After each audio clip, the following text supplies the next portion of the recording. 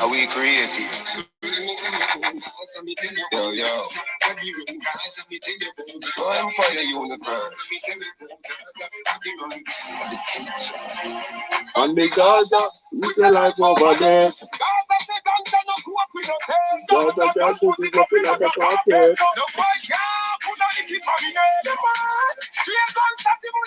No man from the Gaza, no man put the bread. It's a right, the Gaza command.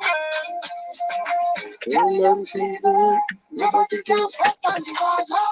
No pussy can stop on the Gaza. No boy, you know, in Gaza. Nobody can stop on the Gaza. No pussy can stop on the Gaza. No boy, you know, in Gaza. We do be. Come on, G Black in this bitch. Jeez. Yeah, man. Couple of guests in. You get me? Now we do, man. Come on. The people them in the chat.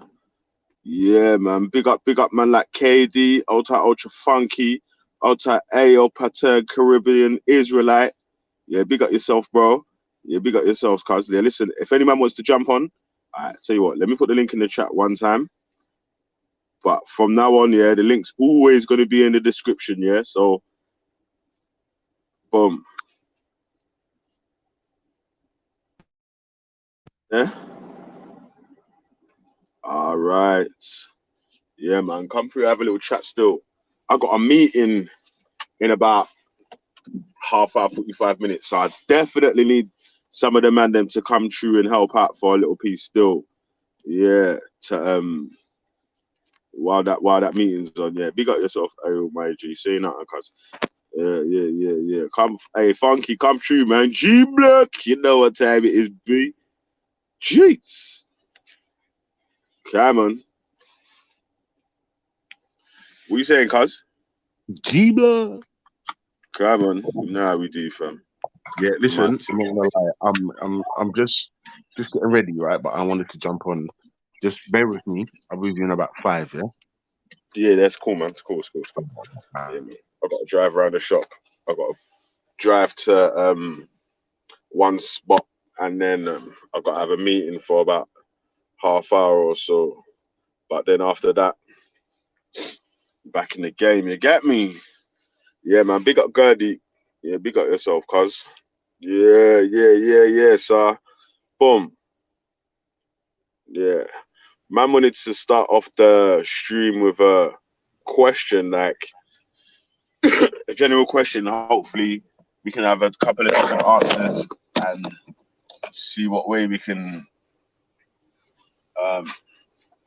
break this thing down in it, because it's like the criminal things overtaking the youths now. It's overtaking the youths. You get me? Youths are more on crime than they are on anything else. You get me? So it's like, and the way it's publicized, it's like a good thing for the man them to aim for. Yeah. But it's not really. You get me? So there's bare other routes out. There's bare other ways you can make much more money than you can do than doing crime. Bare ways. Like, but it's not. You won't start off at the top. That's the thing, innit? So yeah, it's a bit hard out there still. Yeah, we got Ali. Hold on one sec. Yeah, you need to connect your mic and your cam to the stream before you can enter, G. Yo. Yeah, man. To make sure she's still. All the crimes all the crimes increasing for the G Block. Blame G Block for all the crimes increasing. No ethics. Yeah. G Block don't commit crime still. You get me? Everyone G Block get money though. The crime on the G Block. Yeah, man. G Block don't commit no crime, man. You get me? They do. All the youth committing crimes are because of G Block. Man, like TYO in the building. Yo, big up. Oh, go on, G. Yeah, man, big up the panel. What you saying? Hello? Yeah, man, big up. Yeah, we're gonna have a obviously it's one that everyone and anyone can get involved in today. You get me? So it's it's what's the best routes to keep our children away from crime? Keep them away from G Block. Obviously, yeah, shut up, man. Yeah, obviously, like yeah, no, the that's way that goes for all parents, isn't it? Really, all of us. Do you know what I'm saying? Like, because the way that popular culture's going right now, yeah, it's like it's cool to do bits on the roads, like, but it's not cool to have a job. You get me? It's cool to yeah, it's cool to go jail a million times, yeah, but it's not cool to be an entrepreneur in a business. Well, it is really, but people don't rate it until you get to the top, until your business starts popping and whatnot. Well, I'm gonna do the run, yeah. I'm gonna do the run and then I'm gonna jump on after 9, yeah. Just wanted to jump. Alright, say nothing, bro. Alright, bro. I'll be back. Say nothing, man. So yeah, let me ask Ayo, bro. What are you saying, cuz? First time on the Valley Vision Breakfast Show. Big up, sir. Morning, everybody. Thanks for having me on the show. It's an honor still. Yeah. Say nothing, brother. Everyone's welcome still. Thanks. We want a wide variety of opinions. Thanks. So what do you think? Like, what would be your 5 steps to keep your children away from? Obviously, crime is a bit hard, isn't it? Yeah, you probably can't keep them away from crime, but away from using crime as a means as their main source of income. I'd say one. I actually haven't got any children, but if I was to imagine in the question in reality terms, I'll say 1, to have them in work.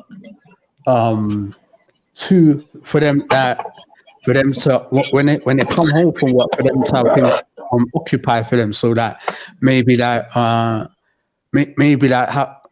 them like something that can produce them beats or something for them when they come home from work now, for them to practice beats and maybe experiment over musical instruments and those things. And also get them into cooking as well.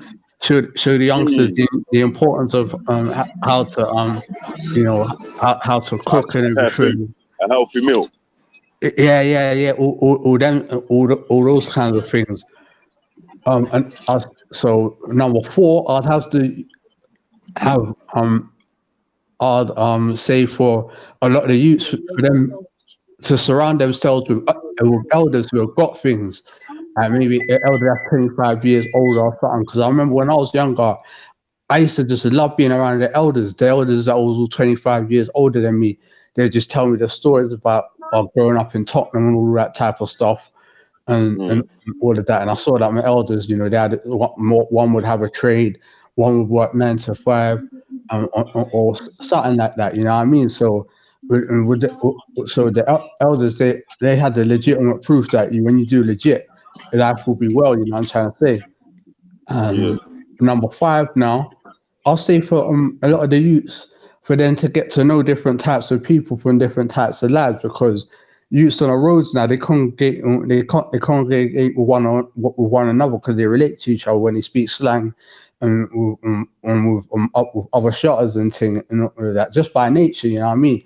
I'd ask a lot of the youths, hang around with different people from maybe some different cultures, see how they make their money and everything, and go to their yard, see these big ass yards. So I remember growing up, I'll go to a couple of brethren's yard, living around Palmer's Green in North London, and some of the yards like mansions to us. And I was thinking, yo, okay, alright. And I see how different people live. I see how the Greek Cypriots in North London live. I see how Moroccans live, and a couple of Spanish brethren's and things. You know what I mean? So when I was going to their yards and all that, and I see their yards, how they live and everything, it was interesting still. So I think those 5 steps could, I'm not saying for a fact, they might be able to help still. Yeah, man. There's some good points that he's making there still. Thanks. And I think some of them points that you made was some things that helped me as well. You get me? Because yeah. You know, when you're like 15, 17, just be around the elders and things, and then telling you their stories and everything, and you just saw how they had a job and they was living nice. It'll make you think, you know what, that's a blueprint that I need to do when I come of age. you see what? Yeah, when I was going primary school, yeah, my circle of friends where we grew up here, and our parents were friends as well, yeah. But we all had routines, you know. Obviously, we can't always from Caribbean families, innit? Yeah, but we all had a routine that we had to follow, innit? Like after, you know what I'm saying? Like, so we had to help prepare food, had to help tidy up the yard.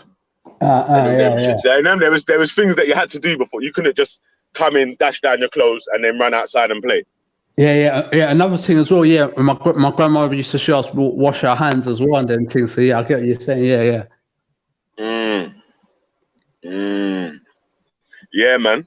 Yeah, like some man are laughing at cooking classes, yeah, but really and truly, yeah, them man that laugh at cooking classes, yeah, don't really know how to survive for themselves, Carl. A lot of men are chauvinist pigs where they think, oh, women must cook. Nah, the guys are going out to cook in this day and age. Nah, yeah. First, when you first move out, you're gonna move into a yard by yourself, innit? Yeah. So, really and truly, you need to know how to cook.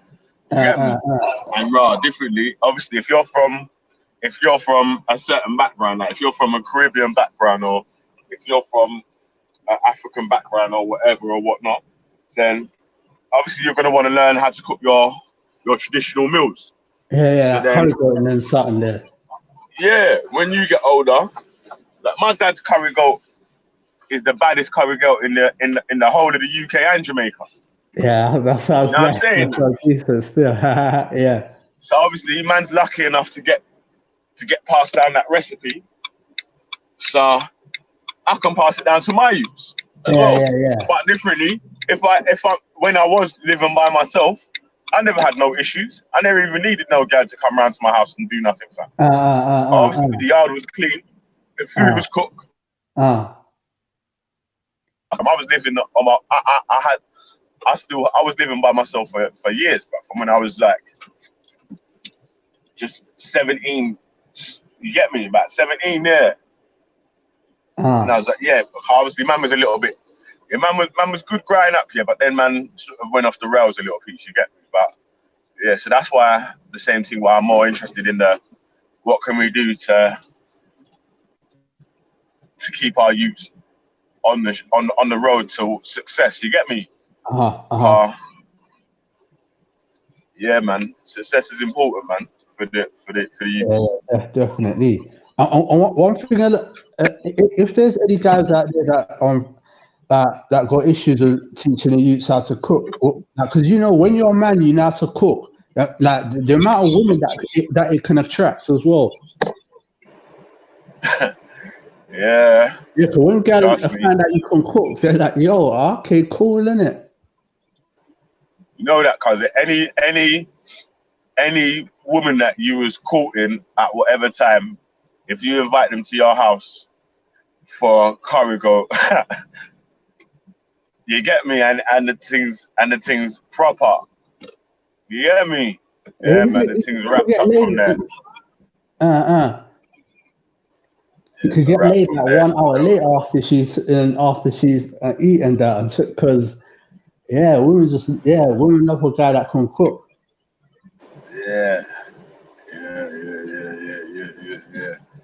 Yeah, man. So definitely just having a routine. Or parts of a routine, you get me, to follow before you go and do other things. You know, another thing that I feel like would be a good thing to bring for primary school kids to secondary school kids to go to, yeah. If you try to start them off from primary school, yeah. I would say even like a mixed martial arts thing right now. Yeah, you're on point. I actually forgot about that. You know, and I think the only reason why I forgot about saying something like that because it was 5. I mean, I could have thought about maybe 8. Well, yeah, it's 2 martial arts. Yeah, 'cause I'm heavily into martial arts, Belly B. I used to do Wing Chun, all of that. So Okay. the amount of discipline that brings, because one of the first codes of martial arts is respect and honor. That the respect that you have to give to the sensei, when it's proper teaching you mad respect when you have to get to the master, and all the other people that are practicing Wing Chun and Kung Fu, they're like your brothers and your sisters, you know what I'm saying? And and so yeah, definitely, because what the respect that you learn in martial arts, like you kind of upheld that for the whole of your life afterwards, you know what I'm trying to say? So if you learns martial arts when he's 15, that respect won't leave him, because he's gonna see certain things on the road where he's gonna be like, no, martial arts, so you can't do them things. But even the other thing is, like, when it comes down to being pressured into situations, car enough youths will get pressured or even bullied by other youths, where the certain youths that did their little boxing and whatnot, it's not everyone wanted to move to them straight away. Certain youths that was doing their little martial arts sort of thing, not everyone wanted to move to them straight away. So people would you get me? So the ones that are the influencers are gonna be a bit more softer on you, because they're gonna be like right, just in case you embarrass, man. You get me? Yeah. So, yeah. It's one of them things, man. And like you're saying, obviously with the discipline, it could just help man focus on what man's got to focus on, like, because obviously life is a long road. Yeah, it's not like just man just starts off at the top. You know what I'm saying? Like, you know what I'm saying? Like, there's different veer-offs and turnings and so and so's that happen along the route that build your character, innit? So so that's all that, man. Let me slap the link in the chat here, just in case anyone wants to jump on. But just so the people them in the chat know, if you do want to join the stream, the link is in the description of every breakfast show, and everyone's opinions are welcome still. Like, I would rather people come on with opposing opinions than cause then it makes the conversation a bit better, innit? If I'm saying something that you fully don't agree with, and you can come on and give me full reasons why I should see it another way, then I'm more likely to see it that way, innit? Like, so same thing, like, if you disagree with me and I can give you reasons why you should see it my way, and and it works better for you, you should be able to see that still. But yeah, man. So what other things do you feel like can help like keep your family structured? Because really and truly, it's like, although parents don't really know it, children in the same house for yeah, man. I'm not gonna lie, it sounds a bit cliche, but just having that dinner on the table once a week, no phones, and that's important. No phones. Just engage, man, because it's mad out here. Yeah, man. So, you got Jupiter in the building as well. Yeah, hold on a sec. Hiya. You right? Yeah, cool, man. All right, yeah, man. So it's a topic for everyone to get involved in. Big up Pat in the building as well, yeah. So you know what happens, yeah, is that before I let people in here, I've got to change the screen in it, because people come on and flash their batty on the screen and all that, man. So it's like, and they've got to restart the whole stream again and everything. You know what I'm saying? That, so yeah, so forget that. So big up to Pat, big up Jupiter for joining the panel. Do you want to give your Pat? You can go first and give your points what you feel like is the best way to keep children away from crime, or from finding crime as their main source of income. And then Chupa, you can go second. I think if you believe there's an absence of fair policing, or that certain communities are targeted unfairly by the police or whatnot, then really the community's got to start dealing with the antisocial elements that are putting kids on these paths. Quite harshly too, I would say. I don't really go down the whole rehabilitation route if someone's infecting kids, whatever it may be.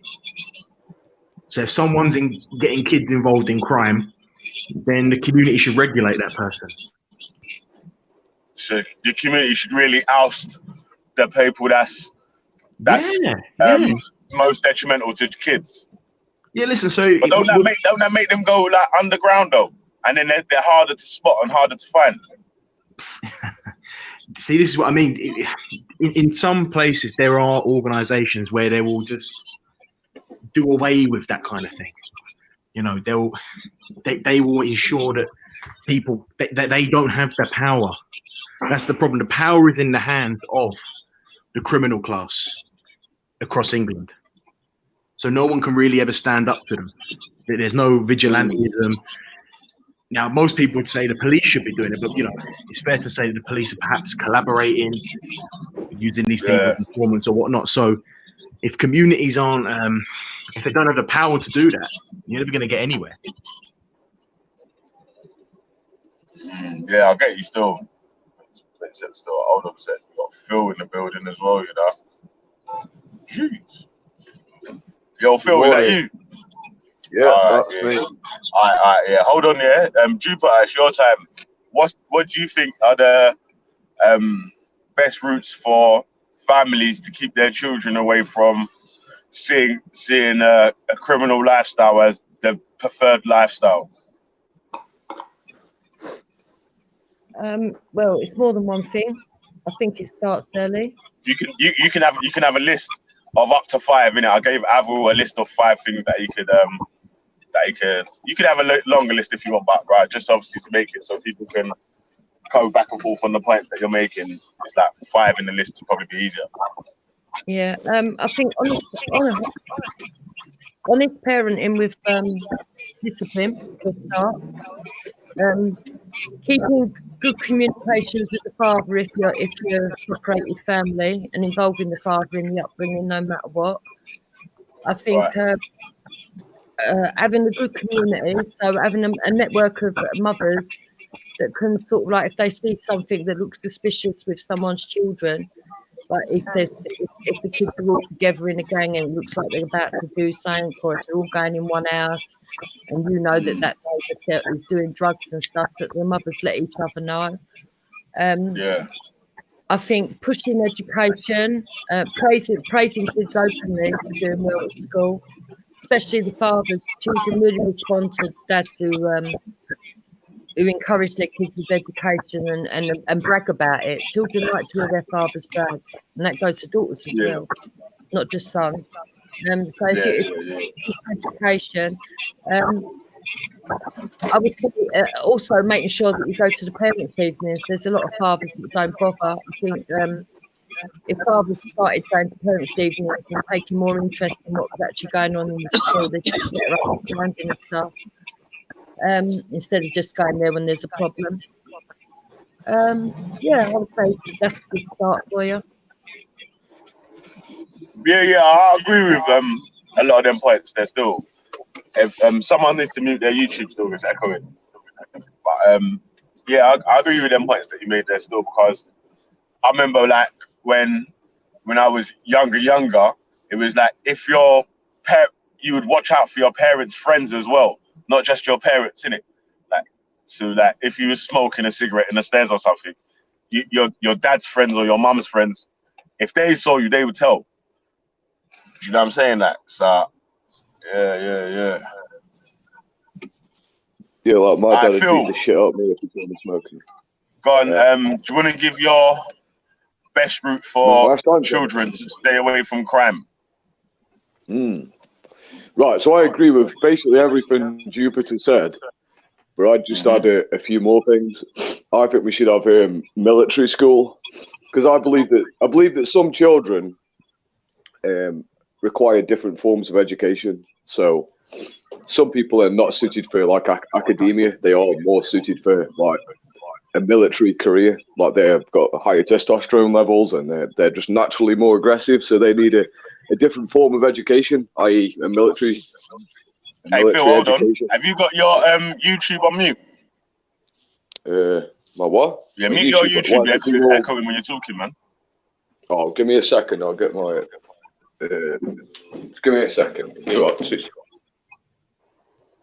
Alright, yeah. So he was about to go down the military school route, yeah? Interesting. I don't know about military school still. I definitely feel that kids should learn some sort of, might even be mixed martial arts nowadays, isn't it? Because that's most popular. Well, but now, can you hear me? Yeah. It doesn't echo in now, is it? No. That's good then. Yeah, I think ultimately there's a lot of issues at play. I don't think you can solely leave the responsibility with the parents. It does have to be like a community endeavor where, like Jupiter said, where the entire community is looking after that child. Like when I grew up, if I was a little shit when I grew up, everyone in the surrounding environment knew my family. So let's say I was a little shit smoking weed and just being a little knobhead. My family would find out, and I would get the fucking shit kicked out of me by my dad. So it's simply the case that you couldn't misbehave. If you misbehave, then everyone will find out. So that's important. But yeah, I do believe in military school for certain children, just because they're naturally aggressive, and you need to give them that environment where they can use those skills. You know what I mean? Use those skills. It's like, I know a kid where I live, and he's named Riley, and Riley is a fucking little bastard. Riley is, and he needs going into a military school just because he's only about 10 years old, but you can tell that this kid is either going to go jail or be in the army, and I think it's just preferable put him in the army now, and he can be a soldier. So I think he could achieve quite a lot if they did that for him. Do you see what I mean? Yeah. It's only certain children. I would agree with that. I think as a mother who's had a lot of kids, been through a lot of schools and known a lot of other children, I think you can pinpoint a kid at the age of 8 where they're going to end up. Oh yeah. And I've never been wrong yet. Like Riley. Yeah, right? but do you not think that, obviously, if you've been able to pinpoint that, right, this kid is going in a different direction or whatever, do you not think that there's anything that you could do or that the parents could be doing to reverse that? No, I think to putting them in another direction. Yeah, I think some people are. I think certain children are like natural warriors. There's actually a gene for it. It's called the warrior gene, legitimately. And some people are naturally wired that way, where they're naturally more aggressive, harder to control, and they do need a military environment where they've got someone who is the same as them, will say, "Listen, you little fucking shit, fucking 200 press up." You know what I mean? That sort of environment. Yeah, no, and they will excel. And if you put them in that environment, they could be like generals and shit like that. And it's very valuable that we find these people. But unfortunately, these children are put into a normal school where they're not, those skills are not being harvested, where they're not being encouraged to harness those abilities, because they aren't very good. You know what I mean? Although Riley's very fucking aggressive, if you put him in the armed forces, who knows what he could achieve in 20 years' time? He could be a pilot or a fucking, you know what I mean? But if we just leave him through the normal education system, he's just going to say, "This is boring. I don't want to learn about fucking geography." You just know what I mean? Yeah. Well, the thing is,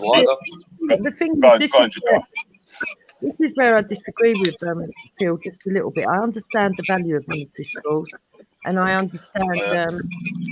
I also understand that you could get a really good warrior out of a kid, but even a child that's really, really badly behaved and got that warriorism, as he likes to call it, is a child that can be controlled if you bring them up the right way. A lot of the times you will find that with those children, and the parents are quite proud of their kid being hard or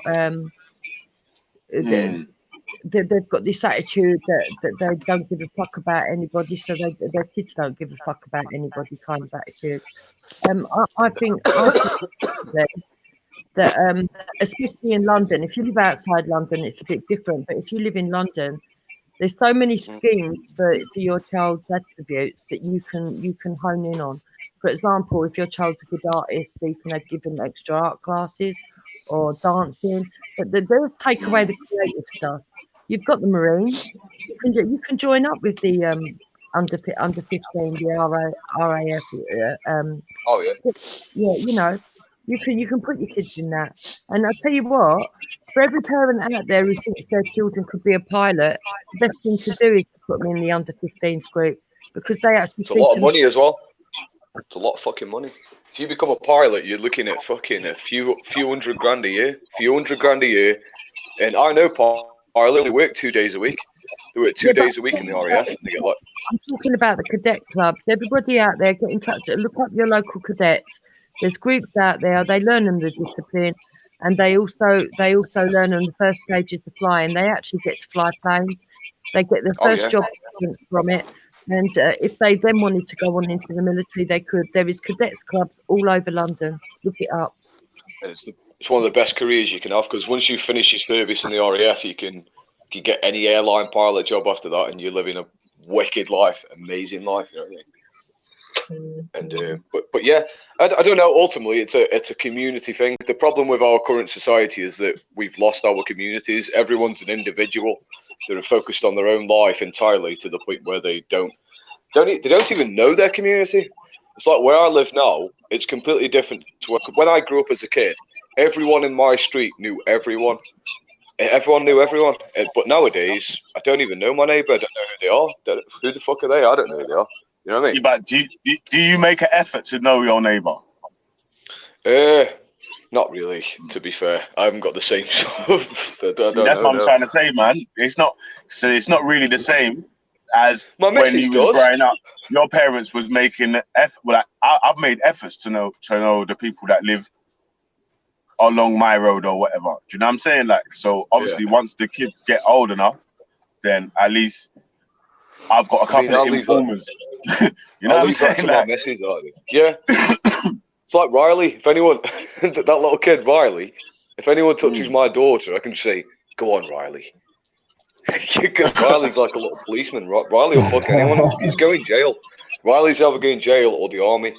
But it's just one of those things, and it's really disappointing, because but is there nowhere else that you could channel this energy? Because like I understand the army thing, yeah, but is there not any other places that this energy could be channeled to apart from the army? Because I think it's all good when we're talking about doing the training or whatever, yeah, but these brothers are getting sent over to different countries to be in combat where they're killing people or could be killed. Yeah, so big up. I think. But if you're a warrior, bro, what about things like sport, like football, karate, boxing? Like the 9 times out of 10, that's why I would do the mixed martial arts thing, innit? If you I think you should do both, though. I think you should do both. You should do both. You should have national service and like. I'm just going to say we need a youth program. We need like a national youth program where we sort of provide this for everyone as well, for boys and girls. I believe that girls should have some form of community service where they help in the care industry, because we're short on care workers and things like that. And I think boys at the age of 14 should have some sort of military, well, not just military education, but also some sort of compel them to be involved in the community, and give them like boxing and karate and stuff. But I think that should be available for free, in all fairness. I think it should be available for free at the point of service, because currently there's a lot of kids out there who can't afford all these programs. I know, I don't like that fact. Okay. Say again? I don't like the fact that he wants to gender a sign. I mean, he's saying that the girls can learn how to care for people. I think they should both be taught both things, both of those skills. Oh, okay, fair enough. But all I'm saying is that, I mean, another problem is that we have really, really rich kids, right? And because they don't have to do military service or care in the community, they become arrogant little knobheads that don't give a fuck about poor people or anyone like that. Whereas if you compel them to do this sort of service, it'll humble them a little bit. It'll fucking humble them. It's like, listen, you are going to fucking help in the community. You're going to spend a year fucking helping the care industry or do some military service. And you little snot-faced, snobby little bastard, wipe some old person's arse. I feel I'd like to see happen. For the last 2 weeks of the school year, after the exams are done, because the exams are normally done in April, at primary school and at secondary school, in the last 2 weeks, so that underprivileged kids go to a privileged school and privileged kids go to an underprivileged school, just for 2 weeks to see how the other half lives. Yeah, you need to humble them. It's like with, let's say we're talking about military service, right? So we've got military service, and you got these snobby rich kids. There's nothing more humbling. There's nothing more humbling than getting the shit kicked out of you by someone who's less fucking privileged than you. And that'd be good. I'd like that. I'd like to get these rich kids and say, listen, we're going to have a boxing tournament and you're going to get the fucking shit kicked out of you by that poor kid. And that's going to humble you. That's going to humble you, and you're going to be like, yeah, okay, then I'm part of this nation now, and I'm going to give a shit about this nation. That's what we're going to do. It's going to be fucking... What if it brings resentment, though? What if it brings resentment that, right, this little poor cunt has just beat me up? I'm gonna resent this and make his fucking life harder. We can spot that straight away. After the fucking fight and he starts being all arsey, I'll say, if it's in a military background, you say, listen, you little shit, you're all the same fucking rank, you're all the shit on my shoe, and you're all going to get the shit kicked out of you. There is no rich or poor, there's only fucking English people in this fucking... Because that's what they do in the RAF, right? That's what they do. They say, there's no religion in the RAF, there's no fucking class in the RAF. And they have a picture of the Queen on the wall, and they say, the only fucking clan we're part of is the Queen's clan. She is our leader. It's fucking funny. It's funny. It's just like, yeah, that's why I don't know about sending my kids into the army, man. Yeah, I don't want them to be a part of the Queen's clan. But I don't want them to be fucking dregs of the society, though. You get me? So yeah, but you got to admit that some people, if you've got a kid who's a complete little shit, then you should say, let's do fucking military school. You're going military school. You're gonna go the glass. Have you ever heard of the glass house? Do you know what the glass house is? Oh no. No. The glass house is the military prison where if you're a knobhead in the army, they send you to the glass house. There's a lot of documentaries on it, and it's the fucking worst prison in the world. Like if you've got like a little bit of dust on your shoe, the fucking guards spaz the fuck out and go mental. Like, you're fucking dirty! What's this dust on your shoe? Yeah, but I don't like all that. I think that's just learning people to put up with bullying and basically... Well, not bullying. It's just that they've got standards. It's like, listen, no dust on your shoe in the glass house. No dust. A lot of these traditions that the army and that have got are fucking stupid and fucking childish and sick and disgusting. It works though. People walk out that glass house and never misbehaving again. They're like, I'm not going back there again ever. I'm going to fucking behave myself. I'm never going back. Yeah, you programmed them. I don't think people need to be programmed. Yeah, I do. Like, it's just about, listen, we need to create a society where some people are disciplined and they're given the right skill. I'm not saying that everyone should do mandatory service abroad or anything in the army. All I'm saying is that people should have at least a year military service where they get into physical fucking shape. They have the skills necessary to defend their nation and to defend themselves, but also learn to respect authority. And once they've finished their military, they don't necessarily have to go in the military, but it'll be useful to have those skills. So if they ever are called upon, they'll be ready for it, and it'll be good for them, I believe. You know what I mean? But whatever. But yeah, that's what I believe anyway. But I think it'll be good. I need a sandwich. I think you got some good points in what you're saying. Yeah, it's just like it's just the army thing, man. You know what I mean? Like, yeah, it's just the army thing, man. You know what's up? You know, like if there was like if there was like the same a military style school. Okay. Where you're getting the same sort of discipline or whatnot, or like that's why I'm more lent towards. That's what I mean. I don't mean the army. That's why I'm more lent towards the martial arts thing rather than rather than the army thing, innit? Because I'm saying, yeah, with martial arts, yeah, you're gonna get the same discipline. Yeah, the man will still talk to you harsh, yeah, and you won't question what he's saying, innit? Because he'll kick your ass again. The same thing, innit? Like, well, so I'm alright with that. I'm okay with that. It doesn't have to necessarily be a military background, but it does need to be just something with discipline.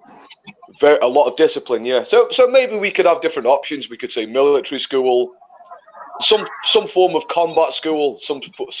There should be, well, not really an option. It should be, listen, if you're not complying to society, you're going to go to a school with incredible amounts of discipline, and they are going to shape you into being a functioning member of fucking society, and you'll benefit from it.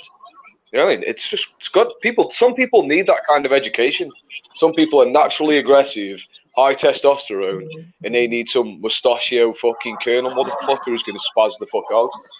And that's what they need. Or all this whole run a race that everybody wins is bullshit.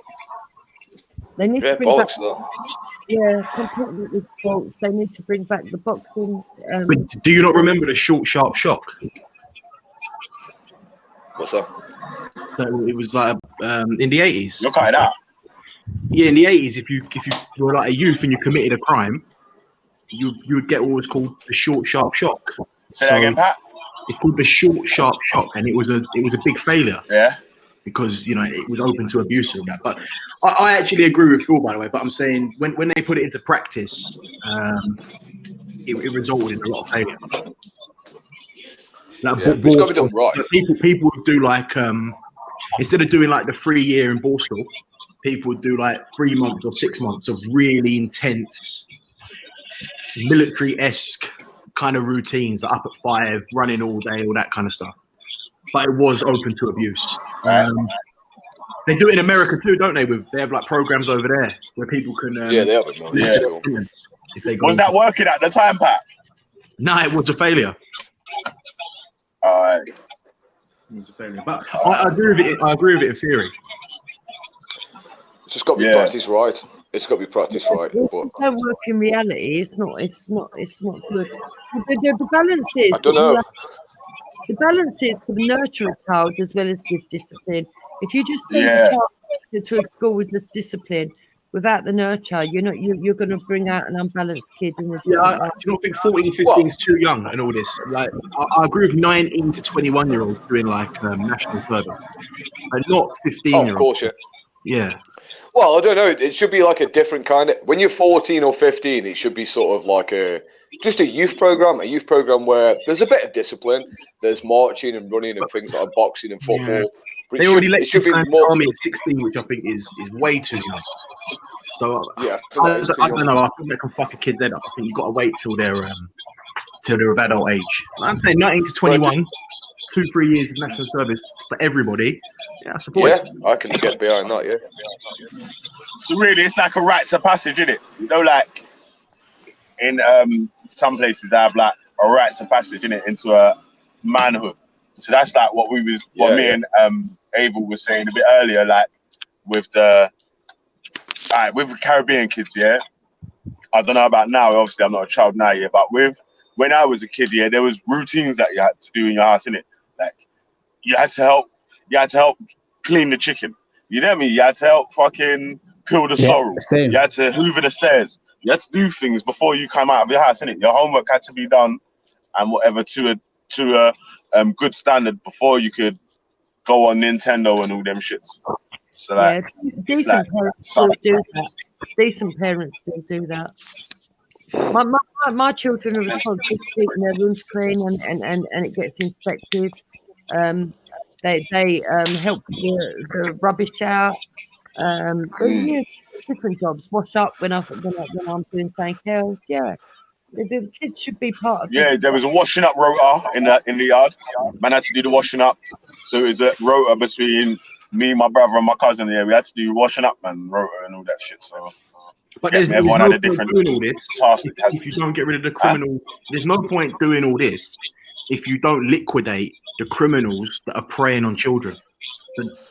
It's all well and good saying that putting people in the army. You don't want them using those skills when they come out of the military to further criminal enterprise. So the criminal class that exists that prey on children and 13, 14-year-old kids getting involved in gangland, they've got to be liquidated. That's how you really cut out the crime. Well, then you've got to address what drives the how do we get to the top criminals in the land though? Because they're so protected and so unknown. So, but on a localized issue, on a localized basis, you could potentially. I mean, I don't know if it would happen in London, but you could. There's examples around the world where the community liquidate criminal elements, whether it's drug dealing, joyriding, housebreakers, warnings, and it does create community cohesion.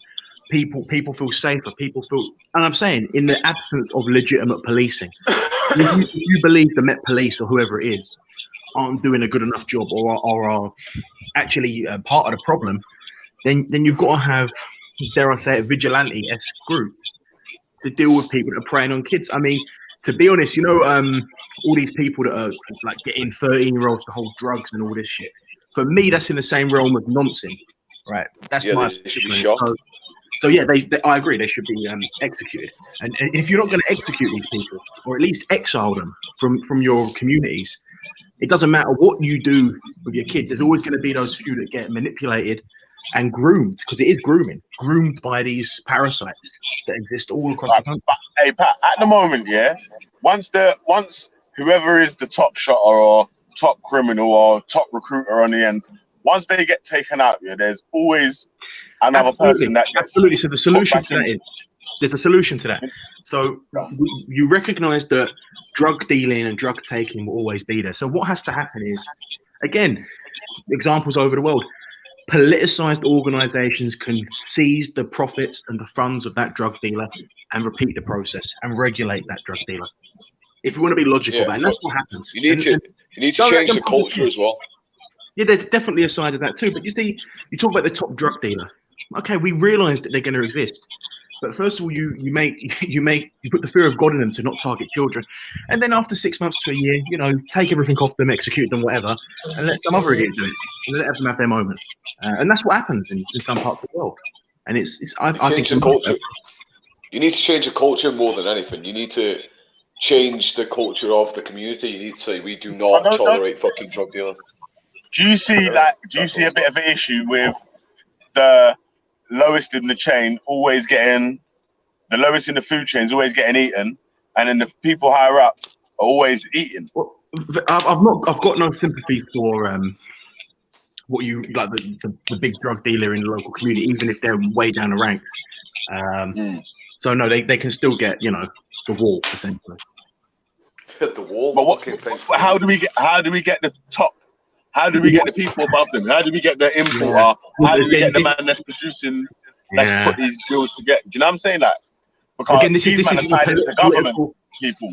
These men these men have got like MPs and so on their side. You know what I'm saying? That I admit in England, it's near on impossible to do that. Sad as it sounds, you're right. You will never take out the people at the top in England. But, other parts of the world, they have, created zones or enclaves, whatever you want to call them, where their little community is safe. But obviously someone else's community, just fuck off down to that. But, you've got to deal with what's on your doorstep. But we accept the reality. No one's going to stop drug dealing. But, it's certainly not a bad idea to, again, like I say, seize the profits and whatever they bought with it, and they get disappeared. It won't make it such an attractive option to people if such harsh missions. Because really, anyone can do a bit of jail time. You're taking the wealth, and you've got potential physical repercussions. This is why I agree with Phil. You need to change the culture and the mindset. When you're making criminality look like it's normal and it's cool, that's where you've got the problem. If you start with your own children and you learn your children to stay away from these people, look, when you live on a big estate, and I've lived on estates in the past, and you live on a big estate, and you're in a block of flats or a block of maisonettes that's got walkways that are joint. You've got shared entrances, right? Those kids are waking up from the age of 5 and walking past the fucking dealers at the doorways or whatever, right? They get to Hey, recognise. Jupiter, sorry, 1 sec, yeah? Becca, is that you, yeah? Yeah. Is that Becca, yeah? What's up? Yeah, it's me. What's up? Yeah, all right, cool, man. All right, Jupiter, carry on, yeah? I'm about to go through a tunnel. I'm going to jump back on the other side to keep the conversation going, yeah? So I just to make sure it's you before I cut out. Okay, so if they see they go up from the age of 5, the mum's taking them to school, right? They go out through the doors, they see the local faces. They might not know that they're selling drugs, but as they get older, they start to understand what's happening. They recognise the drug dealers, and when they get to 15, the drug dealer knows who these children are, where they live. They're probably nodding to each other by a certain age, and then the drugs are there available. They get involved. That's grooming, isn't it? That's grooming. It is, and what I'm saying to you is, it's not just about letting your kids out to familiarize themselves with these people. It's about warning your children. It's about making sure that your children don't associate with these people. Don't, as adults, have parties, and because the local drug dealer is your friend's fucking elder son or something, have them at the party. Don't familiarize with them. Don't encourage it. My children, right from an early age, like I said earlier, from the age of about 8, I could point out which kids were going down the wrong road and which kids weren't, and I got very good at spotting it. And I used to tell my children, you can talk to any child, you can be friends with any child, but that child, if it gives you advice, don't take it. If that child wants to do something, don't do it, because that child is going to put you in trouble. And people can say that's nasty, but it's the truth. That's what I used to do with my kids, and it worked. But some people just don't understand that. They don't guide their kids. They don't guide their kids in the right direction. 100. Someone in the chat is saying that it's not grooming. if an adult drug dealer is nodding to kids and buying kids stuff and ingratiating kids into that life, in my book, that's grooming. Yeah, it is grooming, and there is a dark side of it as well. That a lot of the gang initiations do involve rape and stuff, just to show power and things. So yeah. Did you see that that Met Police program had some sicko on there that was filming himself torturing some 15-year-old? Now I will put him as a nonce, a fully grown man torturing some 15-year-old who he's got involved in his drug dealing because he's messed up or whatever. He should be a nonce in my book. Clear cut. Yeah. But you see on a lot of estates, what you will see, and it's not just estates because it happens in the poshest of roads. There's not a road in London, I would say, that hasn't got a dealer. I've lived in various places. Within weeks, I know which one's the dealer. Everybody knows who's the dealer. You see the people turning up, leaving. You see the phone calls in the middle of the night. The bloke goes walking down the fucking road. I mean, especially me. I've got what I would call weird sleep patterns. So I'll be up in the middle of the night, and the amount of people I've seen on the end of the corner of a road that have met up and just fucking handed something over and then gone back to their house is unbelievable. So I mean, when people say, "Oh, it's only black youths that are selling drugs," that's not true. There's a lot of white dealers. I've seen them with my own eyes, and as adults, we know what's going on. The kids might not necessarily know what's going on, but you know who to guide your kids away from. And if you're not doing that, and if you're frequenting these people and you're talking to these people, you're being a bad role model. Absolutely. You've got to make the drug dealer a parasite. Not someone that you laud as some big shot. It needs to be looked at like vermin. It needs to be dealt with like vermin. But the thing is, hi guys. But the thing is, let me just say that I grew up in an area that I didn't see that stuff. My mom brought me up to be very anti-drugs and whatever. Yeah. I never had that. Like, I was not in an area where that sort of stuff. Maybe I was just ignorant or naive. Maybe that's how my mom brought me up to be. But I still managed as a teenager to get in with the wrong people and start smoking weed. So even if you do try and shelter your kids, that it's still gonna happen in a way, innit?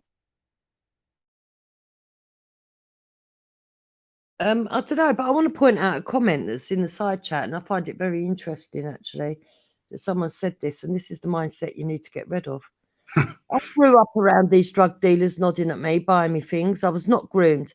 They were our elders in our community. Not everyone has jobs, but we don't turn our back on them, and they look out for us. And that's exactly what they want. And that is exactly somebody that has been groomed. Your mindset is... He's been groomed. That person's been groomed. Yeah, and they don't understand that their mindset's been twisted, because what's going to happen now, when you have children, that person, when you have children, you're going to grow up and you're going to instill that mindset into them, and your children are going to be the ones running drugs.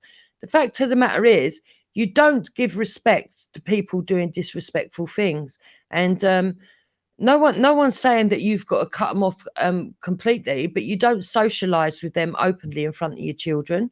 You don't glorify it. And you certainly don't treat them as an elder. They're not an elder for respect. You would guide your children to have respect for the elders that deserve respect and are good role models. And this is where a lot of people go wrong. That's all I've got to say. Yeah, someone said that me calling drug dealers vermin is judgmental. Look, I'll say it clear. Shoot your local drug dealer. Execute your local drug dealer all day long. And I know it may be a sore point for people. I support that. I support anybody that does that. I can't stand them. I can't stand not just what they do to the addicts, but the antisocial behavior they bring, loud music, just undesirable elements, fucking up kids' lives. No. That's vermin to me. Yeah, I agree. The fact of the matter is, I mean, the same person's just said you don't know what you're talking about. Well, you can say that if you like. But I've got 8 children, I've got 10 grandchildren, and none of my kids are out of jail. I'm not going to say that they haven't done silly things like kick the ball and had the police turn up and complain, but nothing criminal. And at the end of the day, if you can't see what's wrong in the statements that you've just made to that person in the chat, then I think you need to take a little reality check, because these small things are what leads your kids on to doing all this other stuff. And it's people that have that mindset and their children that go to school, and it starts in primary school these days, and it obviously big up the panel, everything. But what you're saying about vermin is a bit too judgmental. Trust me, bro. It's like, it ain't judgmental enough, mate. But I'm saying, obviously, I understand what you're saying, but you're not empathizing enough with the people in this position.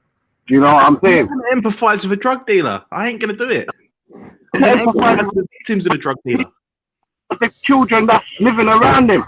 I'm not telling you to empathize with a drug dealer. I'm telling you to empathize with the children around them. Some of these people... That's exactly... I'm saying these children are victims of grooming. If they've been brought into the drug life, they are being groomed. Well, let me have a chance to talk then. What I'm saying is, basically, it's not as simple black and white as grooming, innit? Some of these kids have got no parents. Some of these kids have got no assistance in life at all. Do you know what I'm saying? They've been separated from their mother and father for what reason? Their mother and father could be using the drug. Do you know what I'm saying? It's not exactly... It doesn't make it right. No one should take advantage of a child. Because why? As kids coming out and someone's grooming them, it's not that. It's not the case. That is not the case at all. So if you're getting a child to do your dirty work for you under the age, I would even say under the age of 18, but under the age of 16, for me, that is grooming. If you're getting kids to hold drugs or anything nefarious, that's grooming. Because you don't know nothing about this life. That's grooming for you. I cannot appreciate any morals. That's grooming. Messing around with kids is grooming. Coercing kids and ingratiating yourself to allow them to do stuff for you is grooming. No, it's coercion. Grooming is coercion. No, it's not coercion. No, it's not coercion. Grooming is coercion. Drug dealing has been done from time. It's someone less maturity than you to make a decision for their own benefit. Can I say something to you, please? The most people people that sell drugs in London and across the UK are multi-millionaires.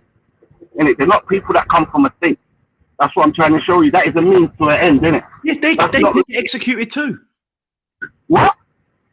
Yeah, execute them too. What do you think? I'm only applying this to poor drug dealers. I'm applying it to every drug dealer.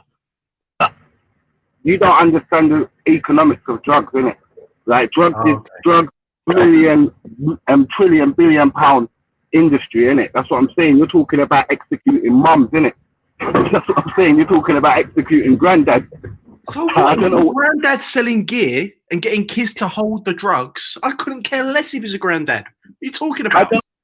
I'm saying to you that the money that comes off the back of drugs, it helps lots of kids. Believe you me, there'll be 1,000 more baby Peters if there weren't a local drug dealer on the end giving that money. Oh wow! What about the kids of junkies? What about the kids of junkies wallowing in shit and piss and sick? The drug dealer is the local food bank for some people. Are you fucking stupid? The local drug dealer. And that's how they blackmail you and coerce you because they've got you dependent on them. I'm just saying that every drug dealer ain't the picture what you are painting. That is 100% fact. You've just said the local drug dealer is like a food bank. It's madness. In certain cases, yes, it is. And he is like a safety deposit box as well. Because obviously he looks after the community that he comes from. He makes sure the people around him are blessed. Looks after the community by grooming kids and flooding it with drugs to ruin life. Yeah. He's not looking after the community. He's making sure he's got his consumers welfare dependent on him. That's all it is. He's making money off them. He's not looking after you. Heard the government say it and now you're starting it, innit? That's got nothing to do with reality. It's got nothing to do with reality. I've seen the reality, mate. I hear you, Jupiter. I wouldn't listen to nothing you say still, but whatever. I just came to make that point anyway. I'm gone in it. I know you lot can sit on your judgmental horses and judge these people. I take words from the government and fight them out. But you don't even know me. Someone has to make judgment because if you don't discriminate between good and bad, you're going to have bad society. That's just what it is. In one pot and say they're all evil vermin. But the thing is, hang on 1 second, Freddie, 1 second. But the thing is, like, I just said to you that I didn't have that upbringing. I wasn't around that, but I still got into that life. So it don't matter what you're doing as a parent. If your child's going to follow that path, they're going to go down that path. Culture. They found the most cocaine on £10 notes. What are you talking about? They retrieved £10 notes and nearly half of them had coke on it. It's a part of British culture. What the fuck are they talking about? Are they stupid?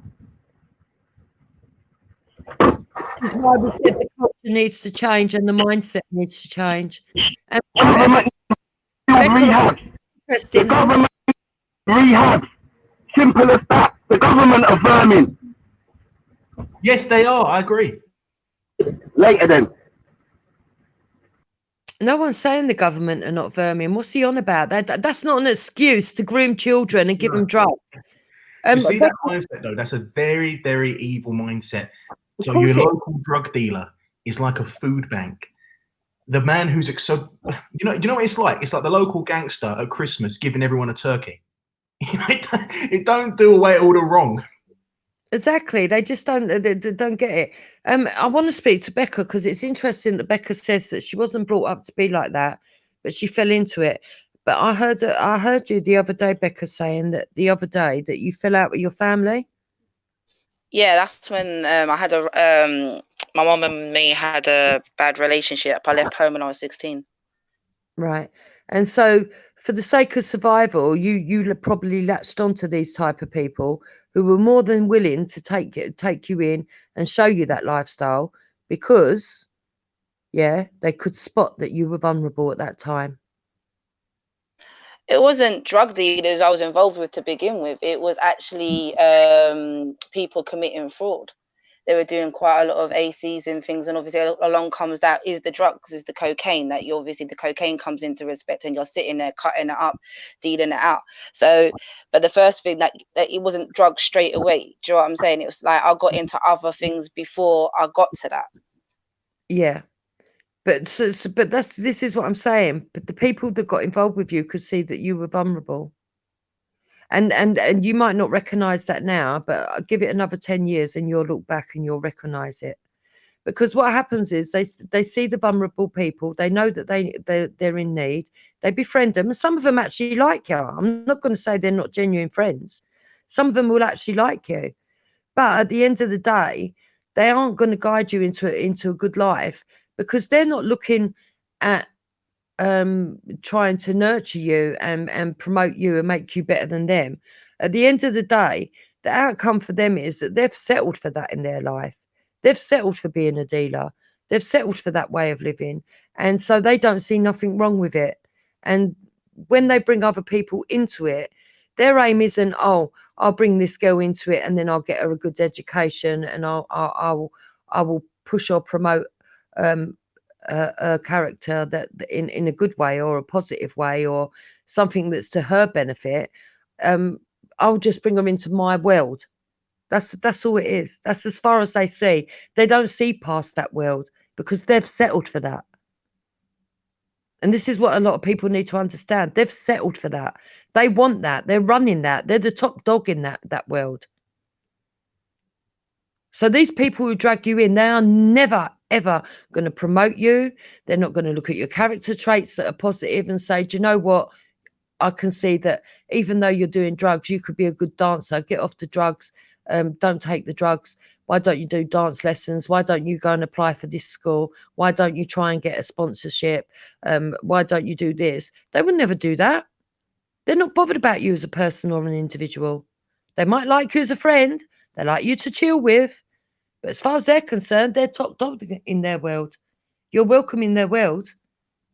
But the minute you move out of that world, they're not interested in you. And that's the harsh reality, and people need to understand that.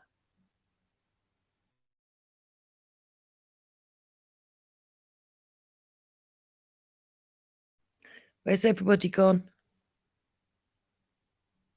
I'm still here. I'm just getting ready. But I hear where you're coming from, Jupiter. But I've got friends that are still in that sort of lifestyle, and I've moved on from that. Do you know what I'm saying? I've got myself an education. I work with kids.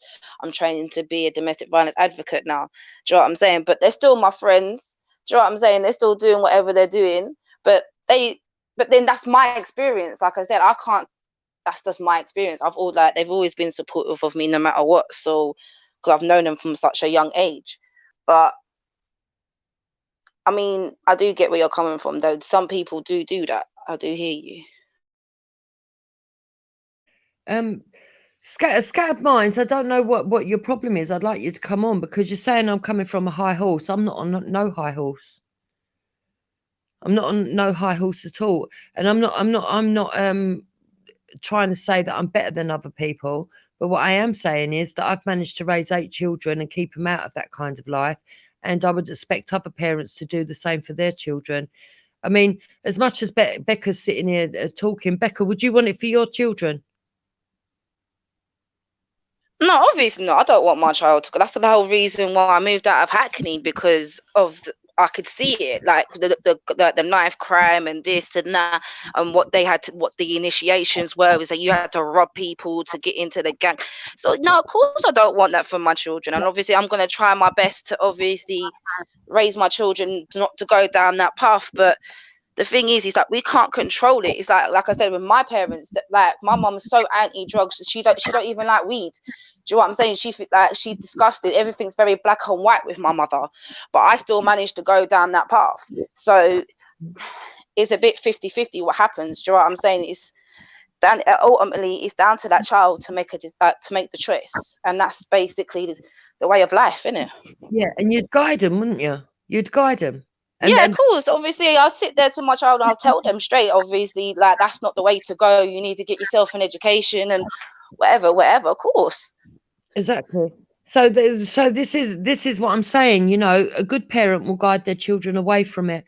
And I think what's triggered Scattered Minds, and I've just seen a comment that he made, and I think what's triggered him is that if he thinks we're alluding to, when we say culture, because he said Pat's come on his high horse on his cultural agenda, When we're talking about culture, we're talking about London culture or city culture or the drug culture. We're not talking about black or white culture because it affects both peoples.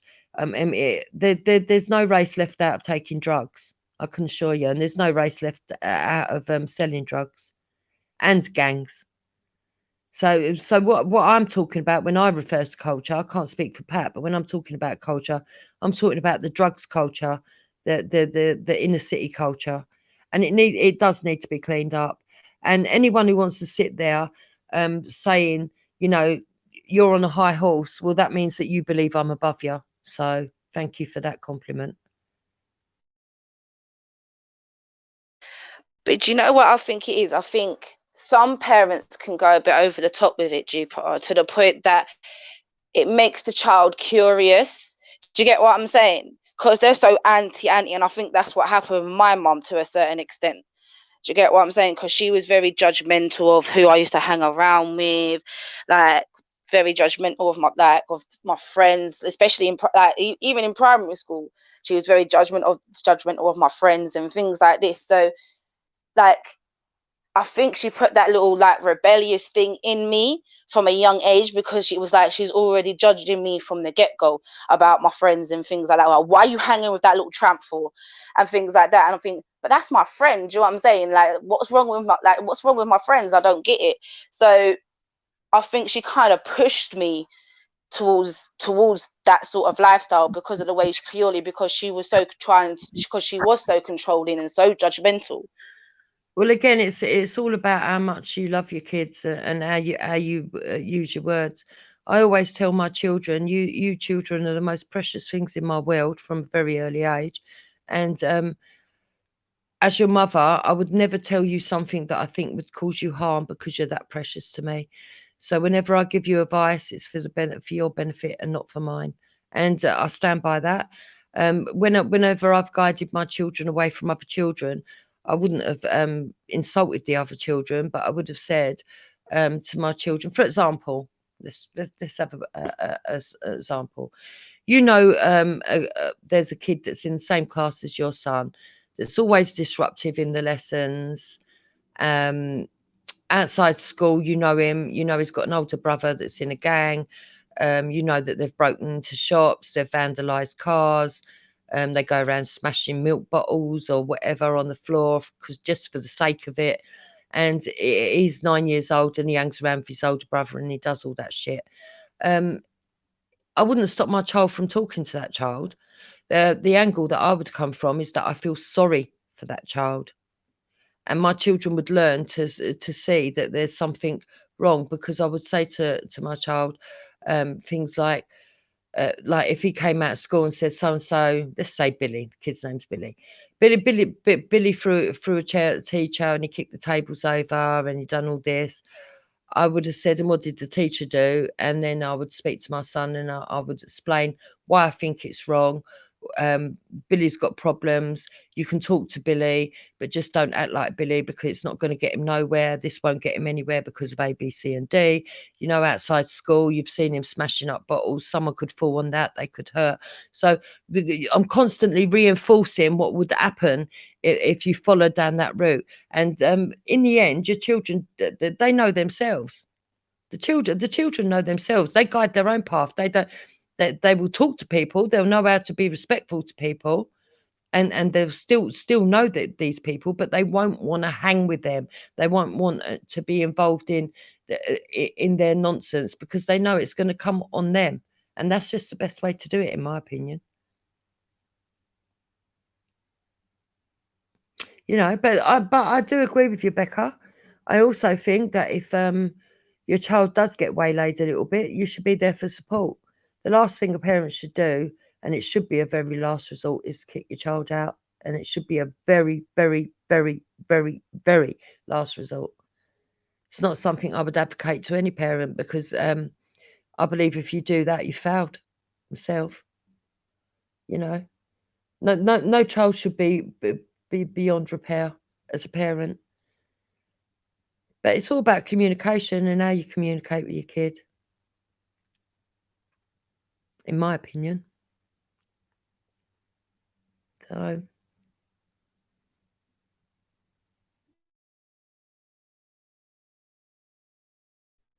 See, but see, the thing is, it's like my psychologist said to me the other day, yeah, is like your story has already been written for you, like as in the respects of from the time you're a baby up until 18, when you become an adult, you can make your own decisions or whatever, right?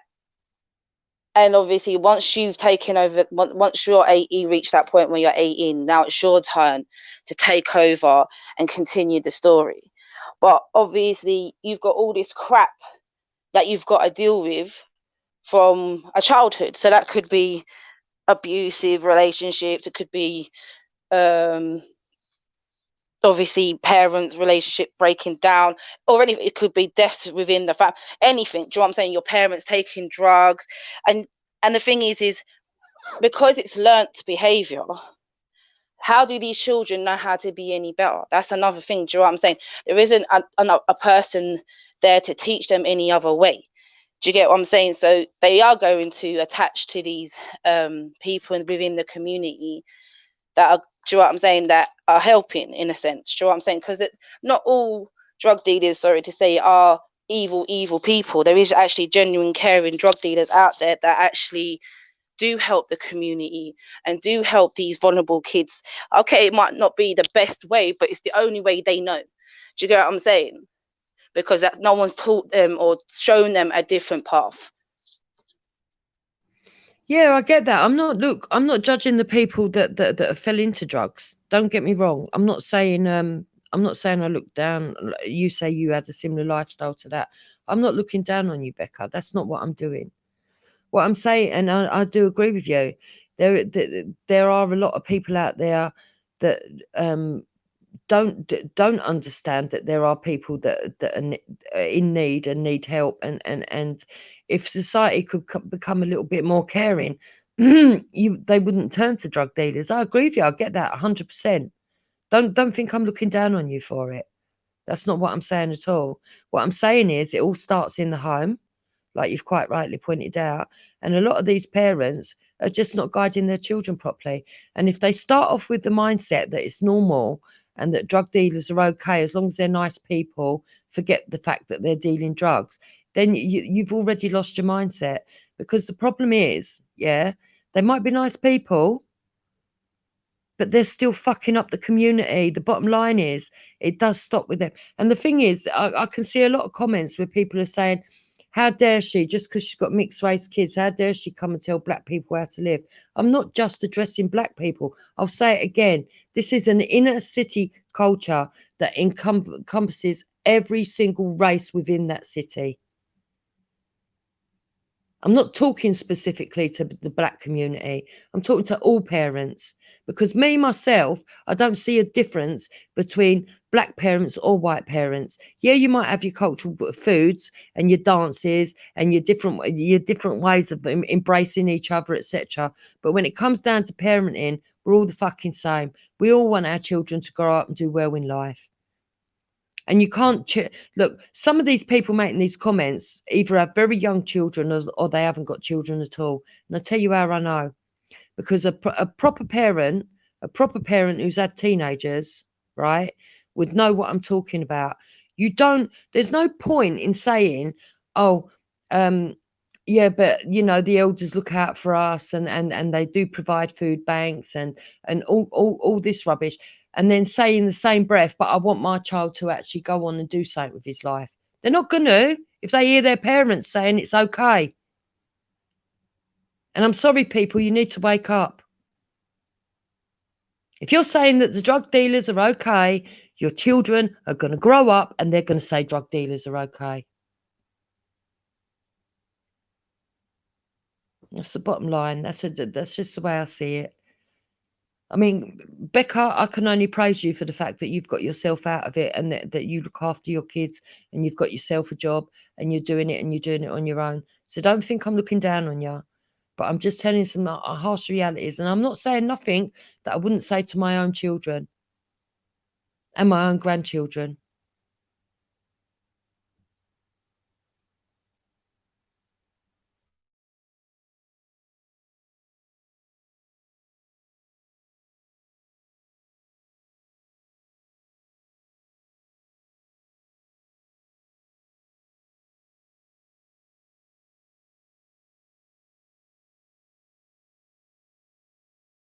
Everybody's gone quiet. Can somebody say something?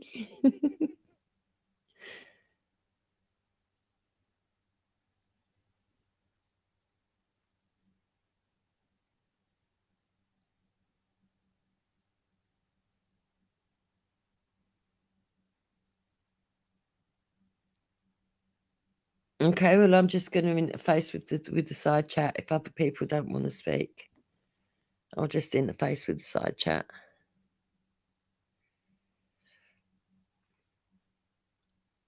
Right, Land of Celt says, I'm from an area in Dublin that's calling drugs. It will never stop. It might not never stop, but it can stop for your children.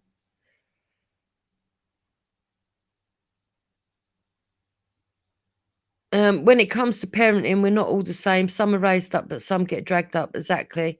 So don't join the people dragging up kids. Raise them proper.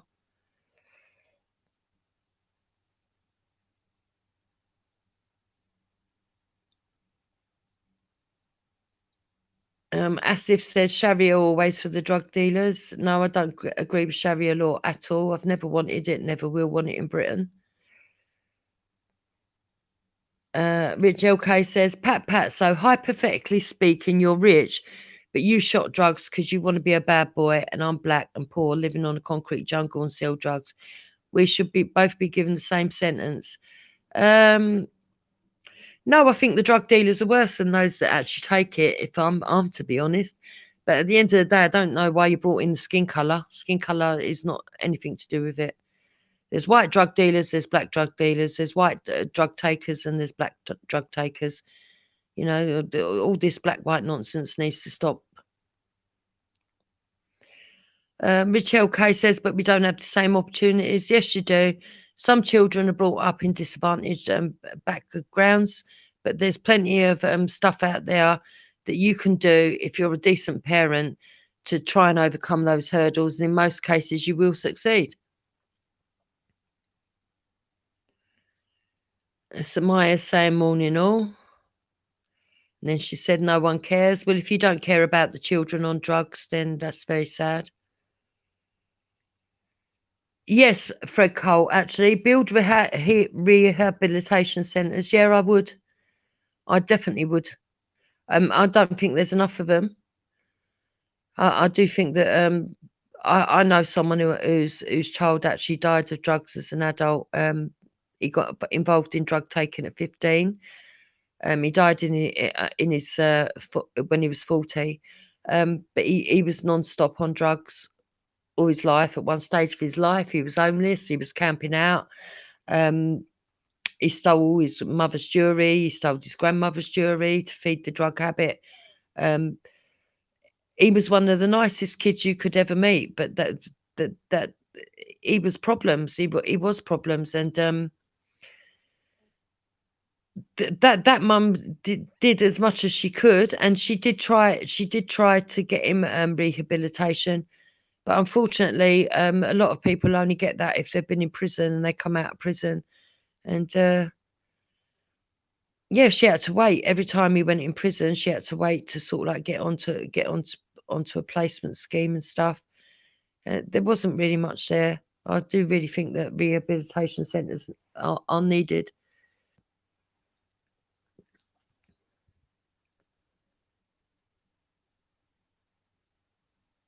Let's see what else they're saying.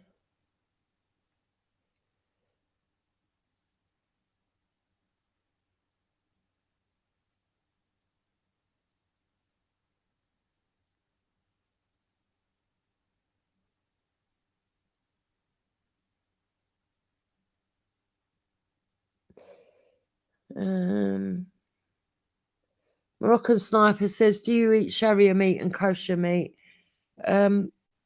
Well, not if I can help it.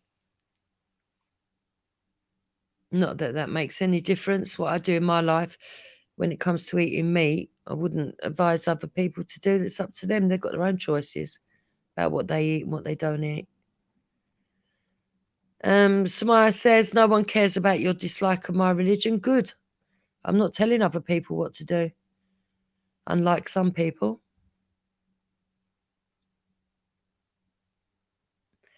You've heard my venom enough. Come on the panel and talk, Samaya. It's not venomous to tell the truth. Victory V, Asif, get on the panel and push her off. Come on the panel and push me off. I'm quite happy to step aside, let someone else talk.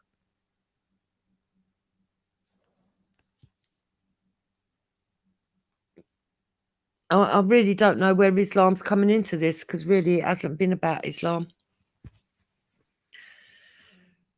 It's about the inner city drug culture.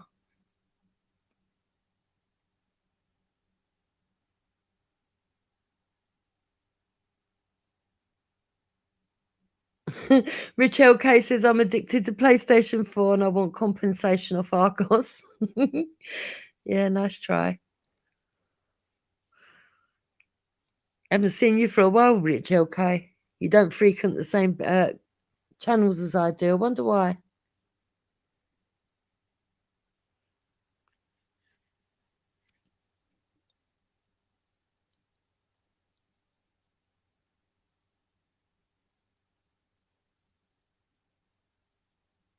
Samara says she doesn't fancy screaming on the panel. Well, where do you want to scream then? In your living room? Yeah, I did mention Sharia because somebody else put it in the comment. You know, we are allowed to talk about your religion despite the fact that you don't want us to.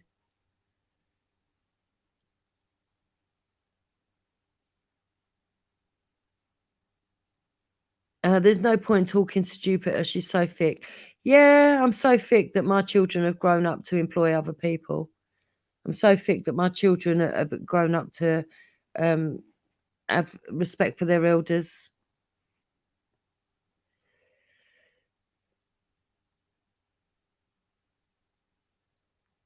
Okay, Rich LK, he only likes one show.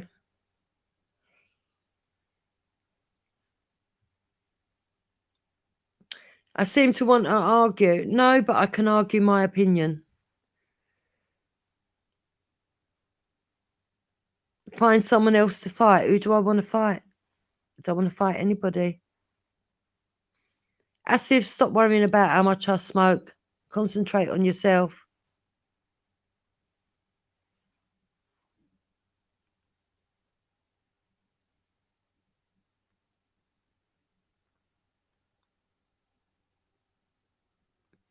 Yep, that is my children's accomplishment and not mine. I agree with you, Jay. But I believe that having good guidance in the early years makes a difference.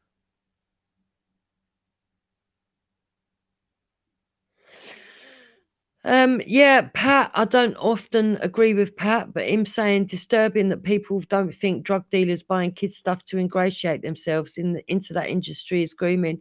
I absolutely agree with Pat 100% today. Absolutely. And I big him up for that.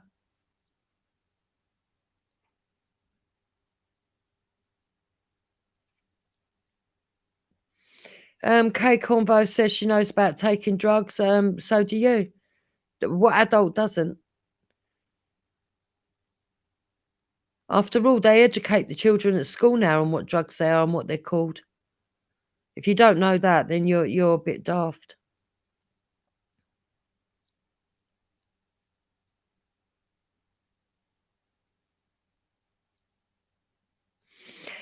Scattered Mind said, it's disturbing you pass judgment on cultures you know nothing about and come with your cultural superiority. Well, I wouldn't say so when I'm living in an inner city London culture, which is full of drugs. So, hi, Al. Morning, Jupiter. Morning. You're right. Yeah. Seems a lot of people are either too scared or too judgmental themselves to come talk to me.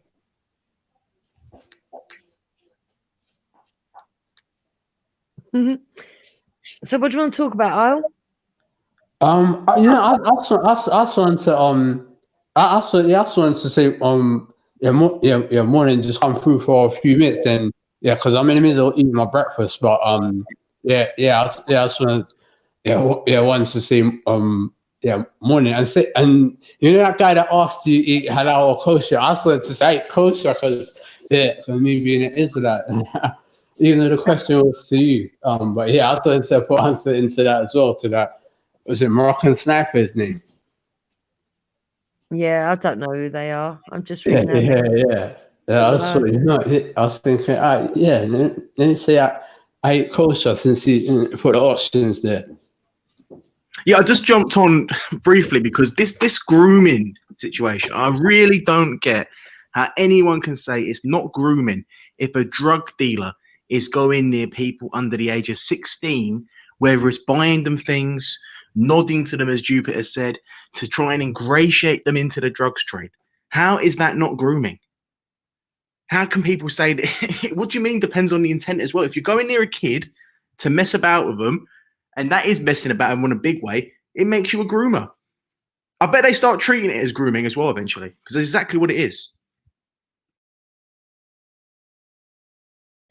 Yeah, I think, I don't think they understand. And I found this really interesting, actually. It's something that I'm certainly going to take note of, that there seems to be this mindset this morning of justifying it. It's really weird to me. Let's put it this way. Say you've got a 13-year-old son or a 14-year-old son, and the local drug dealer starts buying them things. What do you think? Why is the local drug dealer buying them things in the first place? And then if your child, because the drug dealer has bought them things, is holden to that drug dealer to do them favors, you would not see that as grooming. That's what people on the panel said and in the chat. I find it shocking. Absolutely. It's like if some old pervert goes around giving kids sweets, what do you think they're doing it for? Do you think they're giving kids presents out of the goodness of their heart? You had someone compare the local drug dealer to a food bank as if the community should be really happy with them. It's mad. It's like, why would you respect the biggest exploiter in your area? Mad. Exactly, it is. It's grooming. I mean, I've always brought my children up not to set things off for strangers or people they don't know, or even for nothing. If you can't understand the mind of a blackmailer, right? Because that's what it is. It's grooming and blackmailing. What they do is they give you stuff, you become beholden. You feel like you owe them some kind of loyalty because they're being nice to you. It's ingratiation. It's coercion. Wow. 100%. Any child being targeted by an adult drug dealer, they are a groomer. They're a nonce. End of. Exactly. To me, I'm finding this mind-boggling because, number one, wouldn't you tell your child not to be in that position anyway because they might be asked sexual favors? Well, I would never blame the child, but of course you would. But I would never blame the child. And if any drug dealer was to go near my child buying them things, I'd want that person. I want them killed. End of. I wouldn't want any of this rehabilitation nonsense. That is clear-cut grooming, and I don't get it. I do not get it. It's mind-blowing. And I've been accused of cultural supremacy or something. Yeah. Listen, I support, now you won't like this, Jupiter, I support white Irish drug dealers being shot. End of. All right, so there's no, I apply it across the board. I support Duterte in the Philippines executing drug dealers. There's no bias in me. Anybody, especially ones going near children. I mean, it's just unbelievable. Most people would agree that, paedophiles and all that should get the death penalty. You hear from people. Well, I am saying grooming a kid into the drugs trade is in the same ballpark as that. I would absolutely agree. I'm finding it mind-boggling that they're not getting it. And there's so many. If your child is being given gifts of an elder in the community, there's so many levels of why that should ring alarm bells. Why you wouldn't want to encourage it, and to find out that there's this mindset or a culture where they're encouraging it because they're saying, "Oh well, kids are poor, so we do it to look out for each other." Well, you're leaving a loophole. You're leaving a loophole of access. That's what I would say. Yeah, I don't care. I don't know what people are talking about it. I don't care what the race, the nationality, the religion, whether it's a male or a female. I don't care. I just look at it as a drug dealer. That's it. You know, what is all this? And people are saying as well that shouldn't I be focusing on the bigger drug dealers? Yeah, I don't want them off the hook too. What do you think? What do you think? I want the bigger drug dealers to sort of be given a pass and just go after the little ones? No, it's madness.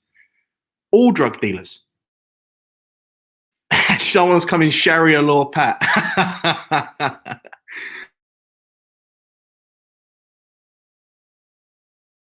No, Jay, when I say when they're not getting it, I mean the people on the panel that have spoken or people in the comments. I don't know what colour you are.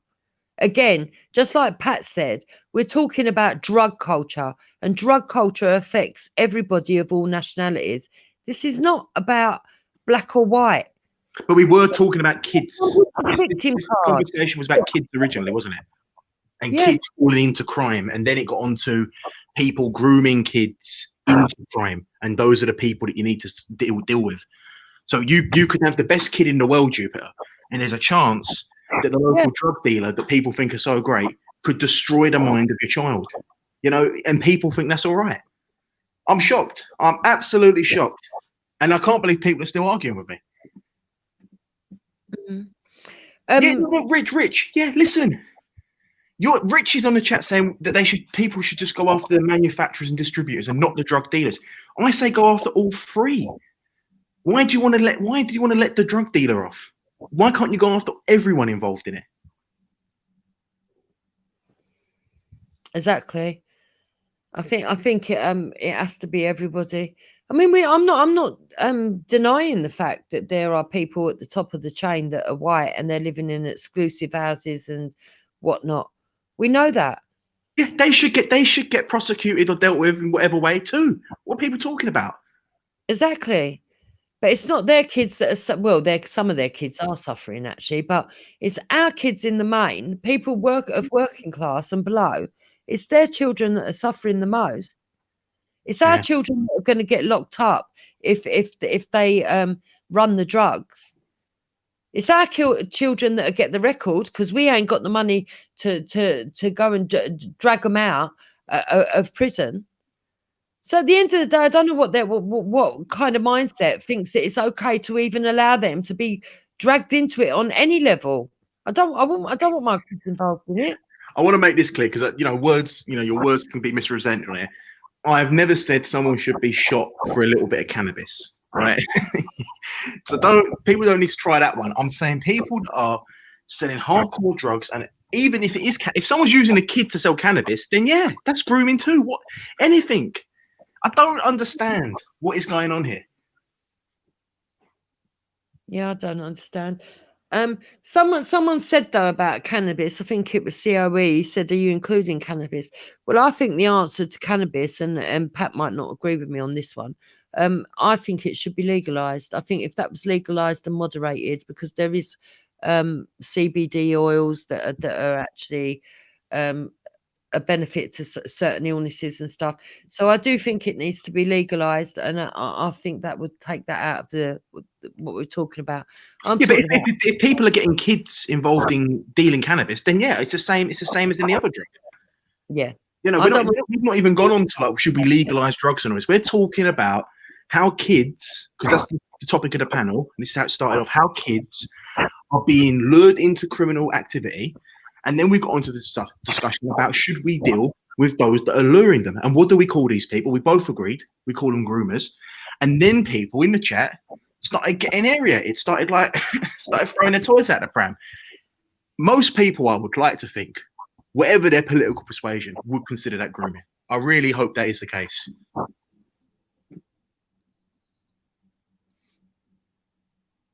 You know.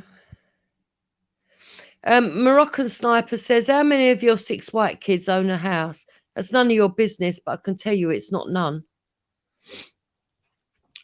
So anyway, the fact of the matter is, and Victory V, you want to make an issue out of me saying we ain't got the money to go and drag them out of prison. Yeah. What I mean is we don't have the money to buy the top solicitors that the suppliers at the top of the drug chain have to go and pay for a top solicitor and just get let off with a bit large fine, and their kids are still walking free. It's our children that would end up in prison. And the fact of the matter is, if you can't see that, and if you can't see that the kids need protecting, then I don't know. The mind boggles. I'm actually surprised today that there's been people that I thought were half sensible who are saying it's not grooming when it is quite clearly grooming. So, do you know, like you see these stories of like missing kids in London, and like they're like 12, 13, 14, some even younger. And like sometimes they turn up in like some dingy crack house or something where they've been coerced by an adult, either by force or by being lavished with silly gifts or something. That is grooming. That's going on right now. Any man or woman going near a person under the age of 16, I even think higher than that, to involve them in the drugs trade is a groomer. If people don't like that, it's tough. And I think the law will start prosecuting people on this soon. It seems to be a bit of a topic that's coming up lately. Maybe someone even did get prosecuted on it. I'm going to have a look to see if anyone's actually been done for nonsense or whatever you want to call it by getting kids involved into drug dealing, because that's what it is. Yep. And by the way, the word nonsense, you shouldn't be allowed. You shouldn't be allowed on the normal wing in jail if you've been using kids to sell your drugs. Now, those that aren't using kids, I still don't like them, but there's a something really low about someone who involves a child in drug dealing. I agree. It's bad enough when adults are doing it, but children, come on, this is bad now. And if people can't see that how bad it's getting, then I don't know. Someone's saying about weed. It doesn't matter if it's weed. If someone's giving kids weed to sell, or they're involving them in the cannabis industry, it's still grooming. Just because it ain't heroin or crack, it's still grooming, man.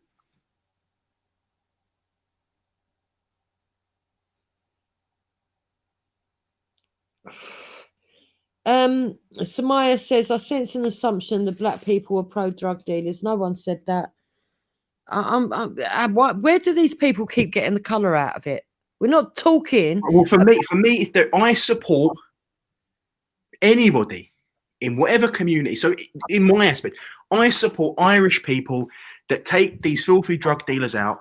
And, let me tell you this. I'm not aware of any in the areas I'm referring to that have even used children yet, because they'll be burnt alive. But anybody that's drug dealing in these areas and they end up getting shot or exiled, tough shit. People want me to see these people as victims. What they're creating victims, they're pumping the shit into the community. I feel sorry. Not just that. It's not just the junkies and the children of the junkies that are affected. Imagine a poor old woman living on the estate surrounded by this shit. Or imagine the children that can't get to sleep at night because of the antisocial behavior. This has huge impacts on the community and society. So their selfish individualism does not trump the community, and the community needs to deal with them.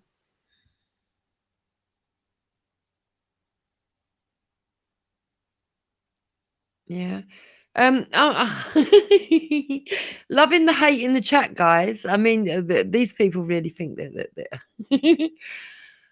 listen, colour has not been mentioned once. You people, right? You've obviously got chips on your shoulders, the ones that are writing these silly comments to do with colour. Not everybody, obviously.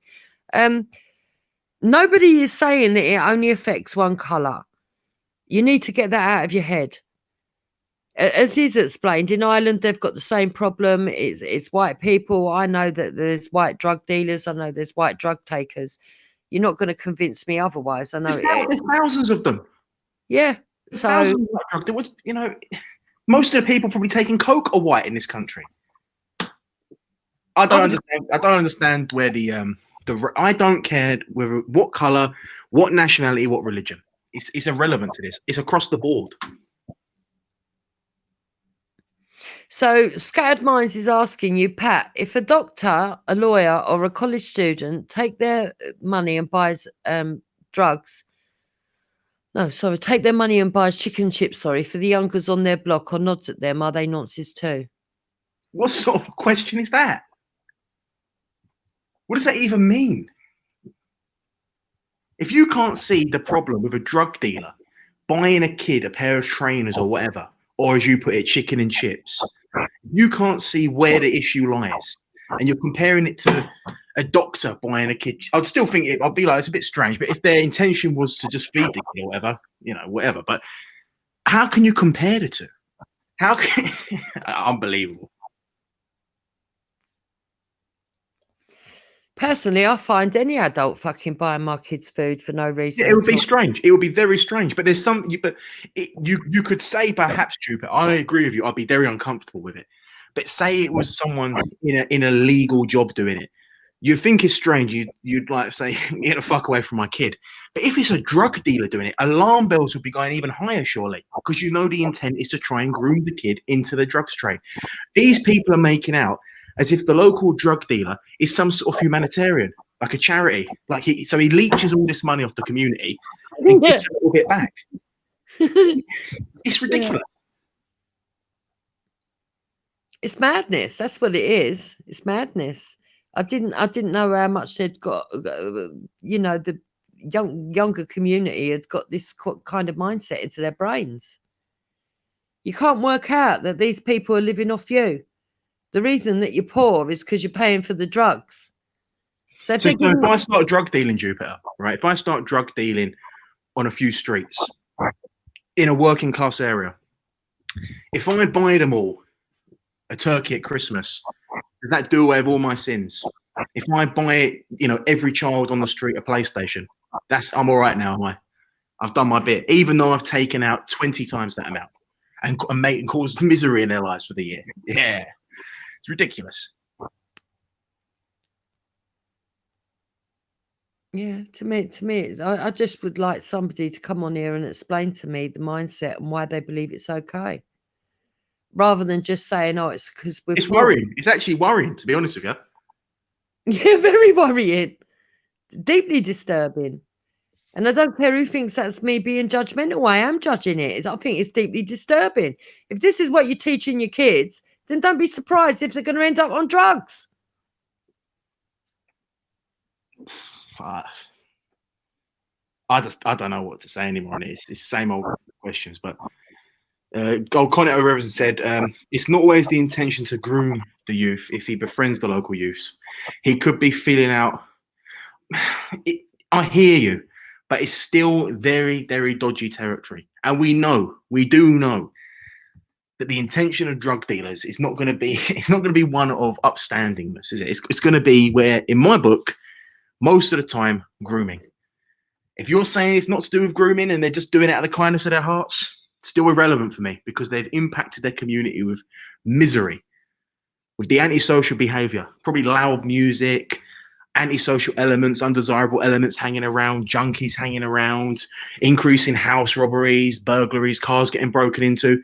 So even if they're not grooming the kids and they're just buying the kids something out of kindness, that's just to placate their guilt at the end of the day.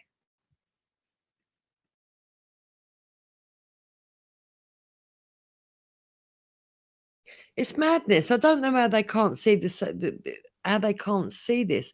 Look, years ago, I don't know if you remember the stories, because you're quite a bit younger than me. But years ago, they used to have groups of people, and they probably still do, to be fair, hanging around places like Charing Cross, Victoria, and all these major train stations. Yeah, King's Cross, waiting for people that look vulnerable, so that they could pick them up and end up pimping them out. Of course. It's the same MO. It's the same way of doing it. They're looking for the most vulnerable. They're looking for someone who needs something. They give them what they need. Then they feel that they have to be loyal to them because they've now become dependent. And then they start asking them for favors. It's a simple thing to do. Absolutely.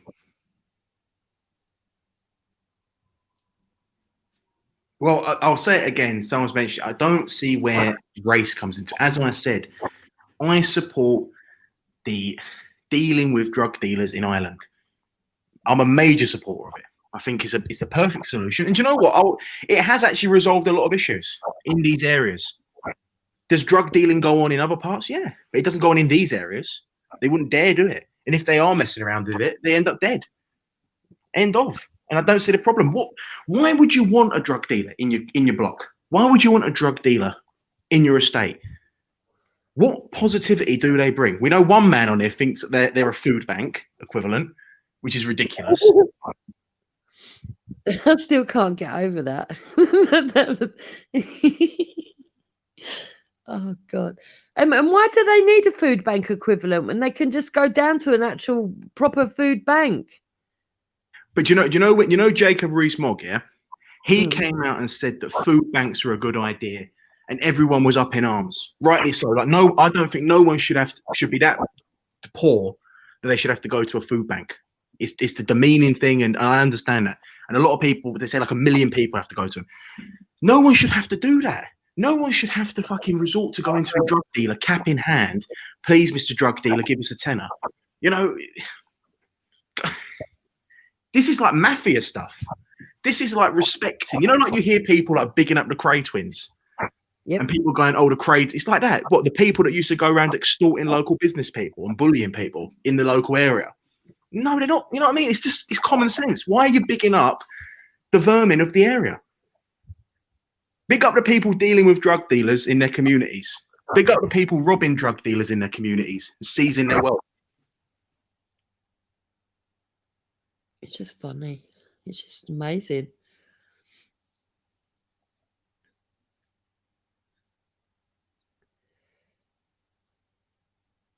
Fred Cole says, we need someone credible on the panel to discuss this one. I believe as Pat and Jupiter are guessing about what happens in a drug dealer's life. Hold on. Is this the same Fred who said is he the food bank man? Yeah. Yeah, well, you're not the credible geezer to do it, are you? That's the most ridiculous thing I've heard in ages. Now, I really am shocked. And I hope people look at their conscience with this, because this is children. This is people's kids. Surely no one, if they've got a child on here, would be happy if their kid came home and said, oh, the drug dealer down the street bought me this brand new pair of trainers or something. Or the drug dealer down the street gave me a $5 or a $10. What would you go, oh, that's all right? Yeah. Or would you want to take that drug dealer's head off? Evidently not. Some people would be like, oh, well, thank you. Very generous. You know, get him a little card. Thank him.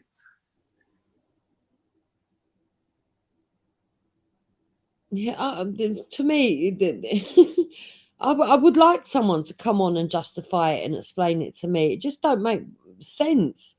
How anybody can be trying to justify these people as humanitarians is a fucking joke, an absolute liberty, to be honest.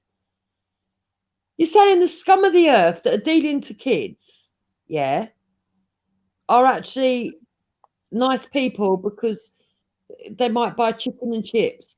Fucking hell. But that's grooming. That's what grooming is. You know, like, this is what I mean. It is. I don't understand how people can't see it as grooming. It's Jimmy Savile behaviour. The link is in the description for anyone who wants to come on. The link's in the description. He said, man said it's Jimmy Savile behaviour. But it is, isn't it? It is. Yeah, it's the same modus operandi without the sexual connotation. Exactly. And I saw one geezer, the one I spoke about earlier, to use an example, he was a drill artist, right? And he was hanging around school gates, and then he tortured some 15-year-old, and the idiot recorded it on his phone. Yeah, that's the level you're dealing with. What an idiot! So, you know, bobbed himself in. And I just think to myself, if my child went to that school and you've got some creep hanging around outside, in my book, you're as bad as a nonce. You're going to get the same treatment as a nonce. Yes. Any adult hanging around children is wrong. You know, and especially if they're going to ask for favours in return for what they're doing, that don't make them humanitarians. Humanitarians. I don't know. I don't know what to say on it anymore. It's kind of going around in circles. But well, yeah, I'm going to go in a minute anyway, because they're saying it's some on the panel that they're not coming on and talking properly. But at the end of the day, some people they need to grow up. They really need to grow up because if you think anything I've said today is racist, and this is what you do. This is what you do because you don't like the fact that I say things that are hard hitting and tell the truth. You try to make it about race all the time. And this is not racist. This is about London drug culture and other inner city drug culture. Yeah, absolutely. Listen, I'm going to go as well, but see you later. See you later. Yeah, take care, Pat. Right, people, I'm off. So now you've just got Ultra here. Take care. I hope you like the show.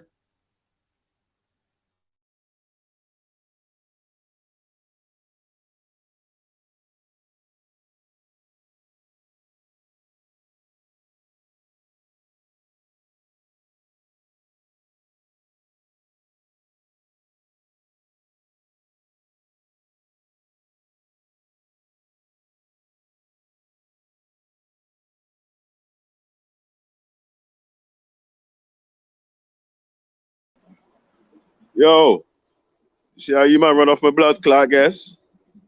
Eh? See how you run with my blood clot, guess? Eh? Yo. Yeah, so who's coming on to supervise them, man? But like I told you, man, I'm at work, you know. I literally had to quickly go down to my van when I heard Jupiter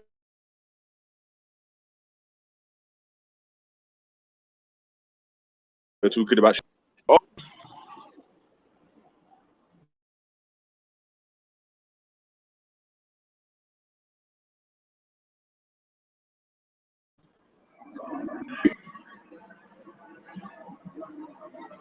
Ultra.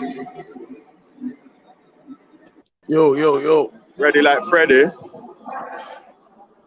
My daddy. Nah, man. I brother, normally that guy. Yo, Freddy, walk on.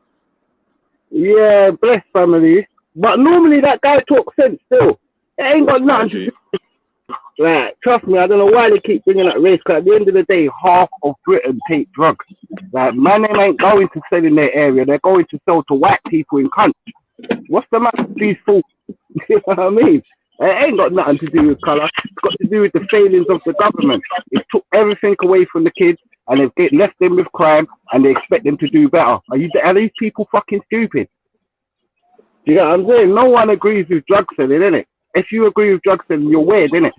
Saying you have to agree with the symptoms why they do it. Do you know what I'm saying? Because the government have shut the youth centres. The government have fucking locked off benefits for the fucking families. You know what I'm saying, family?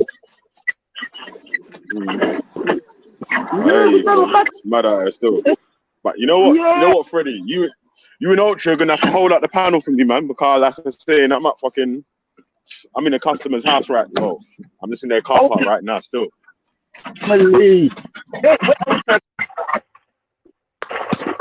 Yo, Freddie, you have to sort out your mic, though. Yo. Yeah, you're back on now, brother. I can hear you now, man. I'm running around.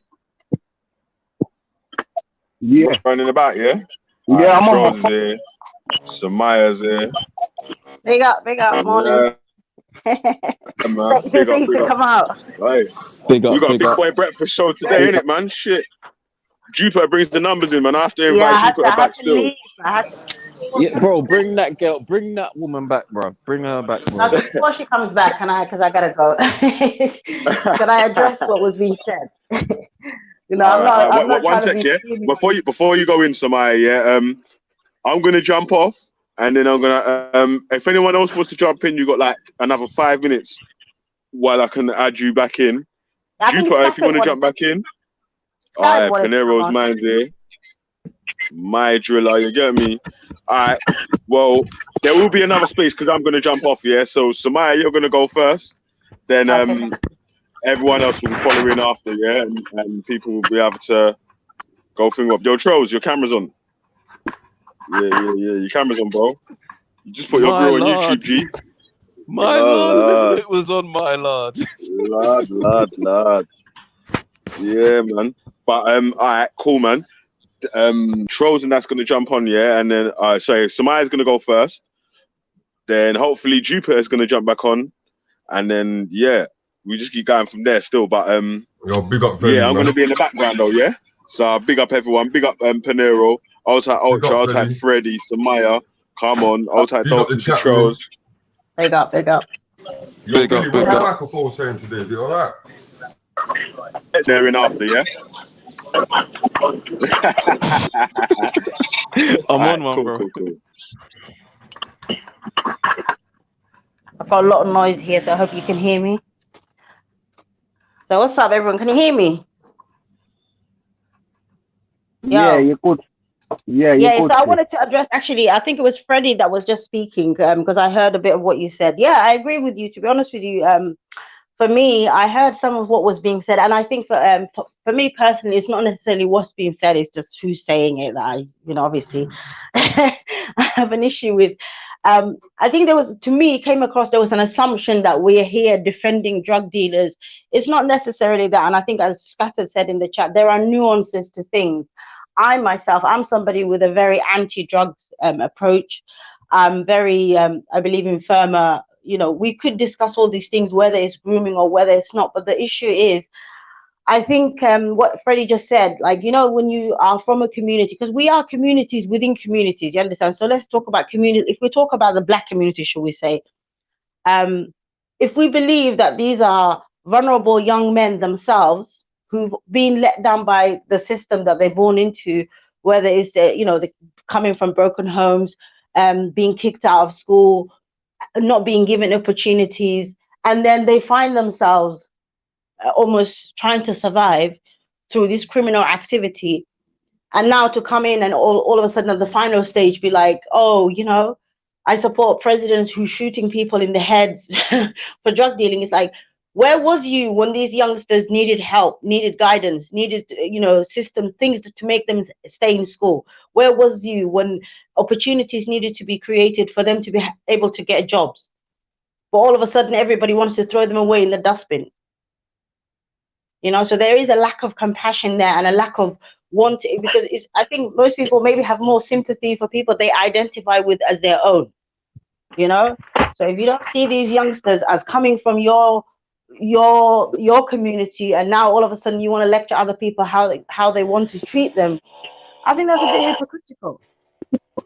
No, that's the facts, man. Because if you don't, it's yours, they're gonna be vermin. Of course, they're gonna be vermin.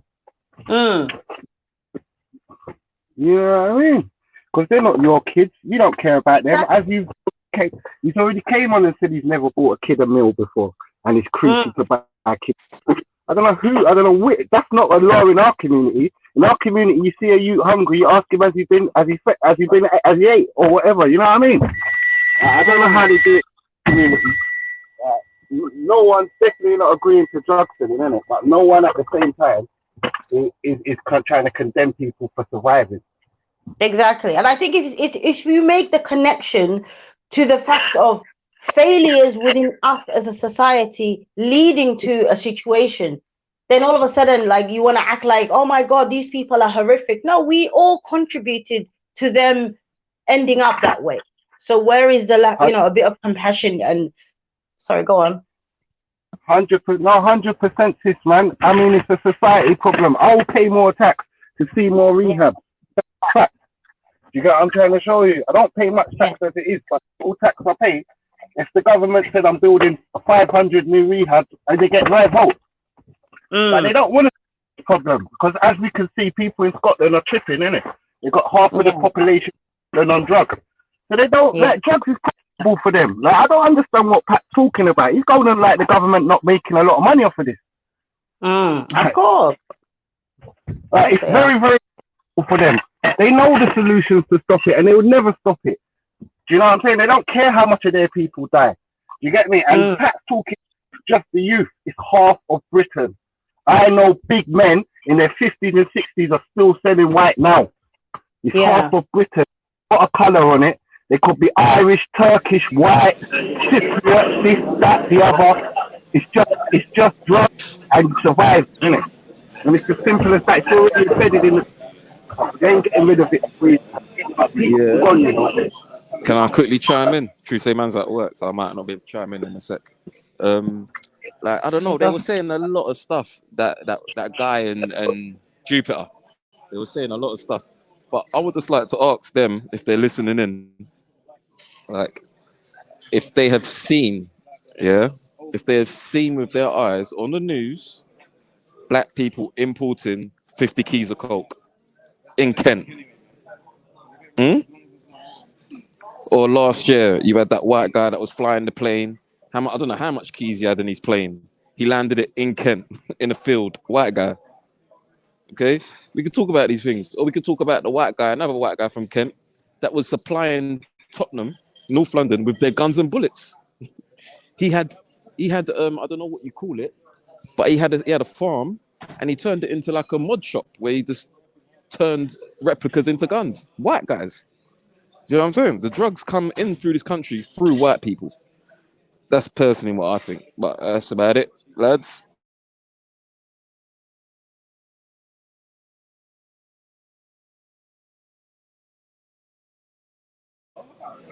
Hello.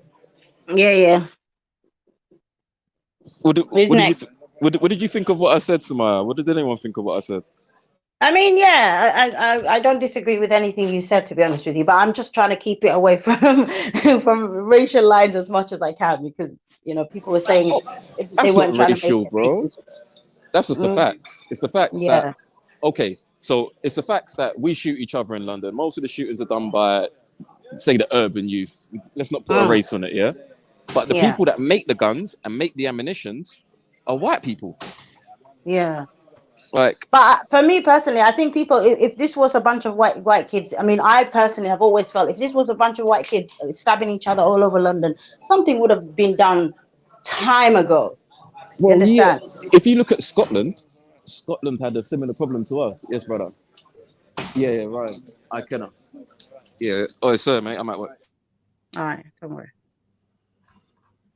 Yeah, so he was making a point, basically saying that the white men are the ones that bring most of the guns in, right? But see, the problem is with that, that might be true, but they're not the ones pulling the trigger. So at the end of the day, we can't skate. You can't, So pushing the blame and all that don't make no sense. I do. Sorry, go on. No, go on. But I do kind of think, I do see a connection where sometimes, because obviously drug trade, like, not that I know anything about it, but I would assume that drug trade has different layers and different, you know what I mean? Different levels. Like, different levels. And I almost feel like the visible, foot soldiers, shall we call them, everybody acts as though that's it. But what about the gangs behind it? What about the larger corporations behind it? The Albanian gangs and the Romanian gangs and the Turkish gangs? Like, how are they able to get this shit into the country and distribute it? And I don't see a lot of it, like, on the news, that a lot of them are getting caught. Well, so we should start there if we really want to fix this situation. Nah, that's a bit. You see, the thing is, we're not trying to be police here. You know what I'm saying? So no. But I'm saying the people that are saying that we have to police the community, and these guys are groomers, and tougher sentences, all these kind of things. I'm saying if we really wanted to fix it, I would suggest it would be easier for the government to stop these gangs coming into the communities and spreading the thing, innit? Oh no! The government's not going to stop any type of gang. You see, this is what they want. This is part of their. This is part of their manipulation. They need the gangs to mess up the young kids. This is all they like. This. Then see, the thing is, people have to understand there's certain things that the government are not going to help us with, and then you have to ask yourself, why are they not going to help us with it? Because it's put there on purpose to cause separation. So I want everyone to understand. Yeah, I don't necessarily think it's just because of obviously aiming at the black youth or whatever. I also believe that because drugs and alcohol keep people numb, and they serve, like, there's a large population in the country that is on drugs. I think the government is just happy with those people just zombied out their brains, I guess. Well, yeah, well, that's what it is, because with drugs comes crime in some cases, right? So then from the crime comes prison cells. And then they get certain amount of money per bed in the prison cell. You see, it's all part of the manipulation. So I know it sounds harsh and that some things would not be sorted out. Why can't you be against all grooming on kids? Oh, we are talking about drugs. Groom with other drugs. You got kids grooming, confessing, playing with their genders. Oh, wow. Wow. You see, that's another thing. But we're not going to go too deep into how Albanians and all them things are bringing in these drugs and whatnot. But right. This is what I'm trying to tell people. Prison is profit right now. You know, that's why they're actually building more super prisons now. Yeah, and the prisons they're complaining that prisons are packed and they're building more super prisons. So this is what people have to understand. It's like this is all a control mechanism. They're not gonna fix the black. They don't care about the black youth. And I'm not trying to make this. I'm not trying to make this into a racial thing because there's, as we all know, there's different races that mingle with different races on the streets. You know, but at the same time, they're not gonna fix that. We all know that this country don't sell drugs in the shops. We all know that, you know, this is not America. So we know where it's coming from. You know what I'm saying? But we can't push blame, like I said earlier. We got to help our own children. You know what I'm saying? We got to be the ones to tell the children, don't go around that guy, he's no good. Because what I've noticed is that sometimes the relationship between the mother and the child, or the mother and the father, is a bit, you know, spaced out these days. You know, they're not as close as they used to be. And when you're like that enables for someone to come in and just mess up your kid, you know, and tell him all the things that sound great. True. You know, so I know a child here that goes home and she said, my mum don't even talk to me. Because they had a little situation a few weeks ago and now mum won't even talk to them. These are the sort of times and sort of gaps where a man can come in and just play with your child's head. So you have to keep that relationship and bond with your child regardless of how crazy your child's acting. You know what I'm saying? Because so do you think Pat has a point? Because the point Pat was trying to make was in any other scenario, I guess this would be classed as a grooming issue. In some of and I am a little bit in agreement with it. Like I said, I don't have a lot of personal, you know, experience with the drug dealers, but from the stories I have heard, like, you know, guys around the state, and I understand where Scatter's coming from in the sense that I guess some of them may want to do little 1-2 things for the kids or feel like they're giving back to the community or whatever. But there is an element, and more maybe a little bit of sinister element that some of them. Right. And what age group are we talking? When we're talking kids, what age group are you talking? I would say 14, 15. You know, see him around, buy him a little drink. You know what I mean? Buy him a little couple of one. But we have to ask yourself is what is a 14 and a 15-year-old doing around a big man that's not even family though? Or around a big man that's not from the area? Like what is he doing around that? Around that, like if you live in a state, I mean, these are teenagers. They're not gonna, like most parents, because especially if you know, like I've lived in states where obviously people know each other, so the kids aren't locked up. You understand? He could just be going shop. And some kids, they don't. The dealer or whatever may know that there's no one at home. No one's buying him a meal. Do you know what I mean? So those are the ones that are a bit more vulnerable because maybe he's coming from a single mom household. She's not finishing till 7. The kid like is constantly broke. So they can see little things, 1-2 things here. Then that's why certain single mums have to make their job around their child, man. You see, if your child comes back at 4 o'clock from school and you're getting in at 7, that's your fault. Change your job. You see, this is a point I want to make as well. A lot of people complain about this, that, and that, and that, and that. Move your child out of London. But what you're saying is that, hold on, but what you're kind of saying, I mean, I don't know how achievable. Can you watch a 15-year-old teenager like around the clock as a parent in this day and age, especially if they've lived in a state for a while? They know all the, you know what I mean? They know all the boys that they just want to hang out now and then. No, I don't know if you can really, But if you don't open your mouth, you can't complain when someone else is opening their mouth. You know what I'm trying to say? Yeah. What I'm trying to say is we can't keep blaming drug dealers for doing what they're doing 100% because you're a parent and you're supposed to open your mouth, innit? you get what I'm saying? I'm not trying to say it's all the parents' fault. Yeah. But you have to open your mouth. But then obviously if we accept, okay, I agree where you're coming from. But if we accept, let's just say we accept that not every parent has their eye on the ball. Do you know what I mean? A lot of parents have a way of dealing with things differently, and sometimes the way they deal with things is not the right way. Like one of the things how we deal with things is, "I'll get the hell out of my house." Yes. Now, after you tell your youth come out my yard, whatever your youth does from that point, you've got no say in it. So when you tells us 18 and you meet Auntie Lily and you're like, "Oh, what's he doing? Oh, he's selling drugs," and what can you say? Yeah, but then those parents would be like, some kids I've seen. Okay, I've had friends of even teenage kids. Some of them they become like really disrespectful, really like being even abusive to their parents. Okay, now that's another story. Now, you see now that is partly to blame because of the system. Now, like they took away the beatings. They took away certain discipline methods that our mothers used to use on us. So yeah, that is gonna make it much harder. But that's why you need extra support though. Bring in an uncle. Bring in, if your child ain't got no father, bring in an uncle. Do you know what I'm saying? Pay for some type of extra study for them.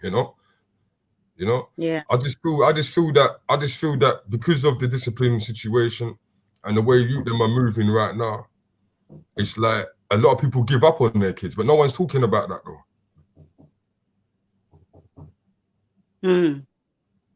It's understandable that it's harder now because them are telling their mum to come out my room. If the mum go and rush the youth, they can call police on their own mum. I know it's crazy right now. Yeah. So, but all I'm saying is that we can't keep blaming other people. No. I don't. I personally don't. I don't believe in blaming. I believe in personal accountability. But I think at the same time, we are meant to be all meant to be collective, one community, all that kind of thing. So sometimes if people come to me and say, "What are you doing about it?" and I look and think, well, hold on, the failures are failures of a society as a whole. How is it only one section of the community now all of a sudden it's supposed to fix it? Yeah, that's the thing as well. The community that don't come together at all are the ones that are supposed to fix it. But big up all everyone in the chat room. Jupiter, I don't know what you're saying in the chat room, but it's like jealousy is real. Yeah, let her jump on. I'm gonna jump off anyway. She can explain and have a chat with you. Big up yourself. Are you gonna jump off? Okay. Thank you, Samara. Samaya, big up. Samaya, sorry. Yeah, so big up Veli, putting all this together for everyone to be involved and communicate with everybody. Anyone wishes to jump in and say their piece, like, don't be afraid, let's keep this going. And so that's all I'm really saying is like, don't forget your motherly duties when it comes to your child. You know what I mean? Don't forget your duties, because don't let her. Oh wow. Big up Scattered Minds. Yeah, Scattered Minds. Sorry about last night. I jumped in. I don't know how to use that app. So when I was in there, I didn't know what was going on, my brother. I didn't know how to use the app. So So yeah, keeping the children away from crime. Innit? What ways? What ways can we implement on keeping our children away from crime? Because it all starts from the home. Yeah, so we can blame this person and blame that person, this person, that. I know that some youths are hard of hearing. Yeah, I know that. Yeah, some youths are hard of hearing. Yeah, you got to implement certain discipline tactics. But yeah, it's true. There are some guys out here, that drive the big Mercs and the big BMs that can easily sway your children into thinking that, yeah, this way of life is the way of life, especially if they've never been in that before. Big up the chat room. How many people we got in there? 45 people watching. All big thanks to Veli, Big up content over everything. Big up Fred. Scattered Minds, Pat Pat, Rich LK. Shout out some of the people them. Jupiter.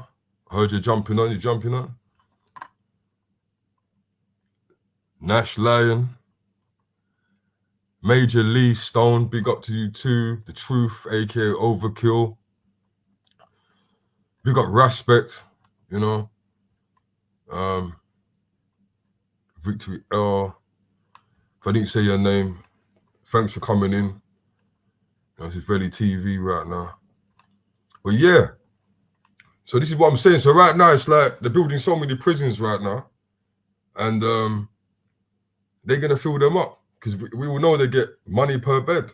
So your children are basically the ones that are in line to go and lay down or go high down for a lie down, for those that know. So this is what it is right now.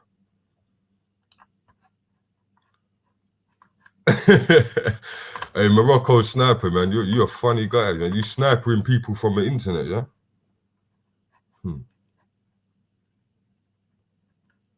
Melanted Goddess. Melanted Goddess, you're a good speaker. You should jump on, man. So yeah. So what? No one wants to jump in and say anything about this now. Yeah. Anyone out there got children? Yeah, I've got kids, but I'm just getting dressed, ready for work. Just give me 5 minutes. Right, man. Yeah, you jump on. All right, bro. It's all gravy. So anyone's entitled to opinions. So this is the good thing about this thing that Veli set up here. Yeah, it's like a lot of people on the internet, they do these shows, and you know, you're just watching. You know, with this show here, you can get involved. You know what I mean? You don't have to sit there and just watch people. You know, like when you sit down sometimes and watch something, and then you know you got an opinion, but you can't even get involved. But with this show here, thanks to Veli, yeah, you can get involved. You can say your piece. You don't have to sit on the sideline. Nash Lion, big up.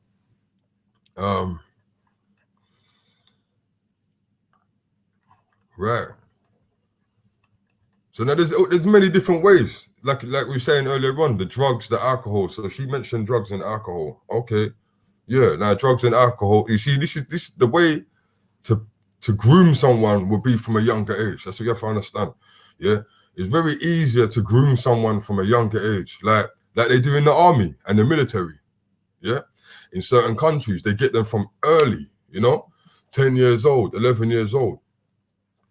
They become a killer easier, you know, take out the mind. That's how it is.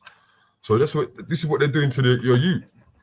You're picking them. They don't want us to go up in the rankings. They want to keep us at the level that we're at. So the youth them right now are targets. Your children are targets right now. You got people like the Vatican, you know, they're against children completely, you know. But that's another story. But it is what it is. Like, you see, I'm not afraid to talk what I talk, you know. You have to understand, even down to paedophilia. Paedophilia is a big thing. It's a big thing in this world. So to be honest with you, the paedophilia goes with homosexuality. You know what I'm saying? They all go in together. When you link up all the dots, they all go in together, you know? So the children are a target. The target. We're not even going to talk about extracting melanin. We're not even going to go there right now because it's not really about that. But we're not going to talk about extracting melanin, you know. But this is what it is. Your kids are a target, man. We see how many children out there is dropped because it's easy to use a soldier in the streets. It's easy to put kids out there and use them, you know, and not take nothing back. You know, I'm not going to say no names, but there were some guys that were putting guys in country to work lines, and then when things weren't working out, they'll send man to go and lick off them.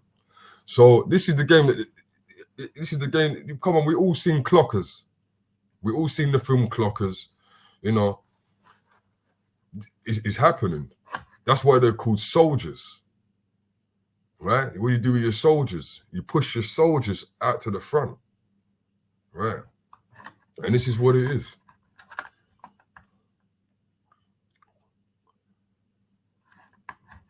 Yeah.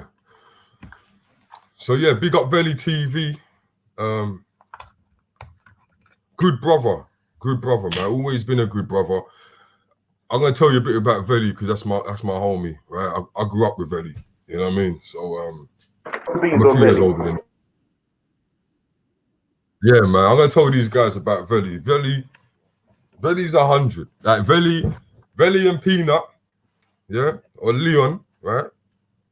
They're just 100 guys, you know. They've been out here, like they're not new to the streets or anything. Like they've had enough experience,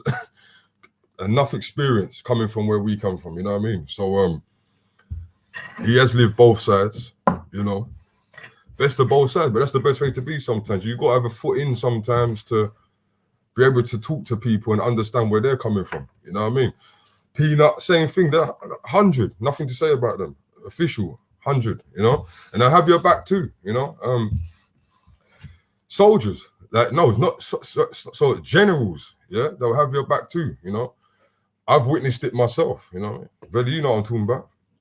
So this is a good channel to be tuning into, you know what I mean? Because it's official people, and I wouldn't be tuning into this if I didn't know that, if I thought anything different. So, you know, 39 people watching. Let's see if we can bump that back up to 43, 42.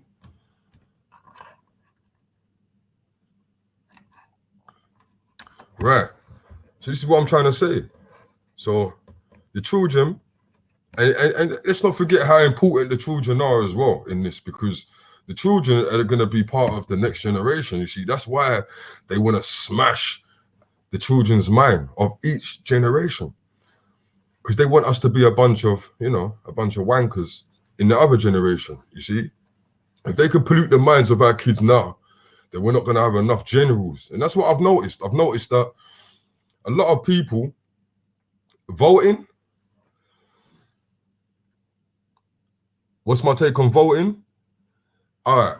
I don't know if you're going to like my take on voting. You see, voting, now people look at voting like, yeah, it's a voice, yeah? Political voice, right? Getting involved. Oh, how can you open your mouth about it if you don't vote? This is what people say, right? Okay, so what you lot have to understand, yeah, is that there's no need in voting, because they're all part of the same crew, right? Now, you might not agree with me, you know, but it's all a game to them. That's why they sit up in the House of Commons, right? That's what it is. So it's all a game. It's just like in boxing, you got the blue corner and you have the red corner. This is a game that they've been playing for a long time. This is a game that they've been playing from way back. Tookie Williams, Bloods and Crips, yeah. Do you know that the man started Bloods and Crips? Right. So they use this blue and red in everything, you know. And I'm gonna do a video on my channel at one point about it, yeah. But you have to understand, it don't matter who you vote for, man.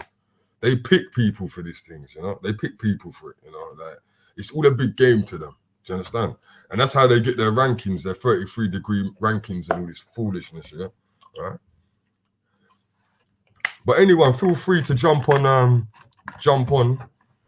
Yeah. Veli Vision. I'm on the road. Oh, I'm on the road. Okay. Yeah.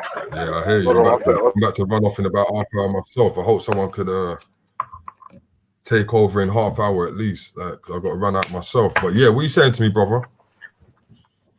I was saying about the kids. Yeah, I'm not going to pretend that I've got an answer. However, I can tell you what works for me. Yeah. You know what I'm saying? Now, to keep the kids off the crime, you need to just simply keep them distracted. Keep them distracted. What I mean by that is, and and you have to fully engage with them. Fully. Hold on 1 second. Oh, yes, definitely. Taxi! Taxi! Okay, because I'm black, you don't pick me up. All right, that's cool. I'll get to the next one. No problem. Hold on. All right. All right. Yeah. So, yeah, you have to fully engage with them and keep them distracted. Now, by fully engaging with them, you're close. The relationship's there. The relationship's open. I hear you. You also explain, like, right. You know, if you're just going to say, I don't want you hanging around me, bear.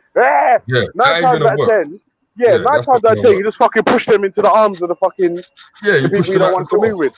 Yeah. What the tactic there for me, as I said, the tactic that works is you need to explain why certain types of behavior are destructive and or undesirable. If you explain to them why you're influencing them, you're manipulating them, but without the forceful hand, which the forceful hand they tend to get rebellious against. Explaining to a child why drug dealers aren't desirable friends, or why crime isn't desirable, or why crime is destructive. I think all you've done there is plant the seed, and it's once you've planted the seed and you provide the right amount of nutrients and water, the thing has to grow. It has to. Where, you understand? So also the distraction. So go on. I was gonna say the distraction part for me is things like football, after school piano, math club, martial arts, martial arts. Yeah, because them things there, and I say it all the time. If your kid ain't got time to be on the road, he can't be on the road because he's busy, he's distracted. You're fully engaged as a parent. You've already planted, and this is the thing, I'm not saying my shit is perfect and it works. It only works currently for me. Right? So I'm saying if your child's distracted with football, boxing, karate, piano, violin, math club, chess club, debate club, whatever club, if you're distracted with that, there's no time to be on road. Right, and the stipulations also, for and example. Then on top of that, it's not just sending them to these types of clubs, but you've explained the benefits of said club. Do you and the understand? discipline. It's all discipline as well. Exactly. Yeah, because that's what's missing now. You know, you used to overdo housework no more. So what I'm saying is like, when you go to these sort of places, it's discipline. You can also use it as bribe. Like I know it sounds bad, but you can also use it like you're not going football this week. You know, your grades ain't right. And that's the thing. That's the thing. Yeah, you have to punish them. You have to make the after-school clubs and missing out on what can improve their life a big seem thing. like that's the that's the worst thing that can happen. Yeah. You understand? Like the other fucking day, I was in Asda and Clapham. I hear some fucking idiot mum tell the child who was acting like a pussy-hole, if you don't stop, you ain't getting no sweets. Oh wow. I was like, what This is what I'm trying to tell people. Yeah, everyone wants to blame the dealers and whatnot, but I'm telling you're you, supposed to tell that like, boy, if you don't act up, you ain't getting no fruit. Yeah. And I was just like, Now, don't get me wrong though. Don't get me wrong. I know there's a level of frustration though from the parents. I know this because the youth them are not listening like they used to, and then they pick up this bad boy attitude, and the females as well. I've got a 14-year-old daughter. They're picking up this gangster talking thing. I don't know what it's about. I don't know what it's about. But the young girl don't want to be bad now. But a big point that you brought up is basically you're saying that the relationship has to be tight, alive, bro. It has to be tight, and you got to say more to your children because it's a thing of where. And thank you for that, Ultra. Thanks for that, Ultra. Build a bond with your child, innit? Like tell them the ins and outs. Don't just say, yo, don't go and do that because of that. Explain to them exactly what's going to happen to them. You know what I'm saying? It's explaining. Some people ain't got no time for explaining themselves. You have to explain.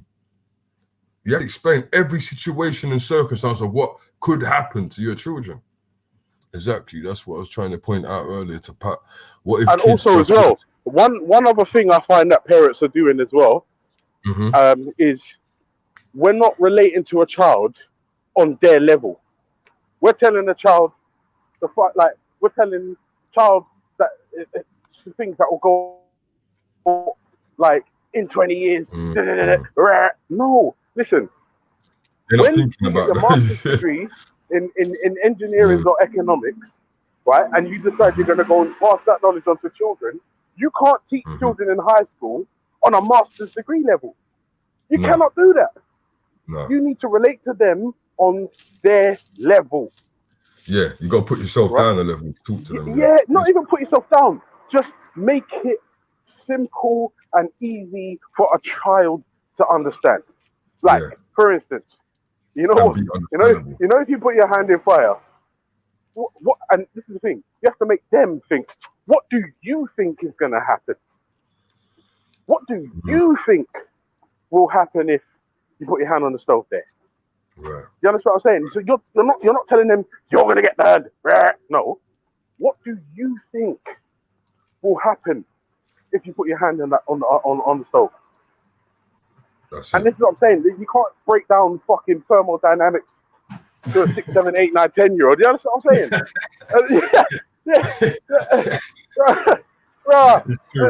what I'm saying. It's madness out here at certain times. And I'm not going to lie. I don't business who it is, what it is. I'm sorry. All our failings, they start at home. I mean, don't get me wrong. There's always going to be that bad blood clot who's going to just wild out, and I get that.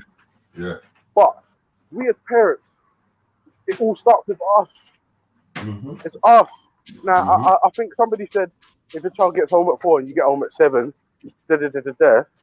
right? I wanted to chime in on that because that was my life. My parents were workers, but you know what it was? After school, all of us was at nanny's. We was all at nanny's house. Yeah. We was all at nanny's house with a little glass table with the tablecloth made out of curtain.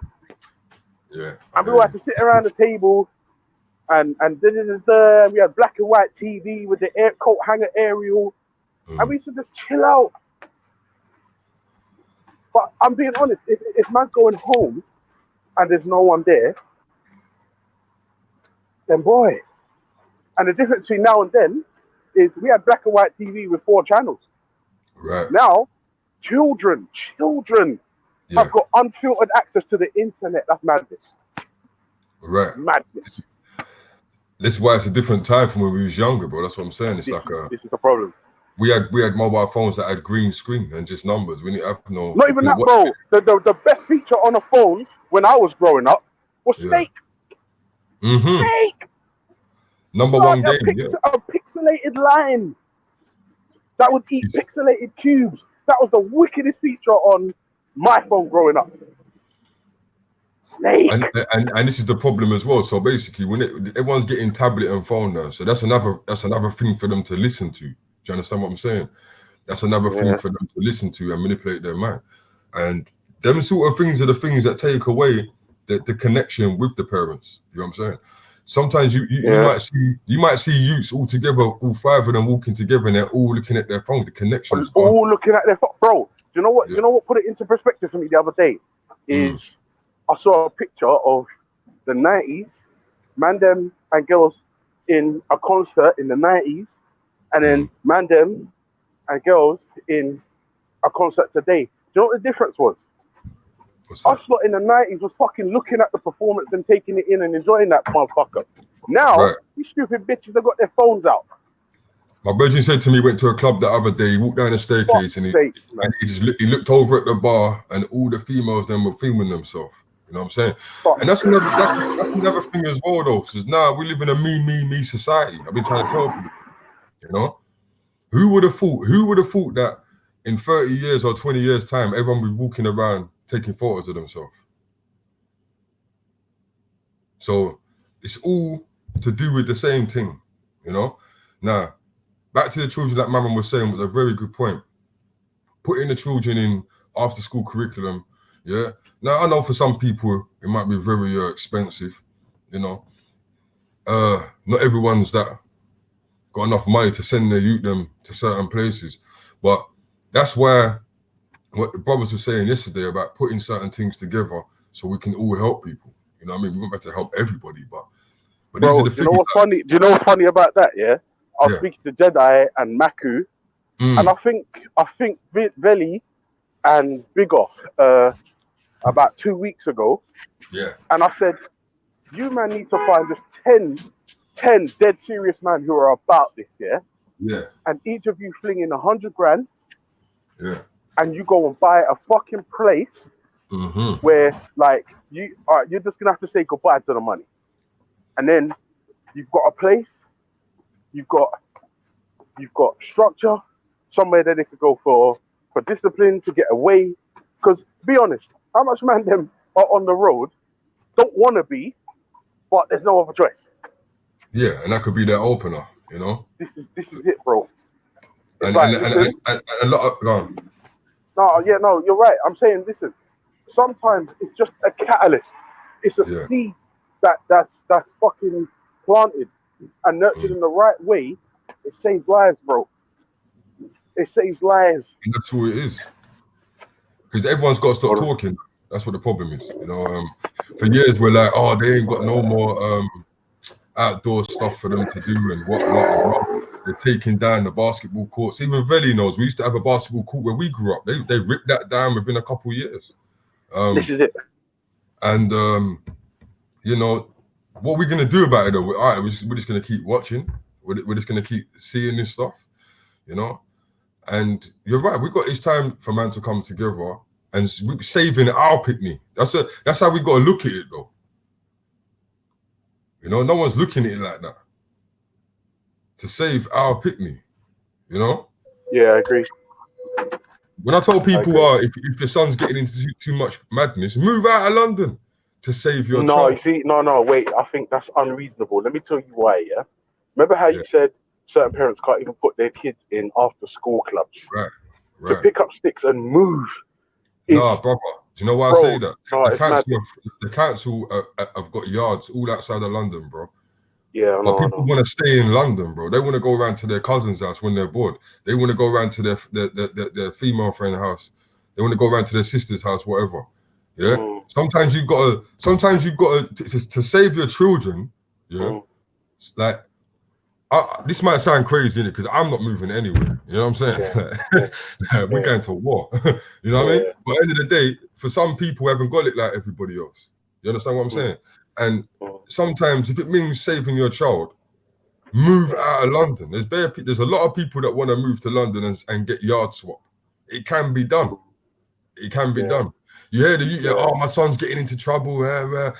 What, for 4 or 5 years straight? And you ain't done nothing about it. Move. Yeah, get out there.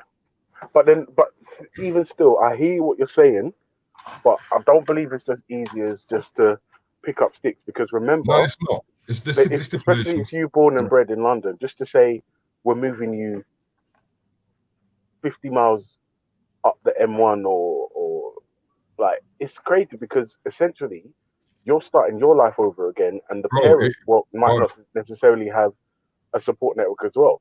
Because it doesn't matter about support network, bro. It does, bro. Listen to me. No, it does. This is the point. This is the whole point, bro. I disagree with you fundamentally. Because if mum is struggling in London and this is where all her people are, if she then picks up sticks to duck out and she doesn't even have that, then what? No, I hear that. But what I'm trying to say, bro, when it's a life and death situation and there's nothing you can do about it, you're going to rather have your support friends than have your son buried. No, I'm not going to lie to you. On that level, 100% no. On that level, 100% agree with you. And I believe it's on us as parents to do what we can to make sure our children will be, well, not even will be. Our children are the future. Yeah. So it's up to us to make sure that they're well-adjusted human beings, right?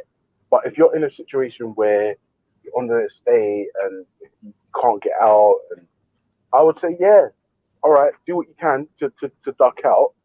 But I would say, but still, I believe, all right, cool, but remember, if mum and dad can't cope as is, and she's got the ability to say, all right, son, go to Auntie Joan's house or go to Uncle Lester's house, if she's got that now, and then she moves out, but then she might not necessarily need that, because if she moves to somewhere quiet, and yeah, I suppose, yeah, all right. Some people need it, bro. Yeah, no, I agree. It's not everybody. It's not everybody. This is what I'm trying to say. It's not everybody. But some people need to realize when it's up now. It's up, man. Yeah. It's done now. Yeah. It's either I move this youth out or I'm dead. That's it. And I know a lot of people that see, but there's youths out there that have been stabbed 8, 9 times, 6 times, 5 times, and the mothers know about it, but they still stay on their ends. Yeah, I'm not gonna lie. I can't understand that. I'm not gonna lie. How are you gonna gamble with your son's life, bro? Yeah, it's mad. Bro, if your people love you in London, that's when you see who's real. If your people love you in London, they'll come and see you. You're not gonna miss no one. If your relationships with the people that you left behind were proper, they will come and see you. They come visit you. But I'll be doing a video about friends on my channel soon, man. I'll make sure you. What channel? What's your channel? Are you? It's the same as my name, brother. Pinero's Man. Yeah. Okay. Pinero's Man, and then Instagram. Pinero's Man, or Don Pinero Facebook, Don Pinero on Instagram as well. Nah, I'm not gonna lie. I don't use Facebook, but boy. Bro, I won't lie to you. I'm not gonna lie to you. Facebook is not the place to be on. Yeah. You know what I mean? But you know where man's got channel and everything there, and we use groups and stuff like that. You have to use it. Then, what I suggest to anyone that's building a YouTube channel on Facebook and you don't want to use it, build it for a little while, then get off it, man. Because and do you know what as well? One thing I will say, and I look at things like this, right? If you ask any child from the age of 3, do you know what McDonald's is? They'll tell you, yeah. And I would like a Happy Meal, please, Daddy. Or, of course, can you buy me a Big Mac? Or whatever the thing of the day is, right? But say to a guy who needs like a little assist, do you know where you can go to kind of stay off the roads? He's gonna tell you no. And for me, that's crazy. Yeah. But I'm not gonna lie to you. Do you know what? I'll tell you the truth. Yeah, I can only, like I said, I can only ever speak for myself. But I grew up with Commodore 64, Atari, Sega Mega Drive, Master System, SNES, and like I'm not gonna lie. Maybe I'm a nerd, whatever. But those things kept me indoors. Yeah, no, definitely, man. I grew up on the Amstrad, Spectrum ZX, and all that as well. And it's like, you know what it is? When you're younger, it's different now. When we was younger, like I'm talking like 9, 10, 11, people do things like when you come together with your cousins, you might do some drawings, you might play some computer, you know what I mean? But it's different now because the youth them have got the access to the YouTube. Yeah, so full access to YouTube. they're seeing too much. They're seeing too much. But this is the thing, they're trying to make kids be older before their time, and it's like, nah, I don't like that. Kids are supposed to be kids, and I say this all the time, right? But the only thing kids are supposed to worry about is what time is Thomas the Tank Engine on? And what time is dinner? That's it. Yeah. Do you know what I mean? Anyway, no, listen, let me jump out of this cab. The fare's on £8 and it's even. I like that. Sorry, Drive, is it right if I jump out here, please? Thank you very much, my man. I don't see a card machine. Oh, the future. Come on. I don't even have to lean over now. I like that. All right. Let me have a look. £8 even. That's nice. Yeah, them black taxi people ain't playing. No, listen, like you have to use black taxi when you're in a rush because they use bus lanes, innit? And I'm late. I'm supposed to start work at 11 past. And look at the time. Yeah, fuck's sake. Anything for Valley Vision. That's it. Hey, big up the chat room, man. Big up the chat room. So like I say, man, if you can get your youth them to any evening classes, you know what I mean? And martial arts and boxing is a good thing because with that comes with the discipline factor. Just like back in the days when you used to watch the nice one, man. Have a good day. Take care. And the man about cleaning before they do come through and stretching and whatnot. All them things there. If you get them into You know what's something, funny, my bro? yeah. This is the thing. Like I said, for me, like it's that distraction that works. Like my boy's a footballer now, and like he's doing so fucking well. And there's a chance I might be able to retire by in like 2021. There's a chance, yeah, and just live off him. There's a chance. There's a chance. Yeah, brother. There's a chance. But you know what the wickedest thing is? Every time I look at him now, it's like I'm not gonna lie. At first, the football thing was so hard on my family because I'm always working. So it's my wife that had to brack herself up early morning, all the way down the A406 up to Enfield. Bro, it's hard. It's sacrifice. But I will say to you, because of all those early mornings, the structure, the football, the winning, the discipline, bro, he's not on the road. He's not on the road. Right. There's no time. And with my daughter, she's the brains in my family. She's only 12. Let that sink in. Fuck's sake, right? She ain't got time because once she's got in from school and her homework's done, her room has to be clean. She has to do. Sorry, hold on one second. I'm running. Hold on. So you're running through a dark tunnel, bro. Yeah. So all those things have to be implemented. It's like that's how we was raised, you know, with chores. With chores, you can never ever take away the chores, right? Like they might have took the beatings away, but you cannot take away the chores. Very important. Anyone want to jump in? Big up the chat room. You know, how everyone's having a decent start to their day, a knowledgeable start to their day. All right, listen, Melly Vision, you're getting the exclusive.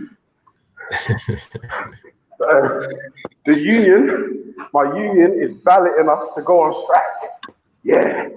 That's right. Yeah, so listen, just prepare yourself. They're doing the ballot today. We told the company we've made hundreds, and I say hundreds of millions of pounds of profit. That's after they've paid everyone's got their dividends, and cleaners and shunters, engineers, head office, CEOs, shareholders, bus repairs, accidents, like no win, no fee claims, fuel, all the fuckery. They still made hundreds of millions of pounds of fucking profit. And we told the company, right, without the drivers, we're the lifeblood of this company, we'd like a 5% pay rise across all aspects of pay. They said, you can have 2% or go fuck yourself. So the union are asking drivers now, should we take the 2% and the fucking disrespect, or should we sort of say no, we've asked for 5, and if you don't give it to us, we'll fuck you up by going on strike. And I want to go on strike. Let me tell you why. Anytime we go on strike, all I hear is you get a day off. So, and I'm down for that. I'm down. Now listen, with that said, I've got to go, bro. My boss is here, I've got to drive it or I can't pay the rent. You know the ways. That's what it is, man. Yeah. Right. You're gonna have to hold it down. Sorry, baby, you're right. I know, man. I know, I'm sorry, baby. I'm sorry. You finished now? Huh? Ocho, you're still on, bro. Huh? Yo, Ultra, you're still on, Why, bro. what you want? Oh, what side are you taking over? This side, going back to Fulham. No, I'm doing. Yo, Belly. No, I'm taking over there, going up. What side? 15:05. No. No? All right, babe. See you later. Oh shit. Ultra, you're on, man. You're on. Yeah. Okay. So, anyone who they want to jump on, yeah, the line is open. The line is open. So yeah, like I was saying, big things Ultra is talking, man. Big things, man. Like, but the talk, when's it gonna stop? We have to start putting into action, or they're gonna take your picnic. That's how it's going. That's how it's looking right now. So, boxing, martial arts. Put it like this: if your child gets somewhere in boxing or gets somewhere in martial arts, they will not be able to use that on the roads unless they're, the stipulations.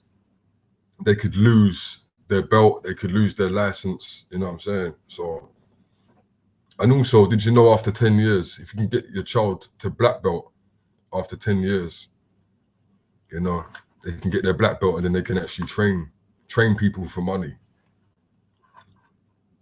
Yeah, man, jumping. Tarak. So this is what it is. Good morning.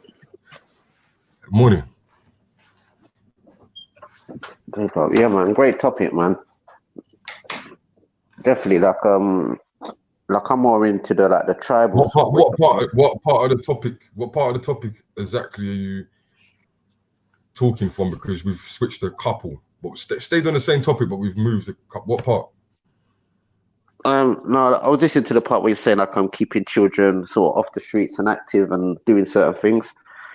And like I agree with that, because how can I say? I was watching like Roots in it and all them type of them sort of films and things like that, and I noticed like basically like in the African tribes, I think it was the Mende tribe or something like that. They were showing that when you get into a manhood, they would or when you get to a certain age, they will groom you into manhood basically. So you have to do certain things, and I think this is like the missing link what we have in society today, where we have modernized as sort of indigenous people, and that we don't really have things or like certain things for our children, if in a sense like that. So like they're guided into manhood or womanhood at a certain age and give them certain responsibilities like in the community and certain things like that. Isn't that something you as a parent should do though? Morning. Well, shout out to the Manhood Academy. Good morning, everyone. Shout out to the Manhood Academy who's trying. Morning, melanated goddess. What's good? What's good, everyone? Grand rising to everyone. Yeah, but I was just wanted to mention about the Manhood Academy. How, so anyone want to answer that? they trying to undo that, and have something formal like a rites of passage for manhood and also for womanhood. And they have like a ceremony at the end of the program, or like once a year, where they actually go to the continent and can kind of have more of a more sacred experience with each other and build on all of the principles and things that they've learned throughout the year. So you guys check out Brother Terry's on Instagram. What's his Instagram, Witness? I'll put it in the probably chat. Terry Griggs or something like that. And then you can get information on the Manhood Academy. I think they have 2 different campuses out there in the UK. I'm sorry, I don't know more information. But Brother Terry's the link for the Manhood Academy, and they have the Womanhood Academy as well. Okay, so everyone, make sure you go in the comments. They're going to leave the link there, and everyone click onto that. Have a little look through, see what's going on. I was actually liking the comment that you made. How do you say it? Pernius? Panero's mind, yeah. Panero's mind.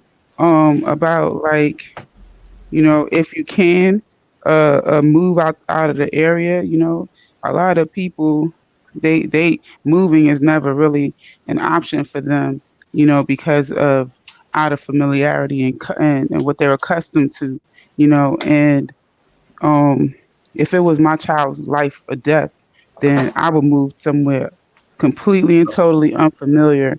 It's a lot of, I work with young people, and some of them are in gangs, and I'm just like, sometimes when they go to group homes or they go to jail and things like that, that's the safest they'll ever be, because they know that when they get released, people trying to kill them. And I'm thinking to myself, why the hell don't you just leave? Why don't you just leave? That's crazy. Yeah. Well, so you'd rather, like, some people would rather raise their child for 14, 15 years and then stay on the end. Nah, it doesn't make any sense. It doesn't. To me, the odds don't weigh up. If you're in a position where you can't do anything about it, the odds doesn't weigh up to me. Like I've worked in areas where, you know, the child would say, what do you call it? Like almost put themselves on protective custody, you know, like, oh, I'm not coming out of my cell. They'll just stay in their cell. They'll bring them enough food. Let them get a book from the library. They just sit in there and read, and they safe. It's like if people trying to get you that bad, bruh, I'm sorry. Now prison is not as safe as it. Prison is a bit I different. was thinking like the juvenile jail, you know, because juvenile jail is worse. That's actually worse over here. The juvenile jail is worse. I know you might feel that prison's safe, but really, it's not really that safe because no, it's not safe. But you can be in solitary confinement. That'll be okay. Keep you. That's what I'm saying. Like I call them the students, but they're the youth, right? The youth could say, they'll do something. You know what I'm saying? They'll start they'll throw their urine on a correction officer or whatever, just so they could get the consequence of staying in their room. Do you see what I'm saying? So that's like they set it up so that they could stay in their room, in their cell, and be safe. But the last thing we want to do though is see like our youths in the jail cell though. Like it's not safe for them there. Because when you're in there, you get manipulated by other guys and you get more links and whatnot. And you come out and you're on some other stuff. But it's not. We've got to try and get to them before they even get that far. You know either that or come out being some guy's boyfriend or some crap like that too. Yeah. So you agree with me fully then when I say that, you know, if it gets to that point, they should move. You know? I definitely agree. I know females that fell pregnant, friends and stuff, you know, and they had to move out of London before they got their place, you know? And then some of them ended up going country anyway. Some of them came back. It's just, this is life. Sometimes I've got friends that immigrated to LA last year. They live in LA now. And they started a whole new life within 2 months. So that's another thing as well, is that we have to start teaching our children as well that there's more to life than just hair. You know, but they're gangs in LA. Huh? They're gangs in LA. Yeah, there's gangs in LA, brother. But you don't have to go join the gang when you get there. No, I was just saying as example. My brethren's 38 years old. Yeah, and he's moved out there. Sorry, he's 40 now, and he's moved out there and he started a new life. I was just saying that to say, he's not living a gang life. He's got a security company that he runs, right? But what I'm saying is, we have to start teaching the youth them that life don't stop in just London. Yep, I agree, and it's the same over here in the States. The youth in Baltimore don't leave Baltimore. The youth in New York don't leave New York. The youth in DC don't leave DC. It's the same. They probably don't even leave their neighborhood. They've probably never been to another neighborhood in the same city. You know, like it's really bad. It is bad. It is bad. And honestly, when I was young, I was like jumping on trains and going out far, but you know what I mean. But some people didn't have it like that. You know what I mean. So it's like we got to teach the youth them that this is all they see, innit? But you probably had an exploratory nature about you, you know, wanting to explore. You know, it's some people that they want was secure, was safe, was close to home. You know what I'm saying? I mean, to be honest with you, at one point I was one of those youth. You know, like all I knew was Caribbean culture. All I knew was my little community, and other parts of the city seemed a little bit intimidating. I didn't know like the people. I didn't know if people would notice that I was not from over there, if I would get into any problems, you know. London's not that big. So it's like, it's kind of strange to me because I lived in South London. I actually looked it up the other day. London is bigger than New York City. It's what? London is bigger than New York City. I looked it up. London is twice the size of New York, but we have this. But we have the same amount of people. How about that? That's crazy. Oh, okay. I have to check that. Like within the city, within the city. So London's population for the city was about 8 million. I think what Naitha told me was you have like a Greater London or something like that. Yeah, Like Greater the outskirts. London. Yeah, Greater London. Yeah, but that's not including Greater London. Mm. So so London was about 6. Huh? Oh, no, I just wondered where that voice was coming from. Witness, you there? Yes, I'm here. Okay. Yeah, you go go him. straight after. Can Yeah, you you can go in straight after Malay. Oh, go ahead, Witness. You have something to say? I was just going to ask you, morning. I was just going to ask you, what happens if the people you want to help love their lifestyle and enjoy their lifestyle? What could you do to coax them out of that lifestyle?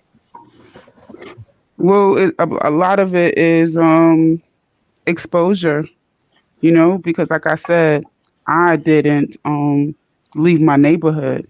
So to a certain degree, it's not like I love this lifestyle. I love going to parties and they get shot up. I love that. You know what I'm saying? But it became a way of life for me. It was normal. So, you develop survival skills. Okay, you go to the party, you stand over here. Something pop off. This is where you're going to go. All right, But when I got exposed to something different, that's the key. So, now I'm talking that sounds good, but I'm talking about if you're making a certain amount of money a week and you're having access to certain types of things and you're enjoying all of that, and someone is advising you to stop that and to go down a different path, which will take you away from those things. I'm saying that for some people, just like the same thing, like a woman who's a prostitute, if you expose her to certain things, it's a possibility she would stay with prostitution, right? That's a way of life she's accustomed to. There's also a possibility that she could change her lifestyle. So when you say what happens, well, for me, I'm used to not being able to save everyone. I don't have that like Superman mentality. You're not gonna be able to save everybody. Every person that you deal with, they're gonna change. They're gonna but you still try, and you be surprised. And that's not the change. The key word is try. Yeah, and they may not change right away. You know what I'm saying? Try it. Yeah. They may not change right away. They may not be like, "Oh, you exposed me to this." Go ahead. Oh, I was just saying. Go ahead. They may not change right away. Like, "Oh, thank you for exposing this to me. Let me just change." But know that they're not going to forget that experience. And when they encounter something else, they might be like, "You know what? Let me start this security business." Like Pernius told me. You know what I'm saying? Like they may go back to it. What do you think of that?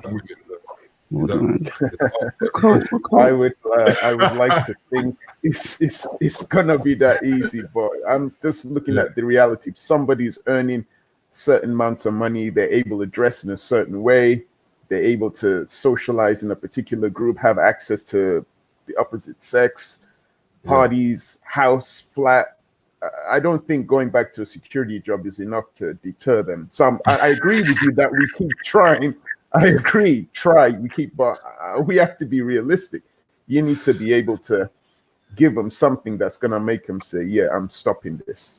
And I know there are people doing it, and I'm just curious what it was that made them go, "You know what?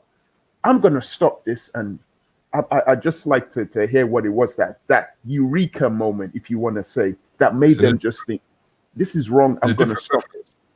There's different methods you can use, bro. You know what I mean? Okay. It just depends. It depends on, but it also depends on what the parent knows. And I hear what you're saying. It's gonna be harder for a child if the parent ain't right. So while we're sitting down complaining about the youth, just take heed of that for a second. Yeah, I absolutely agree with that. You know what I'm saying? If we ain't right, they ain't gonna be right. So that's the first thing. Also, you got different methods. You got God, right? People use different type of methods to get to people. That's why it's important that you got to teach your kids a lot of stuff early. And when I say teach them, I don't mean just discipline. I mean discipline's one part of it. Allowing them some sort of freedom is another part of it, but still holding the reins. But also teaching them some skills to understand themselves, to evaluate what they're good at. Because even all right, you've got it at this level where you need to raise your children properly. But let's just say that even despite all that, they fall into the drug life. Yeah, they need to have those skills anyway to fall back on, because at some point they will wake up and say, this ain't the life for me, or this is getting too scary, or this is too deep. And if they have got skills that they can fall back on, that's when they can start investing the money that they've made. Do you know how important that is? What she just said right there, let me just stop you. Do you know how important that is? That what she just said? Yeah, I understand that part. No, you know the importance. Let me tell you the importance of what she just said. She's basically saying, make sure you have something there and you input some type of training in their brain. Yeah. So they know what going on for real. So even if they do, like I know a lot of people that sold food for 20 years and they came off now. You know, if it wasn't for that training that she was talking about, the implementing from early, they wouldn't have came off. And they would end up in a different type of situation. So a lot of people do actually sell food for a little while and then stop doing it, and then go and put their money into a shop or whatever, and come off the roads or stay on the roads. But the point of what she's saying is the training and what you tell them from early, regardless, is going to matter. Yeah. In their life. Yeah, we're talking about kids who've received that training, though. Yeah. Or if but what about the kids who don't receive that training, so they don't have that mindset to fall back on? What about them? Hey, listen, bro. No. I'm not trying to be pessimistic. No. Let me answer this, because sometimes when you talk about certain things, this is what some men do. This they won't have an answer for everything. But let me cut this out now. Yeah. Listen, bro. Look, let me tell you this. Yeah. Not all of us are gonna make it, you know, bro. I know it's a sad reality. Yeah. I'm just telling you straight. Like, in this world, not all of us are gonna make it, bro. Not all of us are gonna wake up. Yeah, but this is where I say elders in the community should be coming in. Instead of elders buying chicken and chips or whatever it is that we were talking about earlier, how about they start imparting advice? How about real elders that are good elders start sort of like evaluating kids around there if they can see that a parent's lacking, and say, you know what, that kid's good at this or that kid's good at that. If ever I get to a chat with them, just tell them I've noticed it. Praise them up. Say to them, I've noticed that you're pretty good at whatever you do. You know, have you ever thought about going into that? And keep putting the seed in that person's mind. No, it's true, because if the person doesn't know if they don't know they've got no skills, they don't know where to use their skills. You know what I mean? So. Yeah, I mean, food doesn't always come in actual food. Sometimes it comes in praise. Yeah, but I know what you're saying, though, Witness, man. If all fails, but it's like some of us are not all gonna make it, bro. You know what I'm saying? Only 30%. Sad to hear that. Yeah, only 30%, man. Now, don't be sorry to hear it, bro. There's no time for sorries, bro. You got to do your work, innit?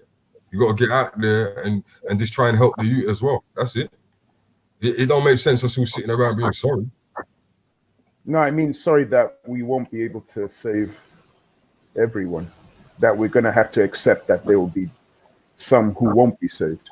That's what I'm saying. Depending what you believe in prophecies and whatnot, like in the Bible, it says that only 30% are going to be saved anyway on this earth.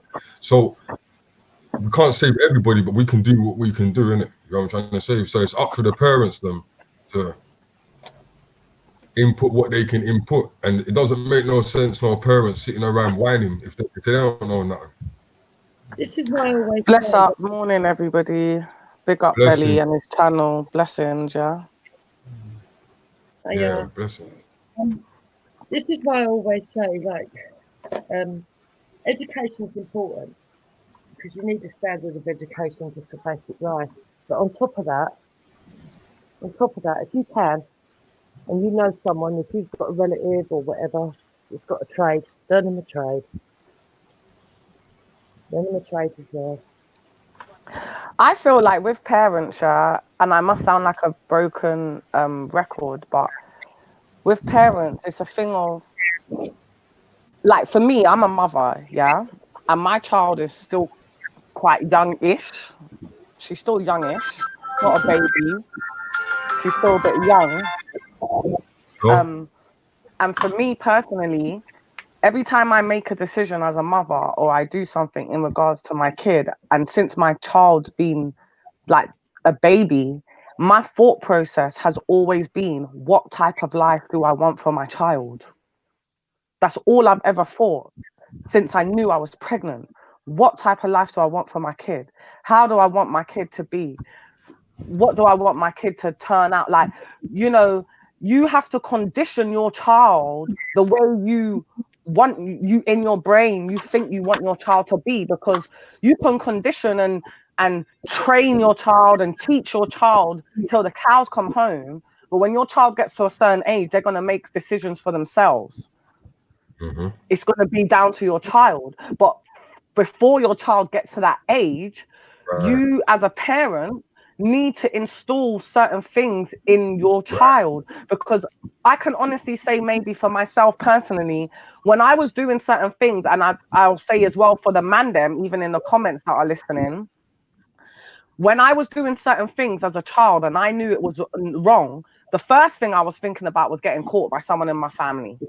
Then the second thing I was thinking, like, I'll use, for instance, when it comes to like boys and things like that, I knew I weren't getting in with boys and things because I was just too scared you could get pregnant or whatever, and my family's going to beat me up. And then God says that you can't have abortions. And do you understand? So I heard someone else talking about like faith and things like that. Yeah, you have to install certain things into your kid and condition them and train them a certain way. So even as they get older and they go on their path, when they start making mistakes, unless they're actually really fucked up, they're gonna think, oh my God, my mum, oh my God, oh God, what if my uncle comes back? Do you understand what I'm trying to say? Do you understand what I'm saying? I don't know if everybody's following me. No, that's exactly what I basically said, and that's what Jupiter said as well, really. But you just said it in a, you know, smoother way. You know what I mean? Yeah, we're agreeing with that. So they got them thoughts to fall back on, you know? Hey, listen, are you going to be here for a little while? Who, me? Yeah. Yeah. All right, cool. You got to take over for a bit. Are you going, yeah? Yeah, I got to deal with something. Okay, that's fine. I'm coming back, though, in a bit. Yeah, we'll be here. All right. Blessings. All right, bless up yourself. Blessings, everybody. Yeah, I just think with this kids thing, I love these topics, and maybe that's because I'm a mother myself, but I do really believe that, I say it all the time, I should make a t-shirt or a slogan: parents need to be parent your child. You know, my daughter, since the time I can remember, I've been installing certain things in my daughter's mind. Like I bring up my daughter to, she's going to be a businesswoman. She ain't going to work for anybody.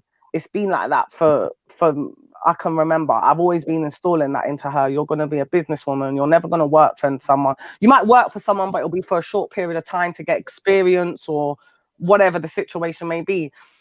Because I've installed that so much so, my daughter sells edges for £3 an edge at school. Oh no, £1 an edge. So you know the girls, they do the edges on their forehead with the gel.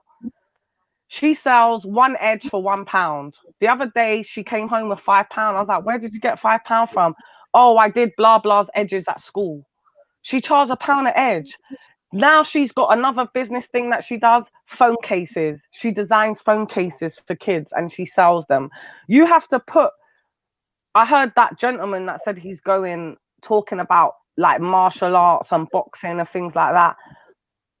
For me personally, because I've got a girl child, that's not like an activity for fun. That's a life skill. In the generation that we're being brought up in the UK, my daughter does boxing, and I feel like whether you like it or not, it's not fun. You don't have a choice on this one. This is a life skill that I need you to have just to be able to have basic strength, confidence as a girl growing up in this crazy world that we're living in.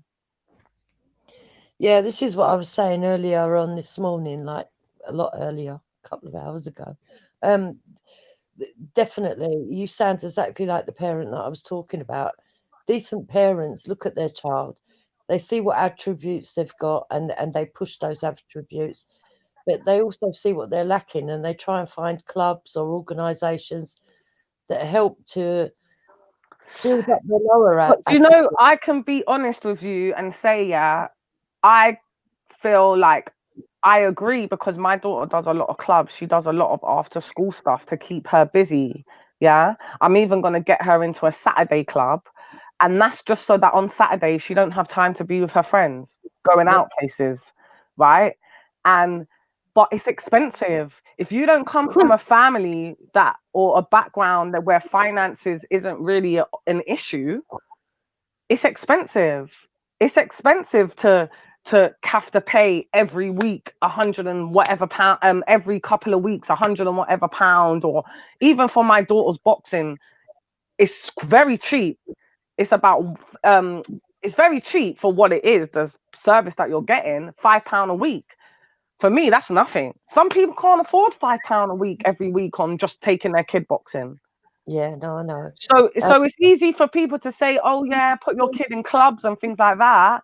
But if you don't come from a financial stability where you got financial stability, your child is going to be bored doing nothing, twiddling their fingers, because it costs money. Yeah, it does. But if that's the case, then you have to invest yourself. You have to do things yourself. Yeah, and that's why the parents have to be better parents. You have to do better. That's why at the beginning of what I said was, when I was pregnant, all I thought about was what type of life I want my child to have. And if you think about what type of life you want to provide for your child, you're going to get off your ass and do everything that you possibly can to make sure that you provide that type of lifestyle for your child. No questions asked. Yeah. I mean, luckily enough, at secondary school, you do have a lot of after-school clubs that you can sort of like join, especially sports and that. I mean, where you can, if you really can't afford it, you can just transfer over and just let them have the sports after school, and push them. But they do provide a lot of extra educational classes as well that are free that you can use. But I know what you mean. Some parents just haven't got the money. But when that happens, you know, it's down to you to try and get your skills up. I mean, everything's on the internet these days. I don't understand why people don't self-teach themselves and self-teach their kids. A lot of the stuff, you know, even down to creating stuff. There's loads of YouTube things where you can just type in how to make stuff and then make it together, or, you know, how to tiling the bathroom, or laying a floor. All of it's there on YouTube, everything. That is there on YouTube, but it's not like realistic to this day and age, because yeah, you can teach your child that from YouTube, but they wouldn't be able to get a job anywhere without a certificate. I mean, they may be able to be like a handyman or something. Do it. Say that again, Melanated. I said they may be able to do like side work. They may be able to pick up the side work.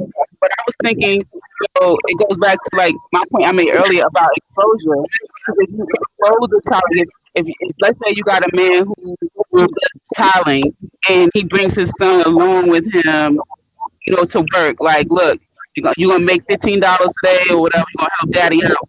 That's exposure. That's one thing. But some kid who's like hanging out in the corner is not gonna be like, you know what? I want to learn how to tile a bathroom. Like, this is not.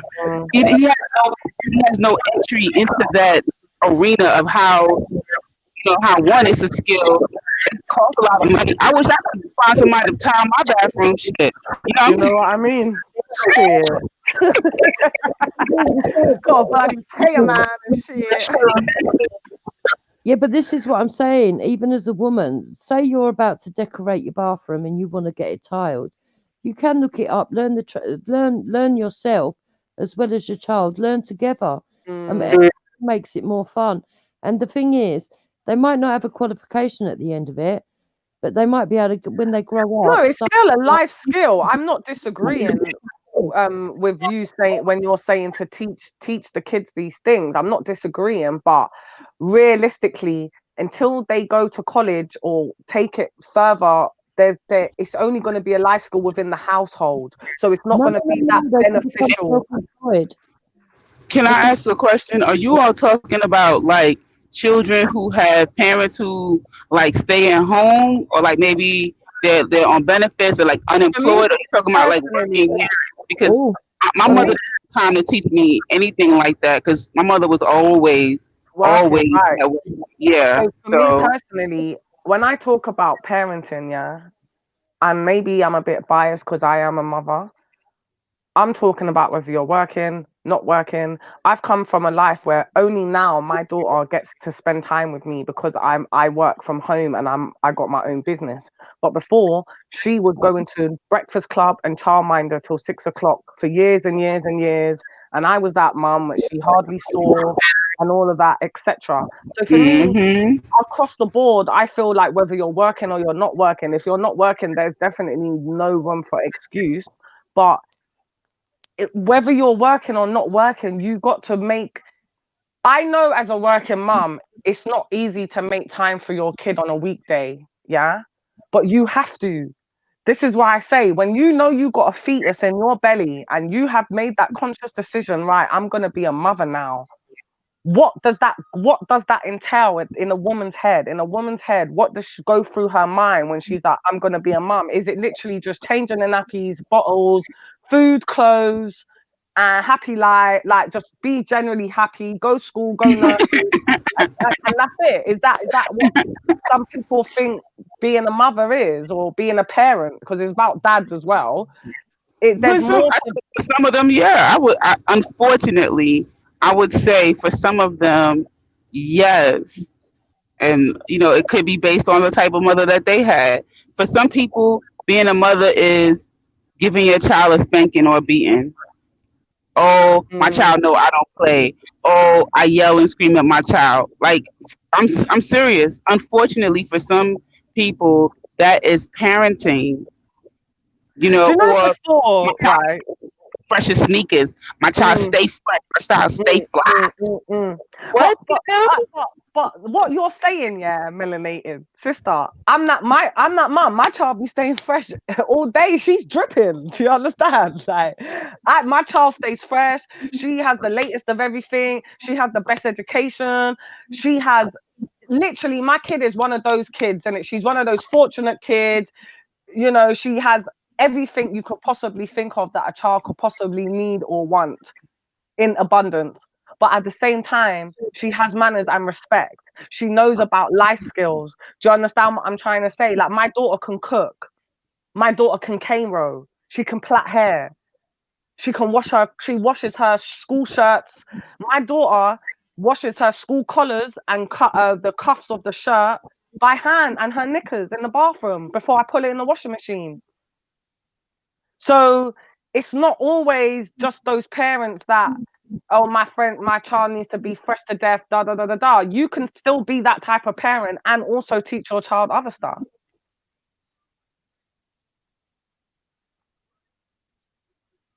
I just think, right, my friend one day said to me, because she became a mum like quite late. Well, not late, but for her, she thought it was quite late. And one day she was going through like a few problems with her child's father or whatever not. And one day she was like, there should be a contract written up between both mother and father, and it has to be signed before you have a child. And at first I was like, you're out of your mind. Like, what the hell are you talking about? You're crazy as hell. But now down the line, I actually sit here and think, do you know what? She ain't wrong. Like, there should be some type of contract written up, signed and sealed before you're able to become a parent. I'm sorry, I do. I really do. But What what's would you on like to see in that contract, Finest One? What would you like to see in that contract? What do you think should be inside that contract between the husband and wife? I feel like the contract should have some type of guidelines that need to be stuck by. That parents have to have like goals and targets that they have. I know it sounds crazy, right?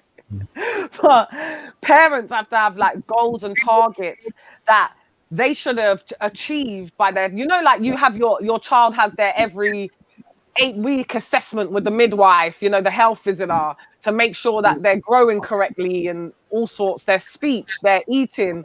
Parents should have this too. Every however often, a year or two, that they're meeting certain targets and they're achieving certain things and teaching their child certain things in life. And if you can't do that and you can't reach those goals, you shouldn't become a parent until you're able to follow through with that stuff. So Just one moment, my phone's ringing. I can hear you guys though.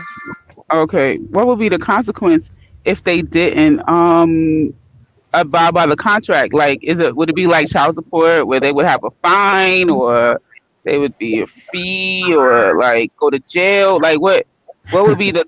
I don't know. I'm just thinking to myself. I know. I think people have lofty goals when they're an expected parent, and they might think they expect and hope that things will be great, and they might come up with some really good goals, but not do them.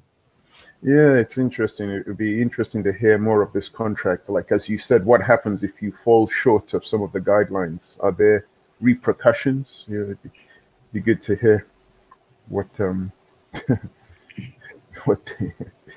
it's an interesting idea. It is an interesting idea. I mean, I kind of like it, but it need to be fine tuned. Like, who supervises this contract? You know? Yeah. And how do you get both parties to sign up to it at the start of the relationship? Yeah. I could just picture it now, like the most unintelligent, unmotivated person. I vow to become a millionaire and take care of my child. Like, they're gonna come up with some crazy stuff like that. Oh, heaven forbid! What happens when the divorce takes place? How does that contract work? Well, she didn't even say that was between marriage. She said just people who are having children. So that's between a man and a woman. Period. Oh, I see. I didn't. Yeah. I thought it was a marriage thing. So it's even. It doesn't have to be with a marriage. It could be just. Okay, I see. Interesting. Yeah. So I mean, hey. Hi guys. Sorry, my work phone. It's okay. So the contract relates not just to married couples, but people who are not married as well. No, for me personally, I just feel like, because when my friend mentioned this to me, because she mentioned this because she was going through problems with her child's father in the early stages of their child being born. And I was just like, oh, you're effing crazy. Like, I was just like, oh, get the hell out of here. Because I had been a mum from over 5 years or so. Do you understand? So I was just like, you're ludicrous coming up with these crazy ideas. But when I actually sit down and think about it, she ain't wrong what she's saying, because I don't think it should just be for married couples. It's for parents. So whether you're married, you're a partnership, or you're single parents, it's a parenting contract, because a lot of kids are the way they are because parents aren't parenting their children, and that is just the be and end all of the situation. Parents ain't parenting their kids. They just bring up their kids. For me, I feel like just basic water, food, clothes, you know, just the minimal basic, and get on with it, and you bloody teach yourself and grow yourself up. Interesting. I like the idea of it. I don't know how what happens when certain parents fail to stick to the guidelines. Are there any repercussions? Or? This is the thing. This is why when my friend was saying it, I was just like, oh, you're crazy as hell. Like, what are you talking about? Do you know what I mean? Because how do you do that? But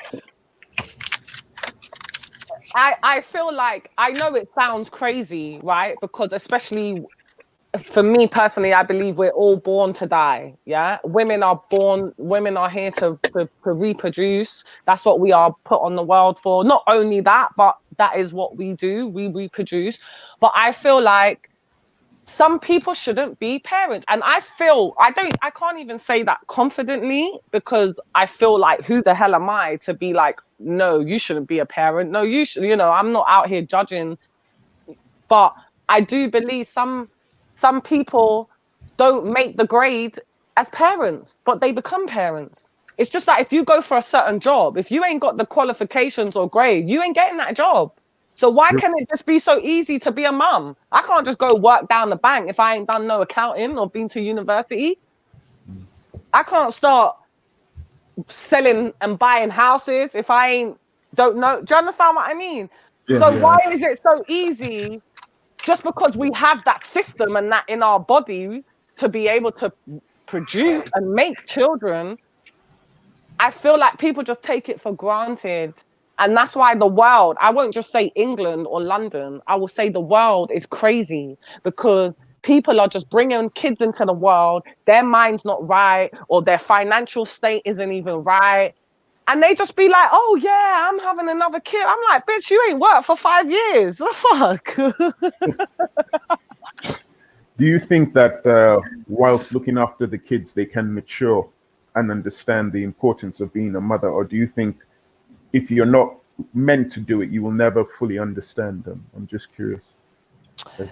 No, I do. I believe as a parent, I'm not just going to use mothers, because there's very good fathers out there as well. That's why I'm trying to be like, as a parent instead of just a mother.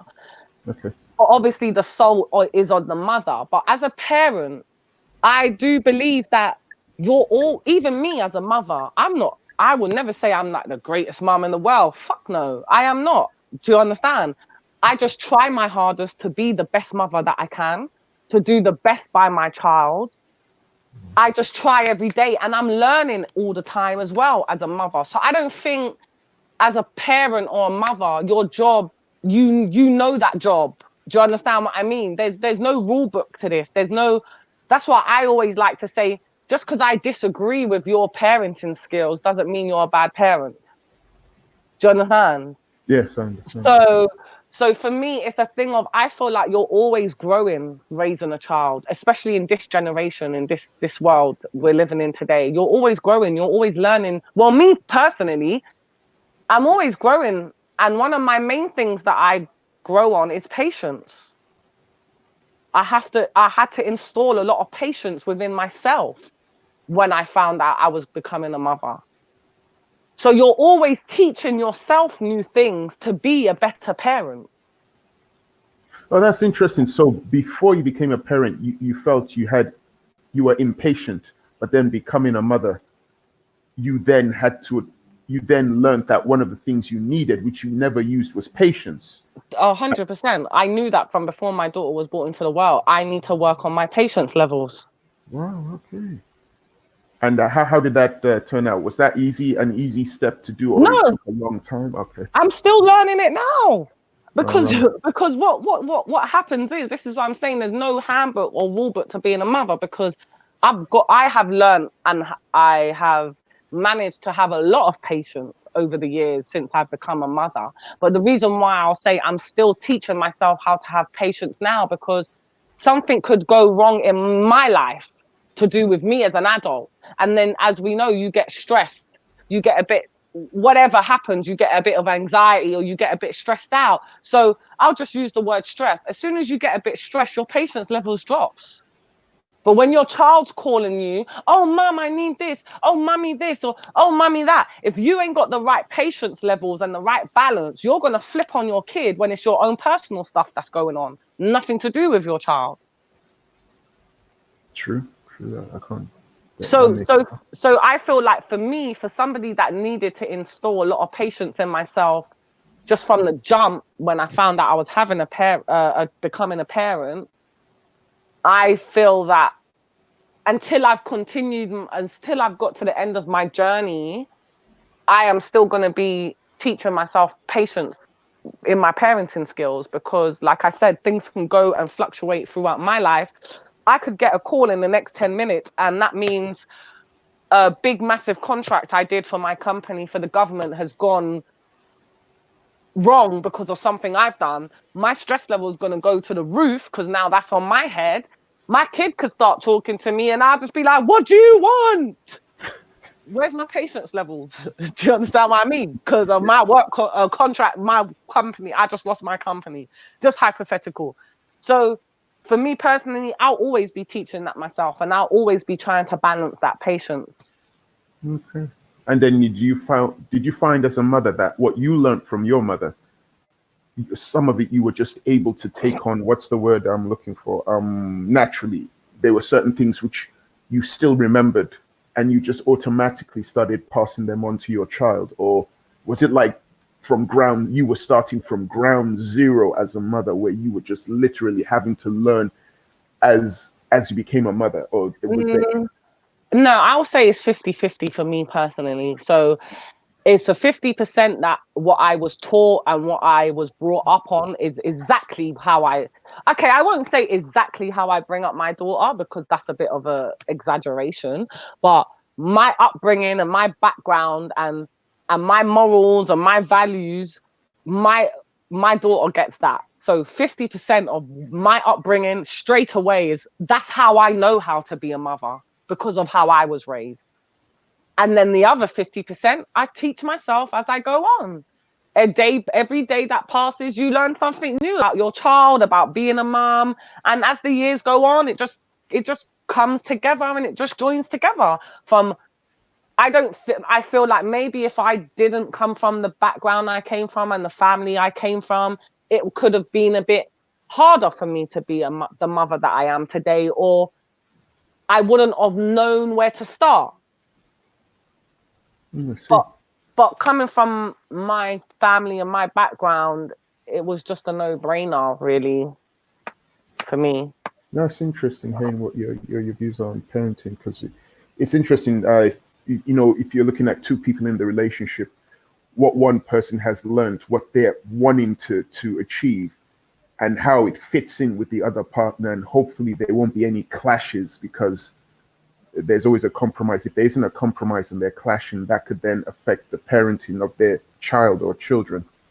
So it's but I guess when you're going through a relationship, you kind of figure that out anyway between the pair of you. Yeah, what you're saying is very true, because one of my main things for me, even now, because I'm not with my child's father anymore, one of my main things is that any kids I have, their father has to come from a good family background. Like he has that upbringing, and we share the same values and morals of parenting skills, because I've always worked with kids before I was a parent. I find when you've got two parents, whether they're together or not together, and they don't have the same parenting skills and the same ideologies and morals and values as parents, it doesn't go. It's like putting water and oil together. It just doesn't go. Because that's when the child is able to play. As the child gets older, they're able to play the parents off each other, because the morals and values are not the same. The end goal for each parent isn't really the same.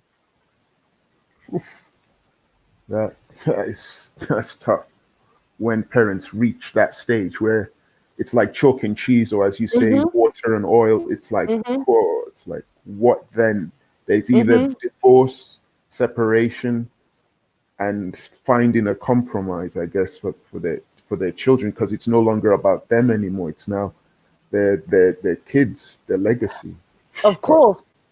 But if you share the same morals and values, and the end goal for your child is that you both have the same end goal, whether you're together or not, it won't matter. Because I've been split up from my daughter's father for a while, and we were together like 7 years. And luckily, the only not the only saving grace, but one of the saving graces, well, our daughter's very well behaved, so I'm quite lucky still till now, but he has the same morals and values. So if at home she's getting to that age now, she's got a bit of attitude, she's changing, she's getting older, hormones, etc. I'll be like, well, hell no, will you be doing that? And she'll keep on and on and on. And I'll be like, oh, shall we just call daddy then and ask dad what? Oh, no, it's fine. No, just forget about it. Do you understand what I mean? Like straight away, because I know without even speaking to her father, he's going to say no straight away, because we think the same when it comes. We've got the same parenting skills and we want the same for our child. So it makes it so easy when you're dealing with somebody that might be like, oh, well, why can't she go down to the town? Do you know what I mean? Like, I'm the type of mom, my kid don't go out, like where we live, it's a town, they call it a town, to go like shopping and stuff at the shopping centre, the mall. Yes. I don't let my daughter go no town. Then go in Ross Clark Town, ain't nothing in the town for you. Do you understand? You got everything you need at home. Now, if I was working with a parent that's like, yeah, let her go down the town, all her friends are going, they're going to hang out, they're going to go this place, I'd be screwed. Because at home where she lives with me, I'd be like, no, you ain't going no town. That's loitering and liming the streets and hanging around looking like a tramp, blah, blah, blah. And then you got your dad down the road saying, yeah, you go ahead, daughter, you go do that. It would be crazy. Could you imagine? Yeah, it would be big clash. I'm curious because what you mentioned earlier from your experience with patients, how does discipline come into raising a child? You know, with yourself, what tool or what skill do you use?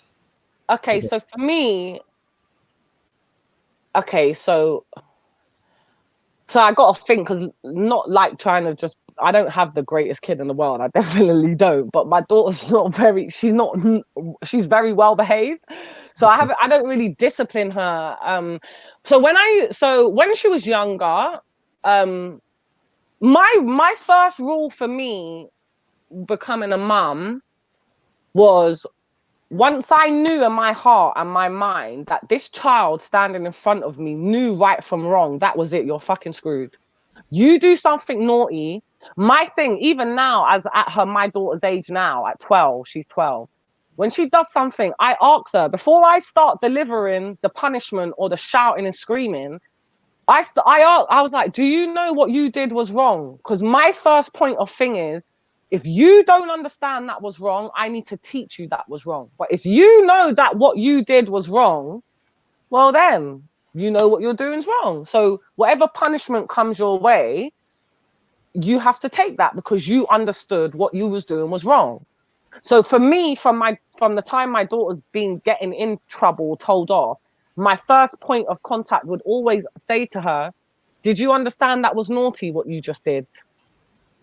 And if she says, yes, mummy, depending on what the it depends. Like, for the major thing I've ever done in my household, and I've done it twice over a period of years, I call it back to basics in my house. Back to basics. Back to basics, that's right. So I don't have no naughty step. I don't do all of that nonsense, naughty step or... No, it's just back to basics. You don't want to listen, that's fine. You want to mess me around, that's fine. There's nothing. So all my daughter will have is breakfast, lunch and dinner. No snacks, no nothing, no treats. In my house, a biscuit is definitely not a treat. A yogurt is definitely not a treat. That's just classed as food in my household. Having a pot of yogurt or a biscuit. When you're on back to basics, you don't get that. You don't even get a biscuit. You don't get yogurt. You just get breakfast, lunch, and dinner. And if you're at dinner time, if you're more hungry after, you can have more dinner. In lunchtime, if you're hungry after lunch, you can have a fruit. There's no luxuries. There's no TV. There's no toys. All you have is your clothes on your back and the bed that you sleep on and the books that you read. And that's it. And that's it. And I've done that twice in my daughter's life. For her whole life, I've done it twice. And it's worked for me. It's worked. But I feel like another thing, why maybe I get so far with my kid, because I installed fear in my child from a long time, from when she was young. Like, how fear. Did you do that? Okay, so God. So basically, Was when there my a particular look or the tone no, of your voice changes? it's all different things. So how it's, I reckon, what actually really happened, why it resonated with her was, you know, kids, right? When they're like, "Oh, I'm gonna go and get that," but for somehow you've managed to get it first. You know, like they say, "Oh, I'm gonna do this," and you're like, "No, that doesn't exist." Yeah. So my daughter, from a young, she'd do things and ask questions, and I'd always prove her wrong. I'd always be there with the answer, the right answer. You know, like kids, you say to your kid, "Don't lie, I'll always find out I got eyes at the back of my head." My daughter basically thought I had eyes at the back of my head, because anything she tried, she always got caught. She was like, "How did you know I was doing that?" Because I can see everything. So And from a young... that's where the patience you mentioned comes in. And Right. So from a young age, I made my daughter believe there is nothing she could possibly do ever that I'm never going to find out. So just don't bother. From a young age, I installed it in her. You think you're going to be upstairs doing that and I'm downstairs, I ain't going to know. I'm going to know. And every time she did something, I knew. So she used to be like, "Oh my God, Mom, how did you know?" And I'm like, "I told you, I know everything." And she's like, "Oh my God," like, I remember it. She'd be like, "Oh my God, Mummy." I'll be like, "I told you." So from a young age, I'd always made her think there's nothing you could possibly do that I'm never going to find out about. So why would she bother try? Because when she did try the little things, I can't possibly think of an example now because my daughter's so old. When she did try the little things, I always proved her that I knew that was happening. So she just, obviously from a young age, didn't bother. Okay, that's interesting. She didn't bother. She kind of accepted the fact that Mum knows best and Mum will catch me out if I do. Yes, that's exactly it. Mum will always catch me out. I will always catch her out, whether it's a good thing or bad thing. So there's no point of doing anything bad because you're always going to get caught. And then I brought another thing. What I used to do is, like I say to her, "Don't you just want to have a nice, happy life living with Mummy? No telling off, just happy every day. We're chilling and we're having a nice time. If you do, just listen. When you listen, it's happy. When you don't listen, this is the consequences." I always give her an opportunity to see the outcome so she can make the choice. I've always taught my daughter, you need to make the right choices in life. Because if you don't make the right choices in life, the consequences, you're going to have to deal with them. I'm not going to be able to save you all the time. Y'all want to hear a story about how I put fear in my son when he was younger? Yes. Tell her. Well, I tend to work, I'm in the mental health field. So at one point in my life, I worked with foster care. I worked with children in care, right? Mm-hmm. And at this time, I was a single mom. Oh, no, you cut out, babe. Melanated? Melanated goddess? No. Can you guys hear me? Oh, yeah, now that's I can better. hear you now, yeah. Okay. So I would take my son with me to do my appointments because I didn't have anyone to be with him. And I would, and I would say, "Okay, we're going to go see a little boy." And guess what? He's not able to see his mommy or daddy. I don't know what happened, but the government has him and he lives with a whole nother family, right? And my son would feel so bad for these kids, like, "Oh my God, you can't see your mommy or daddy, like you're in this lady's house." So then sometimes when he would do something wrong, and I'm like, "You know what? I'm gonna give you a spanking." And that's what the police are gonna come and they're gonna come take you. And he'd be like, "Oh no, Mommy!" he'd be scared. He'd be so damn scared. Like, "Mommy, please, no, I don't want to go. I don't want them to take me," because he remembered going to see those kids. Yeah, man, I had him scared for a good little while. That's interesting because my daughter in England, there's she's a TV presenter called Tracy Beaker. She does children's programs. Okay. And she's got a famous program called The Dumping Ground. It's been around since I was a kid, but I think it was called something different. Anyway, however, this program's about children that live in a care house, a care home. It's not even actually with foster parents, it's in a care home. Oh, So there's wow. it's about 10 kids, and they all, maybe even more than that, and they all live in this And it's like care a home. reality show? No, it's a kids TV program for children. Like it's not a cartoon, but it's basically like a cartoon. After school, they come home, watch The Dumping Ground. You know, kids What? program. That sounds a horrible name.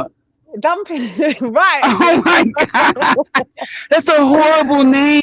Dumping Ground. Because basically the main star of the show, Tracy Beaker, she used to call it the dumping ground because that's how she felt that place was, the dumping ground.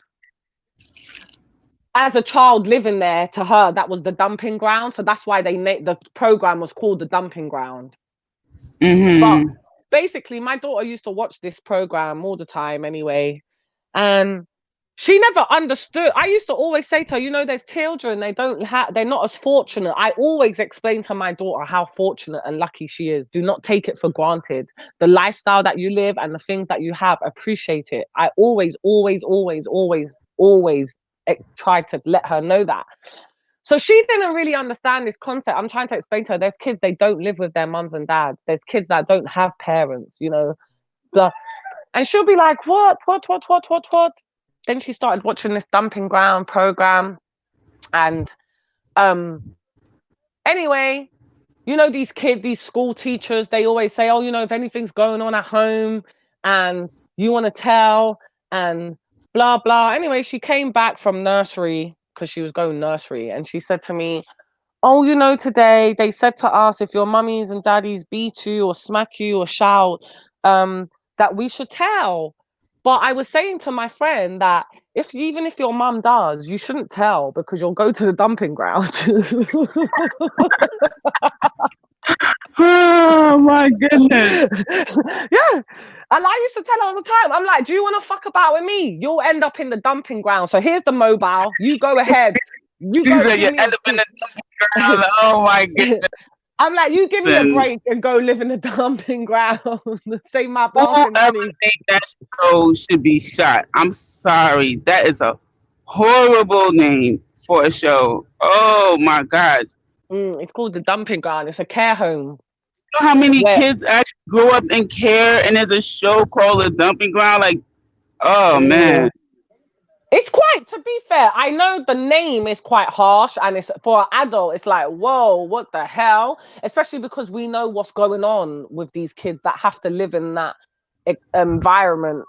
But when you actually watch the show, it's actually quite, I feel for the kids that come from... We had a show like that, but it wasn't, the name of it was The Facts of Life. I don't know. Right. And The Facts of Life were about, I think it was more like a boarding school, but when you watch the show and you learn the lives of the girls there, a lot of them had poor relationships with their parents. So during the holidays, when people would typically go home during the holidays, their parents would leave them there, you know.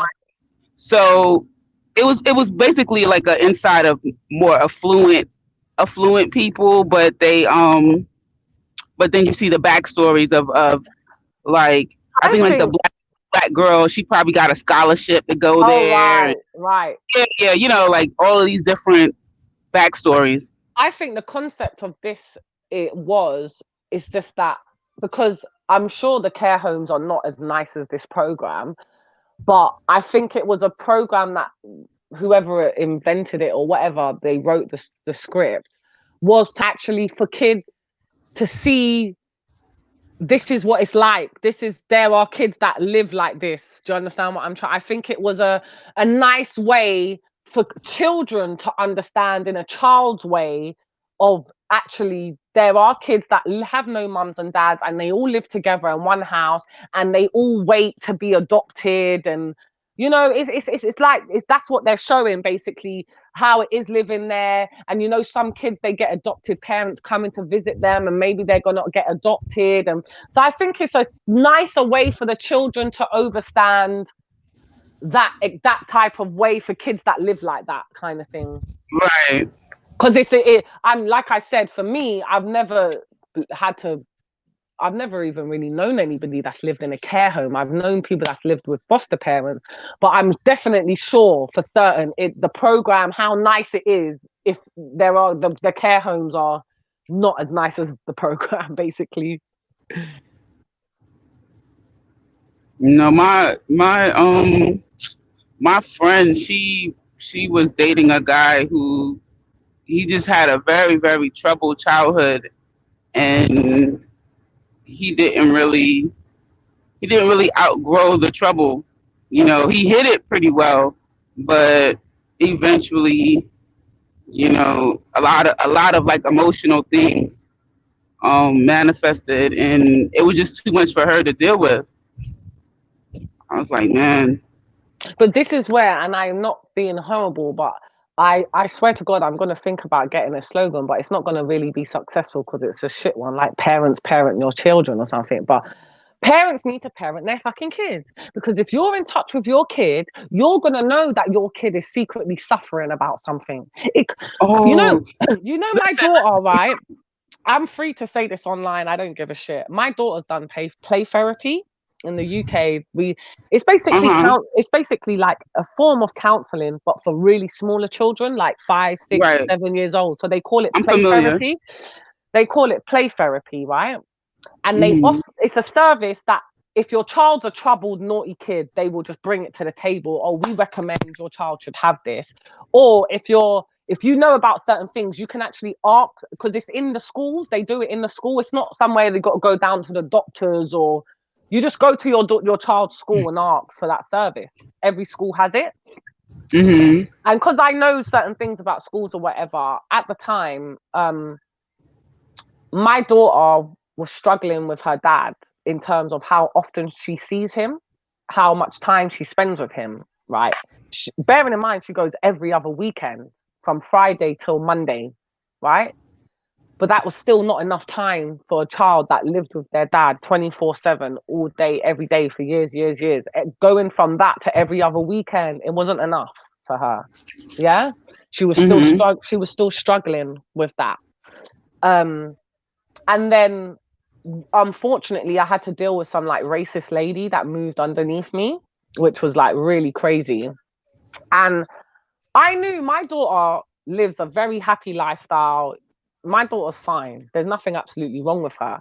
But me as a mum, I know to myself, the situation in regards to her father and that racist lady was subjects that she wasn't comfortable talking about to me. It was subjects. One moment. Hello? Speaking. Hi. It's not convenient at the moment. Could I call you back? What's that with what's that? Sorry.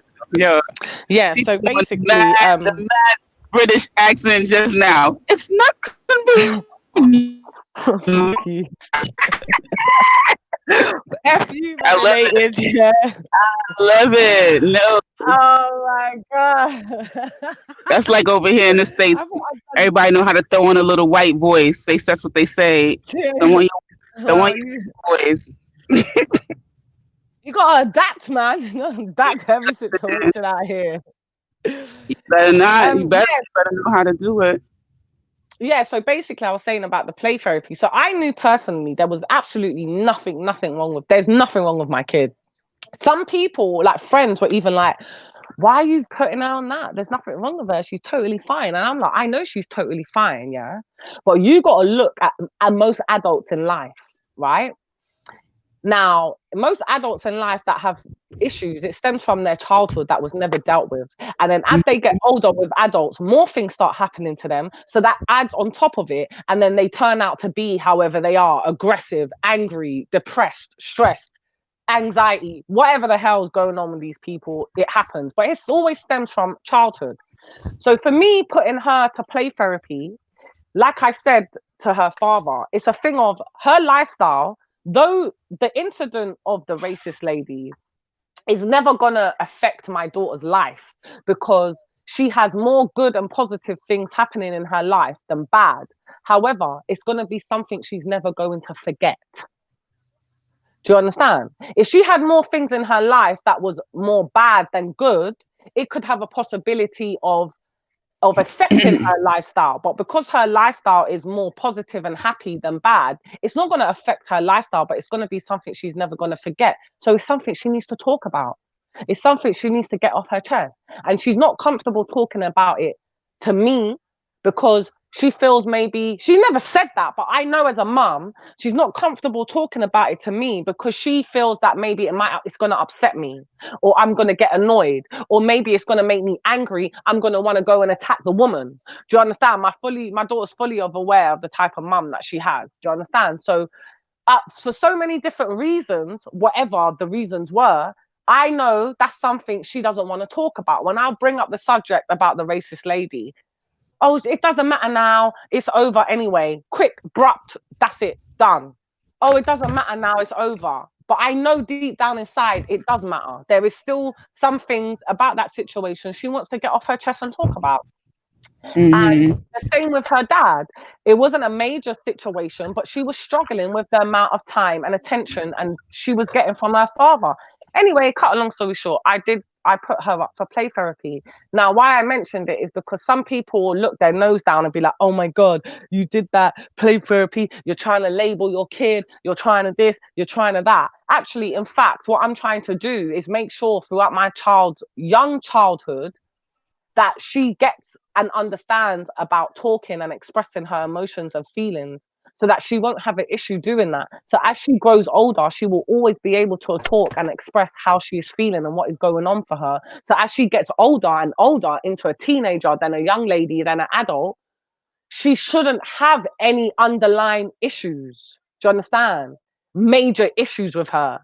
There shouldn't be anything major going on with my kid. And that's all that I'm trying to do. So I did that. I let my daughter do play therapy and she loved it. She absolutely loved it. She liked it. No, play therapy is dope. Like anybody who, especially if you got a real young child, regular talk therapy is not recommended for them. But through play therapy, they let the therapist in on what's going on in their world through play. It's pretty cool. Yeah, it is. And there's parents that their kids are actually really in need of this play therapy and they shun their nose down on it. Oh, I'll never do that. Or it's just like when adults, when you mention the word counseling, going to speak to someone, it's like, oh my God, you're offering me crack. Do you know what I mean? Like, there's such and I do feel that's a lot in the Black community. A lot in the Black community, when you talk about counseling or going to speak to people, there's this big black cloud over it. And it's like, I don't know. It's like if you take those steps to start talking to somebody, you're less of a person than you was now because you had to go counseling. Or I don't know. That's just my personal opinion of how I feel people view this counseling and talking to people, because that is the only way of healing yourself, is actually talking. They brought all these things in, antidepressants, all these medications, sleeping tablets, all of this stuff, when in fact, all these people actually need is just a listening ear. But because they don't have the service to provide a listening ear, they just rather shove you with medication to make you like a zombie so that you don't even express any emotions anymore. Yeah, man. Big up, Sister Finest White, man. Big up yourself. Bless up yourself, man. Big up brother. Melanated. Yeah, big up Witness, man. That's some good parenting advice we're hearing there still, man. And the same thing, obviously, it's all coincides with the topic of how do we keep our children away from being influenced by crime, innit? So yeah, man. Good work. It's hard. It's hard though. It is hard to keep your child away from the bad things. I won't say crime. I'll just say the bad things. Yeah. It is a very hard thing to do. But if you are actually in your mind, when you become a parent, you know the life you want for your child and you try your utmost hardest to fulfill that.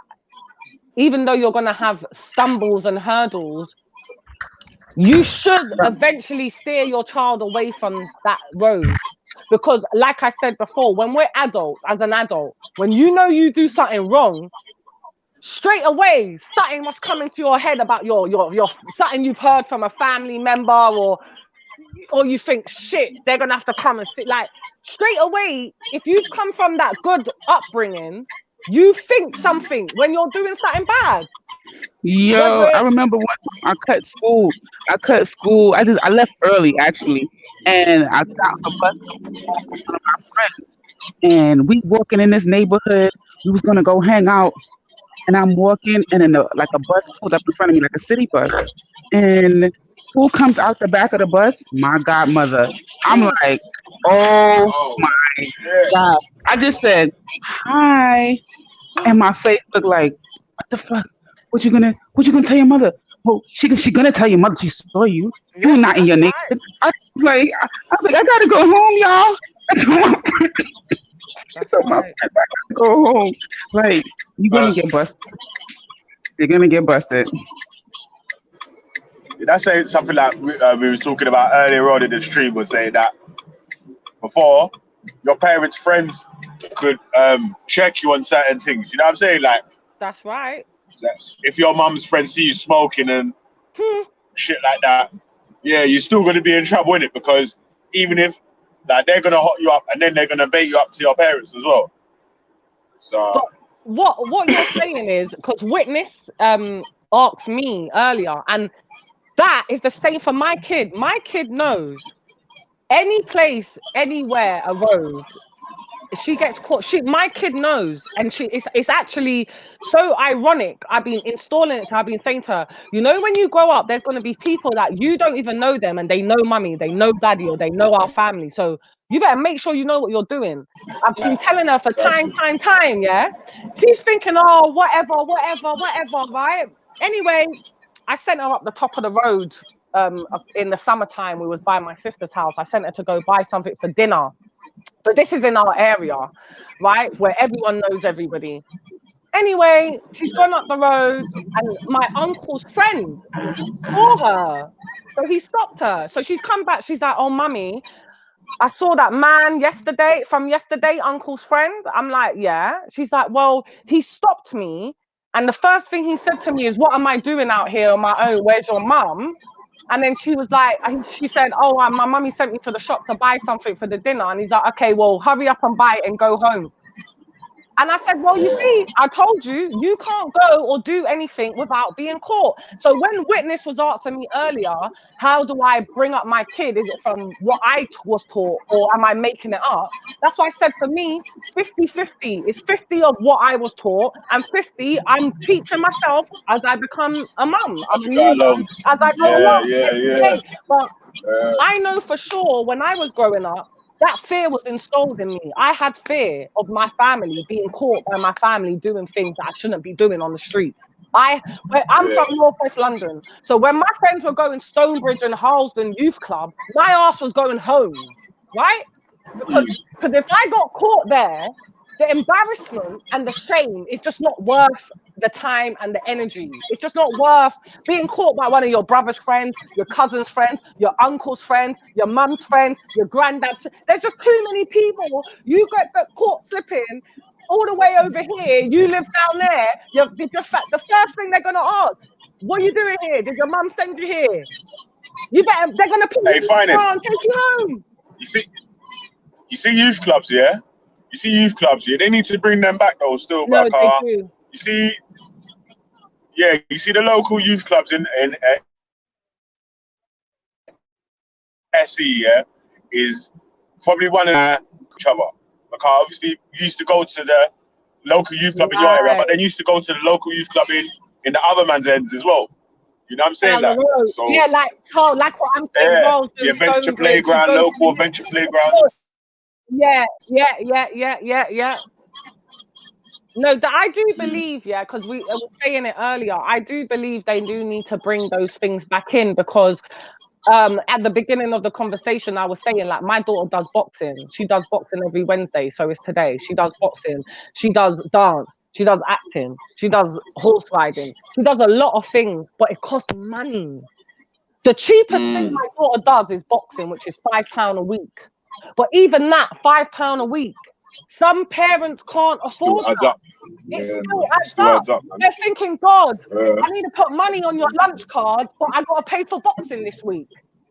What if you've got more than especially if you're like, if you're a single parent on universal credit? Yeah, fam. Then really and truly, the little money that you have got is already assigned to other assignments. £5 a week, and you're on benefits. How can you possibly even afford that? The parent's going to be like, no. I know parents that work, right? Listen, I've got a friend, yeah? Don't judge me. Don't judge her. No. But, right, I've got a friend. She works a decent job. She ain't balling, but she works. She's not on benefit. Her daughter wants to go boxing with my kid because our kids are friends. My woman's telling the girl she can't afford it. She can't afford it. She's saying she can't afford it. £5 a week. That's a working mum. Obviously, isn't it? So you don't even know. Yeah, right. That's what I'm trying to say. Allocate other things. And my woman's like, got you don't even know I got one. I got four youths. Kids. She's got I one. got 4 youths. Yeah, I got. Yeah, exactly. Oh, you got 4. And she's got yeah, one. you say you got 4 kids? No, I got 1 and she's got 4. No. My friend's got 4 and I've got 1. So obviously, when she's saying she can't afford the £5 a week, I'm not even scringing up because, like you said, I don't know what's going on in our household financially. And my woman's got 4 kids. You got a car to run, and you got to get your ass to work. So, you know, I have my son in American football. He played American football from the time he was in the 3rd grade to the time he was in the 11th grade of high school, and he also ran track. Track is an expensive freaking sport. My goodness, it cost me like $300 and something just to sign him up, right, for the track seat. Then I had to buy the spikes for his feet. Shoes was separate, you know. And by those time, he was wearing grown man sizes. It wasn't no little kid, little tiny. Yeah. So he was wearing grown man sizes. And then every track meet, like I don't know if you've ever been to a track meet, but that shit is like a 8-hour shift. A track meet, be there for 8 hours. There's no other sport he's ever played that was that long, because look at the benefits though, Melanated Goddess. He sustains less injuries in track. He'll get more injuries in football. Well, actually, this little crazy boy got an injury this damn 3rd track meet. He pulled his hip flexor because he wasn't stretching properly. And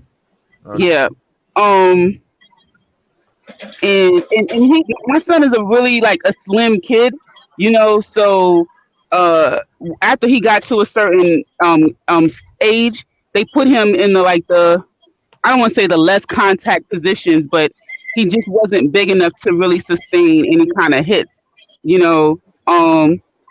So they had him like a, you know, kick return, you know, when you run out there before, like to see who's going to get the ball. That you ain't really doing much. And then and I think they had him somewhere on offense in the corner somewhere. But I love the sport, the fact that it was structured. They had practice after school. Like he wasn't able to be outside hanging out doing nothing because he always had to go to practice. The coaches and make sure your grades got to be good in order for you to play. So he has an incentive to keep those grades up, you know. And the reality, and I learned all of his friends were good kids. You know what I'm saying? Like they were all doing the same thing. I mean, they all going the wrong path at the same damn time too. I ain't gonna lie. You know what I'm saying? Like, but it was way easier to track, way easier to figure out. Oh, I might point. I think she's driving while she's that usually happens with Melanated Goddess. She's always driving. Yeah, it's a bad habit driving while you're talking in it on the phone. Yeah, well, it is you early, need to isn't bloody, in the UK now, it's £200 fine if you get caught with your phone in your hand. Yeah, I know, man. It's a mad thing still. Mm. I But thought you you have still to. do it, don't you, Belly? You still do it anyway. No, I have my phone in the phone holder and it's on. Okay. Yeah, man. Cool. Yeah. So I'm I'm driving sorry, I legally. put the thing on mute. Yeah, I got my headset too. Yeah. It's Yeah. legally. Yeah.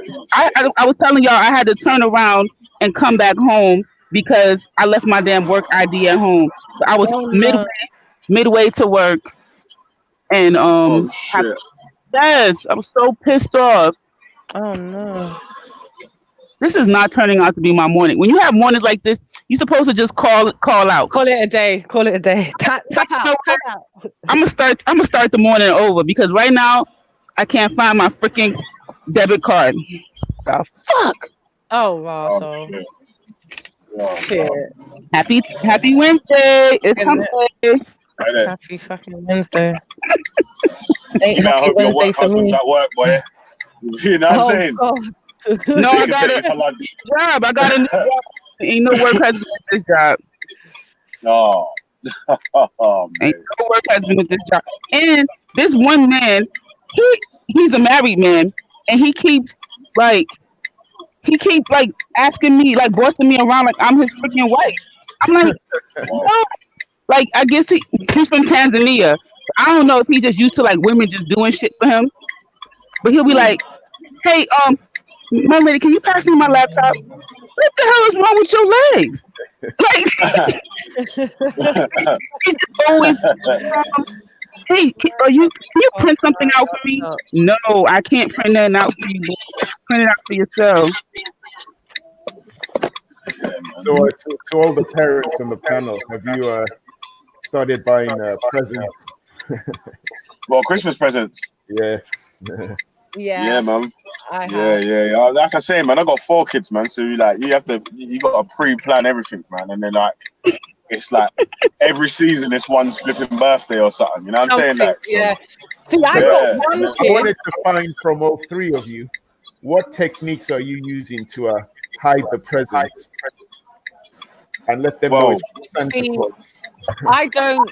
There's no Santa Claus in my house. My kid knows I'm fucking Santa Claus. Yeah, I'm Santa. Ow, fuck, ow. Sorry, I just did something there. So my kid knows there's no Santa around here, so that's fine.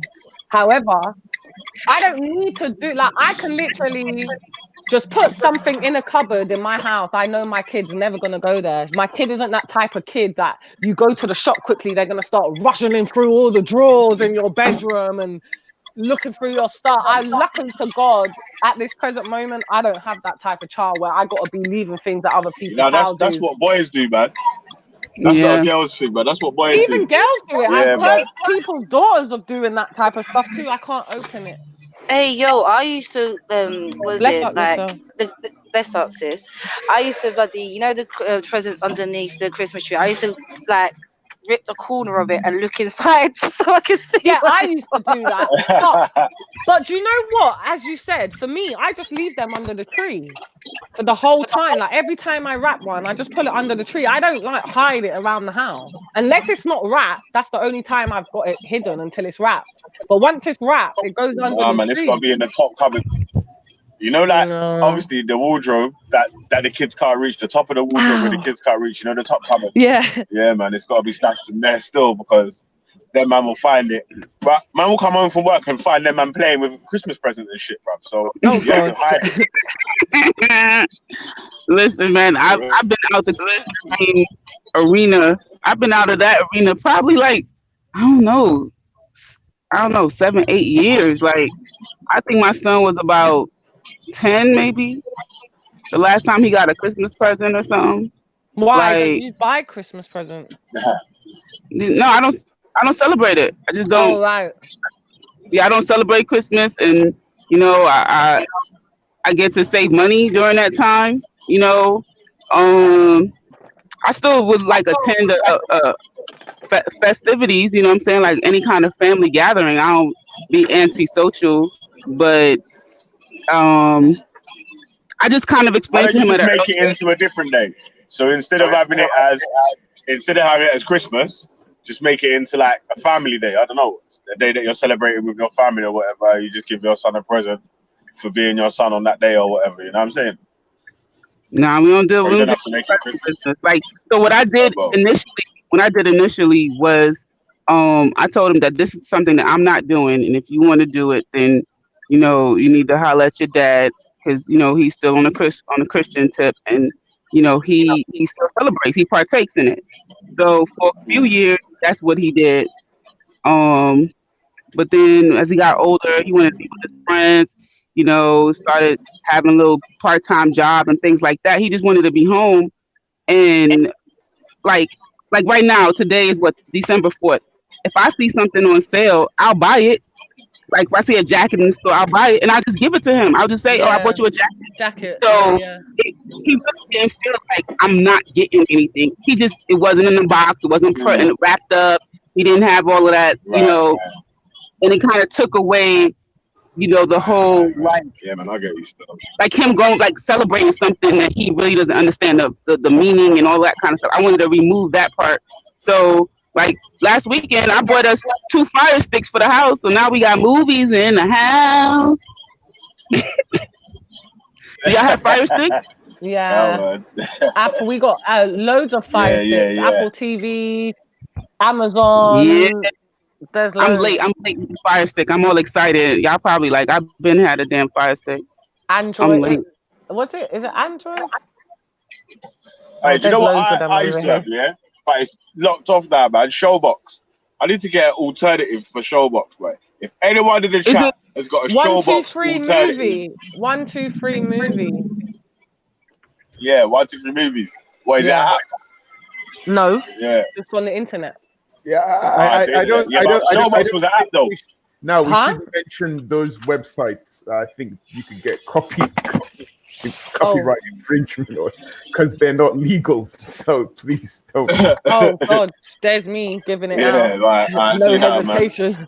That was 1, 2, 3, 4. But if anyone's got a Showbox alternative that I can tell the authorities about, send it to me so I can tell the authorities.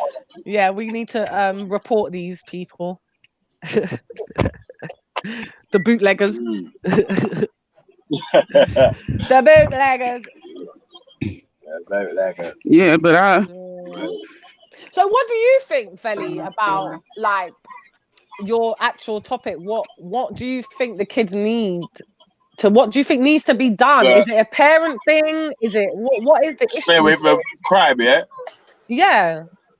Yeah, it's obviously like it starts off with the parents. Like I feel like if first of all, if the parents could be working together, like because you could have people that are living in the same house, but they're still not working together. You know what I'm saying? Like, yes. so, yeah. So first of all, if the parents could be working together, where they can be able to be implementing things which is gonna obviously make both of their lives easier and make their kids stick to what they're supposed to be doing, in it, like some discipline, like some chores or whatever to do. There's things that you have to do, like a reward system as well. If you're doing well, you know, like my son got in a maths merit book at school. Oh wow, that's cool. And he's the second kid, the second kid in his school to get in the merit book, innit? So obviously we bought him a present, innit? We took him out for dinner and all that sort of stuff, and blah blah blah. Yeah. So he loves Nando's, innit? Yeah. So obviously that was his little treat. You get me saying that? Yeah, like the ball in restaurants, Yeah. You get me, like so. Yeah. So obviously that, like, so showed him. Obviously, for doing well, this is what happens, innit? Yeah. But obviously, every time the other side of it is like trying to stick with punishments, innit? Like I hold my hand up and say I find it hard to stick with punishments. Like, so why though?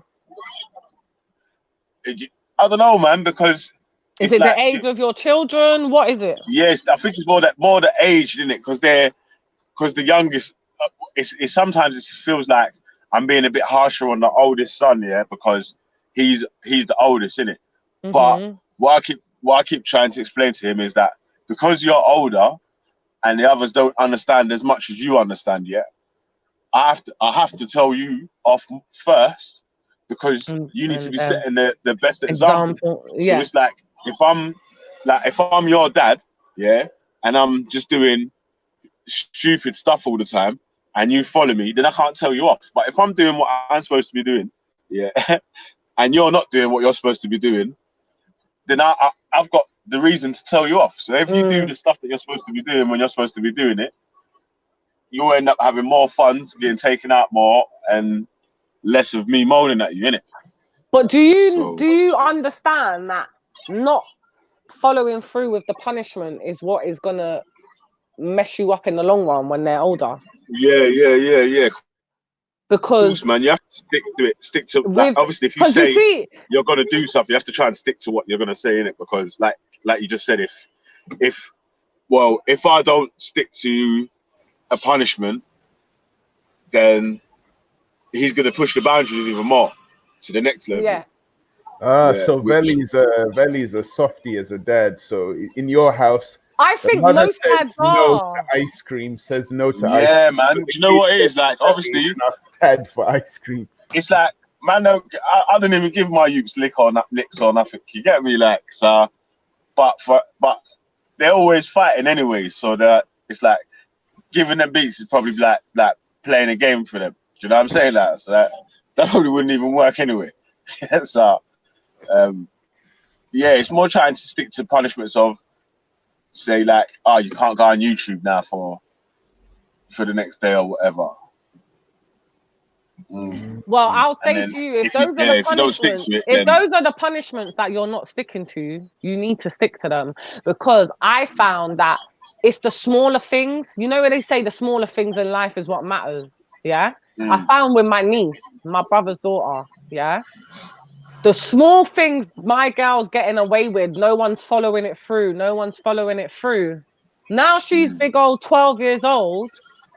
She don't fucking listen.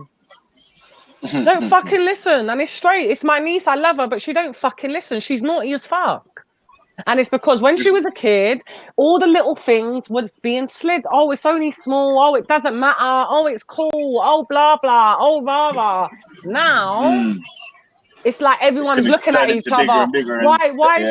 Why does she talk back? Why is she this? Why is she? Well, when she blatantly lied in our face Christmas 4 years ago, because it was Christmas Day and it was just a little white lie, no one made a big deal.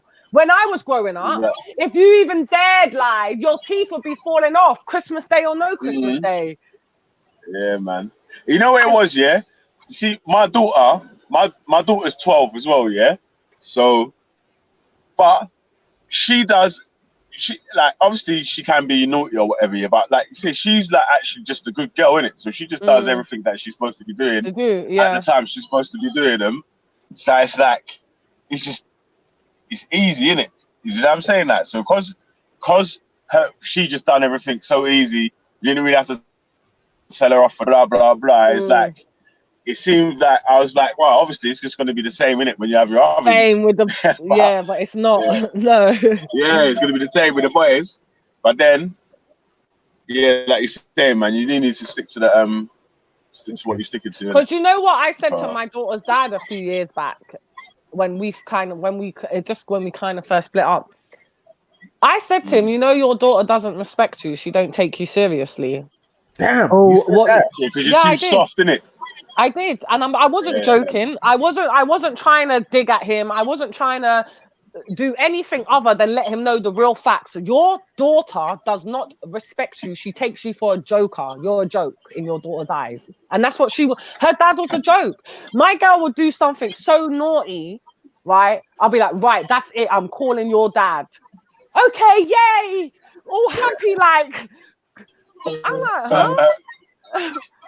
You're meant to be shitting it right now. Yeah, he's not gonna do that. And this is when we were still together. Our man's at work, and I'll be like, right, I'm calling your dad now. She's like, okay, all happy on my lap, jiggling, ready to talk to her dad.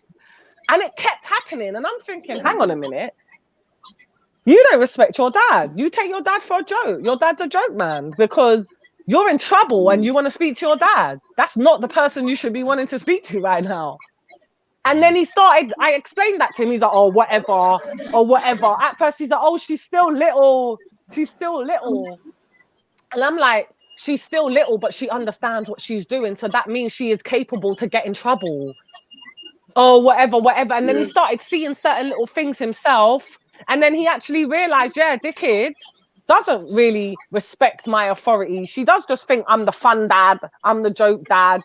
And then he started fixing up. And now we're not. That was when we were together. Now we're not together. If my daughter's done something, and like I said, she barely does. But if she does, and I'm like, right, let me call your dad right now then and see what he has to say. No, why'd you have to call dad for? Why don't But trust me. Yeah, it's the same. My son's the same with my missus, isn't it? Like, so she'll be like, right, don't let me call it. Oh no, why you gonna call that for? Yeah. Because the same thing, innit? Like, obviously, when you're being, when they was just getting away with everything and doing whatever they want, messing up the house and breaking shit, it was just like, it was all fun and games. So, yeah, but then, yeah, when it starts to hurt your pocket and all that, like, and they're just, it's like, say you're out something and the youths blatantly ain't listening to what you're saying, and you're in the middle of Sainsbury's or whatever. Those ones are the worst. You know what I'm saying? Calling your youth down aisle 7. Yeah, there's like 5 youths running about, and you're like, blah blah blah blah blah blah blah blah blah. Stop doing this. Blah blah blah. Stop doing that. You get me?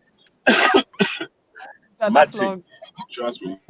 So that is a test. So after you get through all that, isn't it? Your yeah, that's where after you go through all that, yeah, that's when you're like, nah. There has to be. You can't get away with this. You can't do this. You get me? Like, there has to be some sort of punishment for bad behavior, and there needs to be reward for good behavior in it. So you need to be seeing there to be more benefits in good behavior than bad behavior. Yep. Like I said, right. Don't you want to have a nice life? I was going to ask you guys from your experience, is it the boys or the girls who are that's why I said much more of a problem? For me, yeah, it was the boys. Because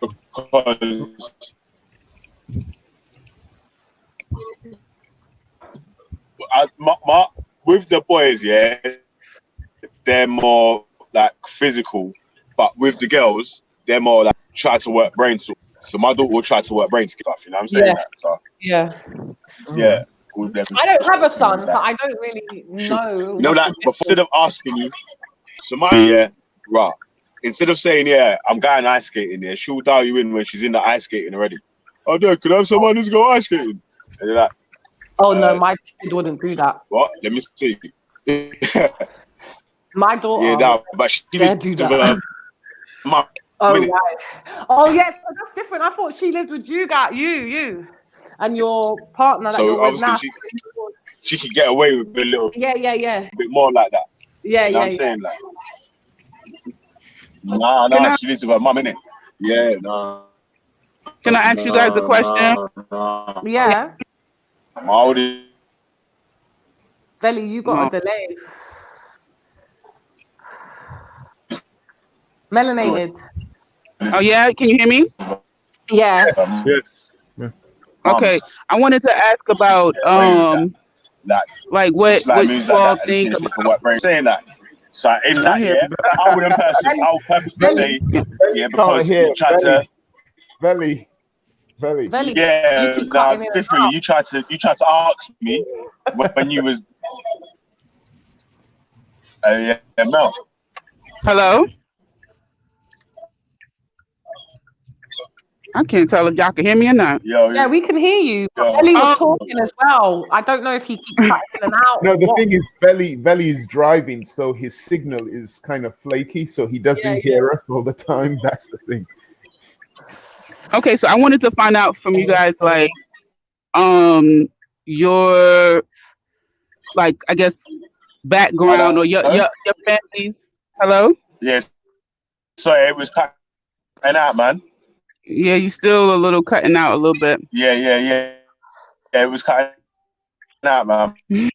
My bad. Don't worry.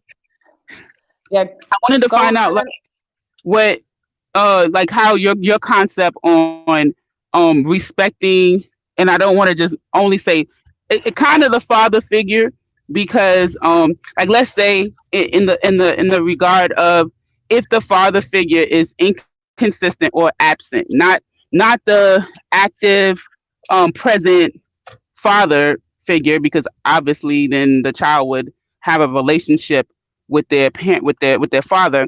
But what is your concept on that? And part of the reason why I asked that is this was a topic of discussion at my family's Thanksgiving dinner, because my family is from Panama, and we have a culture that no matter how uninvolved, no matter how whatless, or just no matter how poor of a parent the father is, you have to respect your father. Like, you as a child still need to be calling him up, reaching out, your father, you could be uninvolved for years and years, and he come and he say this, and he say jump, you say how high. Like, that is the expectation within my family, my culture. So I wanted to find out, because I have a big problem with that, me personally, but I just want to my culture is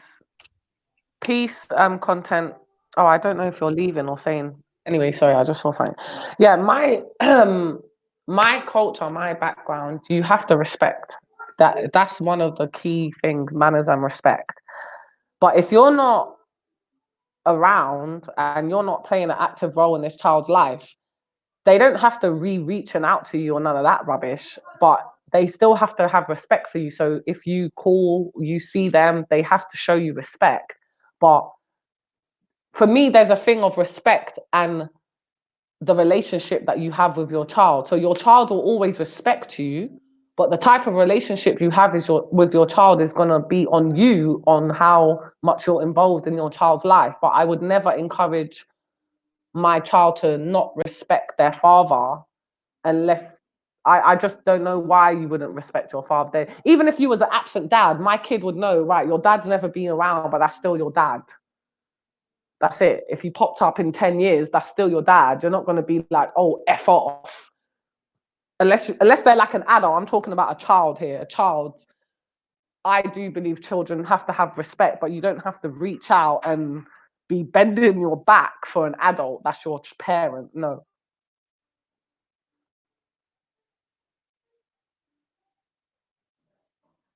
Okay.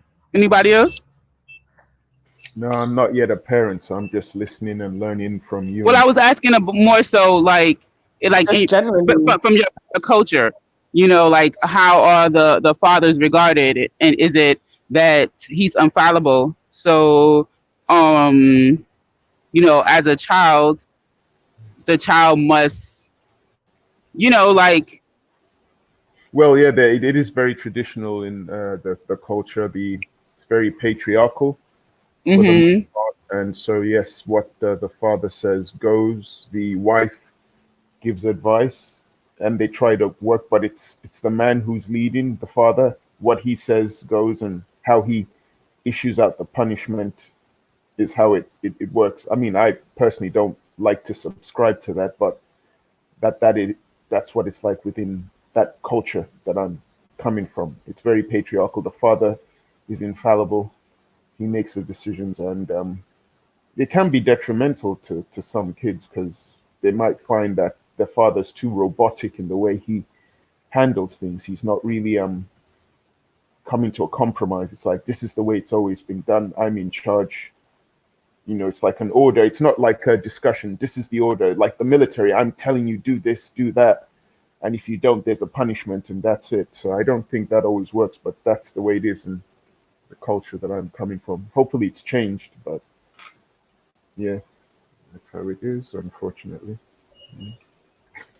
Yeah, I think for some reason this became like a really, really big conversation at my Thanksgiving dinner, and I think it's because now we have a lot of older adults who are the children of these fathers who were not very active, right? And it just shows that because we were told to respect your father. Like that's a big thing that is even literally said. Respect your father. You must respect your father. Respect your, like they just go in on this respecting your father business that as young people we weren't allowed to express that. So now you have like, one of my cousins, it's like really bitter, really bitter.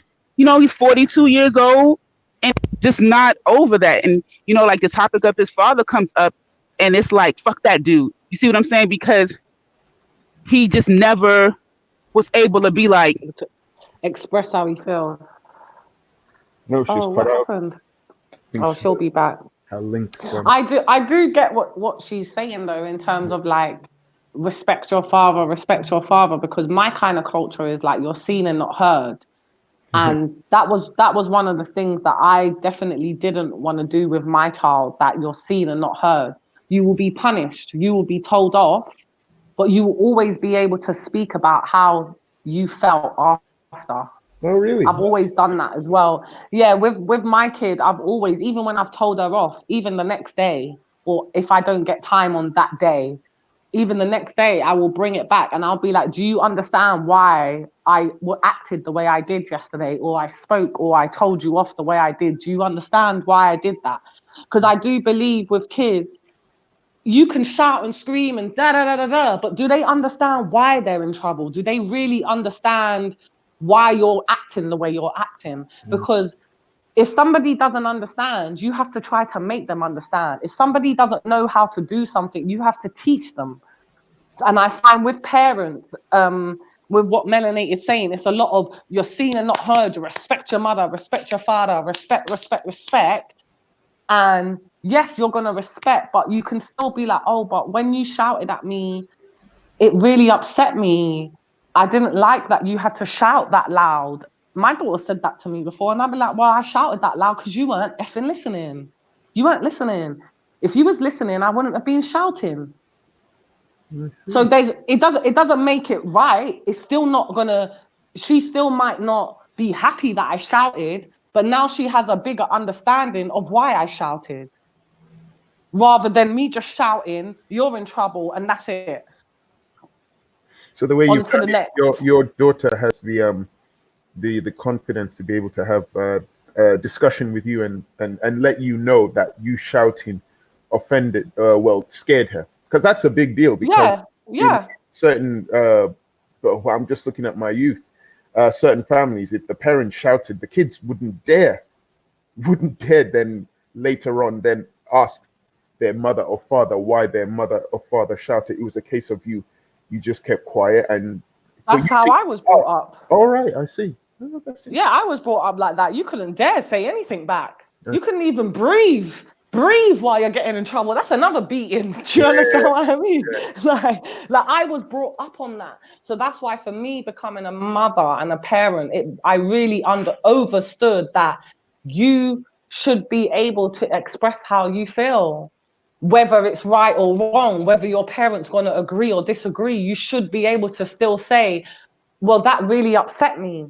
Because somebody not being able to say that really upset me can take them for the rest of the week, and they can be a bit annoyed for the whole week just because they wasn't able to say that really upset me. Yes, that is true. Actually, yeah. You'll be bottling it up inside your emotions. Yeah, you're bottling it up. And I just find, I know from my personal experiences, I bottled a lot of things up as a child, and that made me angry. So I was an angry teenager because I wasn't able to express myself in my household because we wasn't allowed. You were seen and heard. So I naturally just turned into an angry teenager when I didn't actually have nothing wrong with my childhood. We had a good childhood. We came from a good family. It was just simply I couldn't express myself. So it made me an angry teenager. Wow, I see. And then as I got older, more things happened, and I just became more angry and more angry and more angry and more angry. And then I had an anger problem stemming from not being able to express myself in my household that I live in. Lack of communication can actually spiral to something a lot more serious. Damn. Yeah, it made me have anger problems. Yeah, it's amazing. It's always the little things that certain parents might not look out for, certain elders might not look out for, which could actually create bigger problems down the line, down the road. It's like, what? No, I don't know, man. I don't know. It seems it comes back to one of the things you said right at the start when you were talking about patience, having the time to then listen and talk instead of doing the first thing which might come, which is to get angry and just lose it. Or, you know, one of those parents who'll say when the kid asks a question, then the parent says, because I said so. Or So, why? yeah. It's because I said so. And then you think, oh, maybe that's going to cause more damage than good just doing that. Because then the kid just keeps quiet and just starts getting irritated and angry, not being able to express themselves emotionally. Yeah, I can see. I do think parents should teach their kids to express themselves. Like, even me, I encourage my daughter to write a letter to her dad. Because even though she's told her dad and they talk about it, she still felt that it was just with her dad, it was just a conversation they had. And then after, nothing was ever done of it. So she started getting the attitude of, what's the point? I can't be bothered. But no, your dad is going to at some point have to listen to you. So I encouraged her to write a letter to her dad. Maybe writing a letter to your dad so he can read how you feel is going to be a bit different.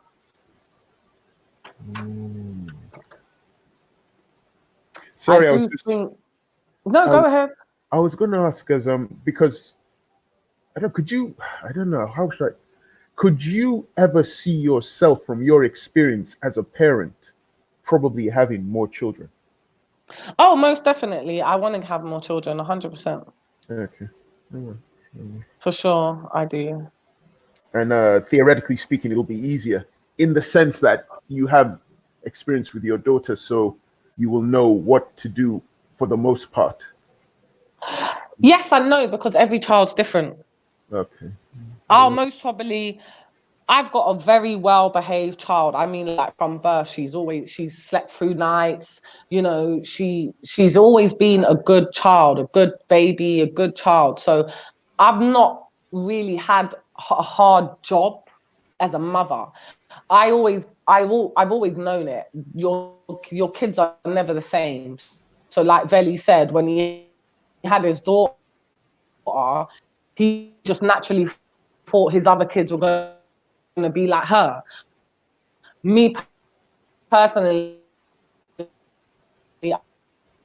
I've always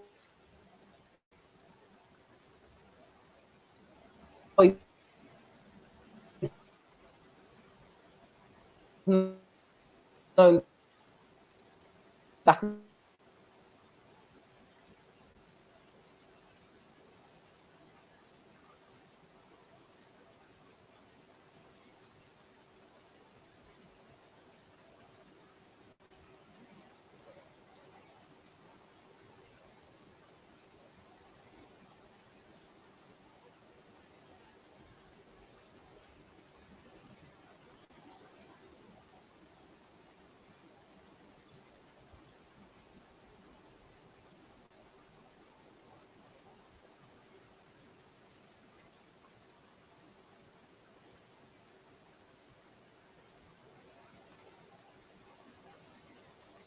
Hello? I think I'm the only one left here. So I think everybody's connection has disconnected and removed them. Yeah, it's okay. I can see your message, Finest Wine. Your battery has died and you'll be right back. That's okay. Melanated Goddess is having the same problem. She can't get onto the panel. I think her connection was bad, but Veli's not here. As Jen Wallace said in her comment, RIP Veli's connection. Yeah, so I guess his connection took him out, so he hasn't connected back in. Just looking at some of the comments here. Jay the Barber says, you got to let kids express themselves for real. Yeah, that's an interesting comment. I can't dispute that. It's always good to let kids express themselves, but guide them as well, and but not be too overbearing. So what else is there here?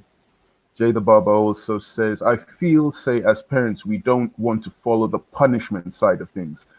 our parents took harsh times. Yeah, that could be because of the culture we're living in. Maybe the culture we're living in, certain disciplinary tactics might be regarded as illegal, and we might fear prosecution from the law. So maybe that's why we don't do it. I don't know. I'm just guessing here. Content over everything says your word, and I think he means your word as a parent. Your word will lose value if you say something to the child and the child disobeys you and you don't do anything about it. Your word will lose value. Yeah, I can. That makes sense. That makes absolute sense. I can't dispute that. Jen Wallace says, I feel like as parents, we can only do so much.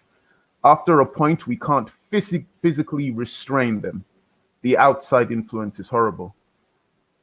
Yeah, that's interesting. I can't. It's a very powerful statement. Outside influence. There's only so much control you as a parent has. Okay. There's only so much you can do. That's interesting. Like as parents. Hi, I'm back. Can you hear me? So much. After a point, we can't. Oh, hello. Yes, hello. Fine, this morning. Yeah. Hi there. Yes, sorry, my laptop died. Yeah, kids, man, Sorry, it's was not your an phone? easy Okay. job You're being a back. parent. It's not an easy job. No, Very I guess hard. it's something I look forward to in the future. Yeah. So I'm the only one in my family left who's not yet married. Yeah, it's a wonderful thing. Okay. Content over everything says here, help them develop a sense of fairness and not I just don't. might is I right. personally. Whoa. You're cracking up. What did you say, Melon? Finest wine? No. Oh, losing finest wine again. I That's totally a shame. agree Okay. Oh, you're back. I can hear you now. with that comment. Yeah, and there's another one that I've seen here. It's What did he sorry, what did you say? You cut off again? say? Might.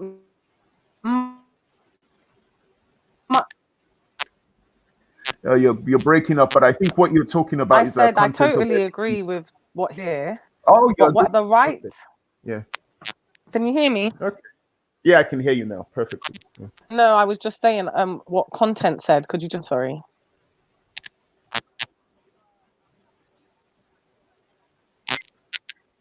Just saying I was just saying was saying, but he's saying about who's that? Me.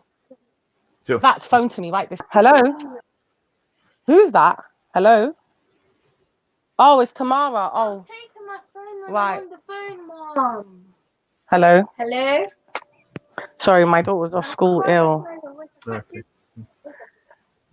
Yeah, somebody was ringing. I was wondering who she's talking to. Okay. Content says here is that comes from reason and listening to their complaints about you. Wow, that's complaints. Kids complaining to their parents about them.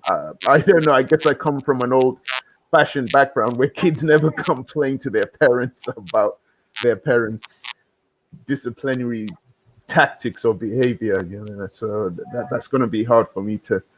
I guess it's a brave new world we're living in. I don't know. What does Jen Wallace says? You do know that word is very offensive and derogatory, though. Which word? Oh no, it's okay. It's a personal conversation between her and Gold. Okay. Yes. Sure. What time is it now?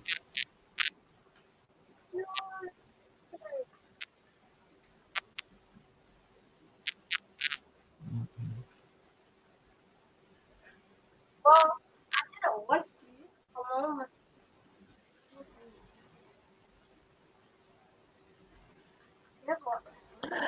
Yeah, kids do have complaints, and this is why, for me, like I said, I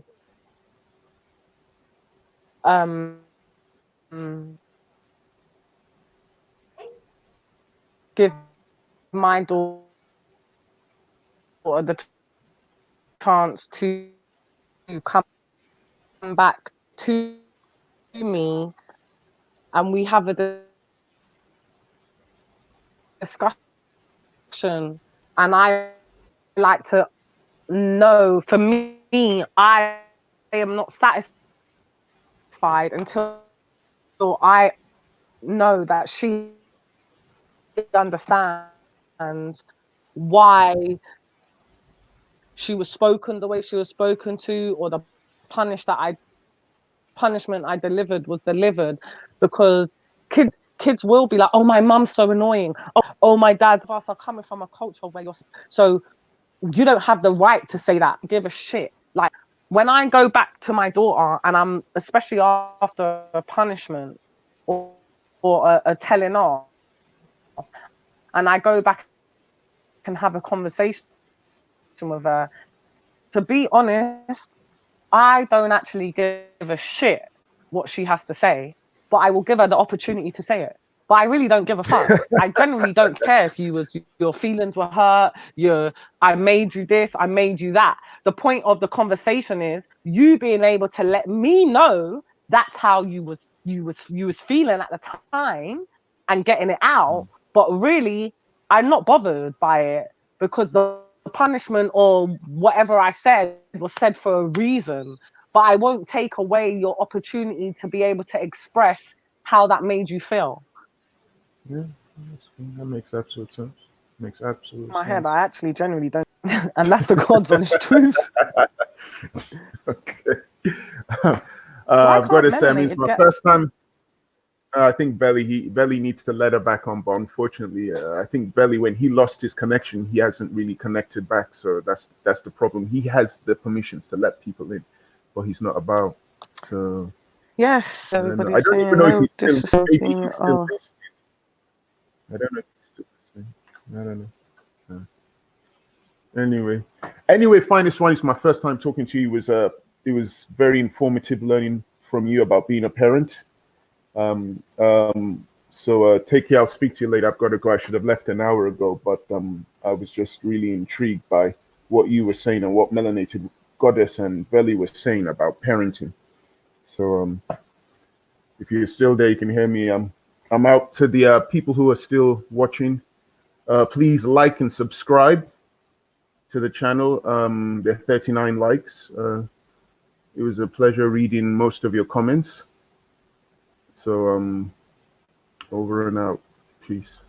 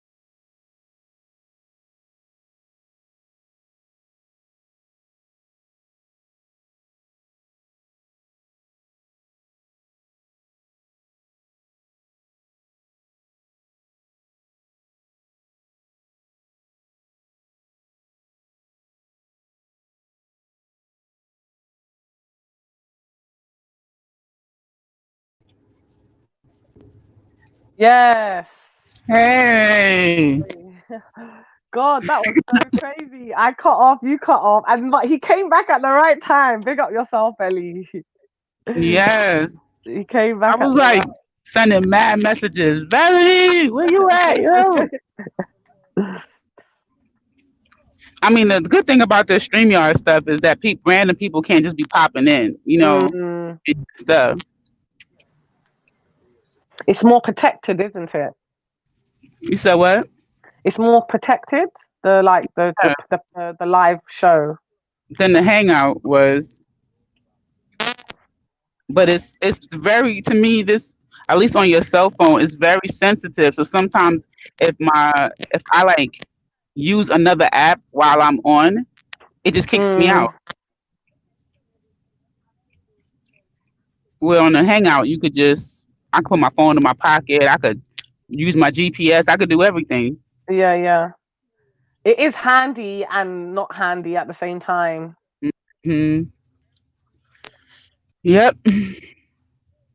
So now that I went home and coming back to work, now I'm in traffic. I'm so upset.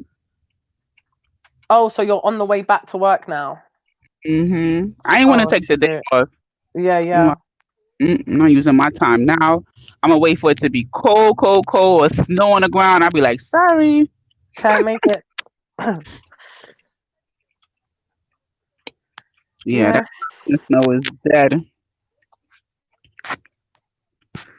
Yeah. Oh, jump back on, Witness. He's just there quickly before he has to go. He can add anyone back.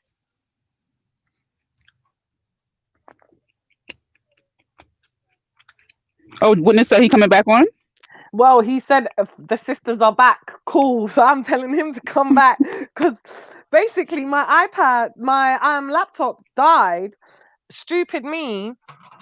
I knocked the switch out of the plug, so it stopped charging and then it cut out again. But this time when it cut out, it didn't let me join. When I turned it on the first time, I could just join back onto the chat. Mm-hmm. I was still there. But when it cut out the second time, I had to re-log onto the internet and everything like that. I was wondering how, because like I was in the waiting room and you just popped back up there. I was like, okay, Belly, you're not gonna add me? Like, it was good. I'm in the waiting room and you just popped back up there. I'm like, wait a minute. Yeah. But what I was saying, but when I got kicked out, you know, like my cousin, he was so like, you could just tell he had all of this animosity, all this anger.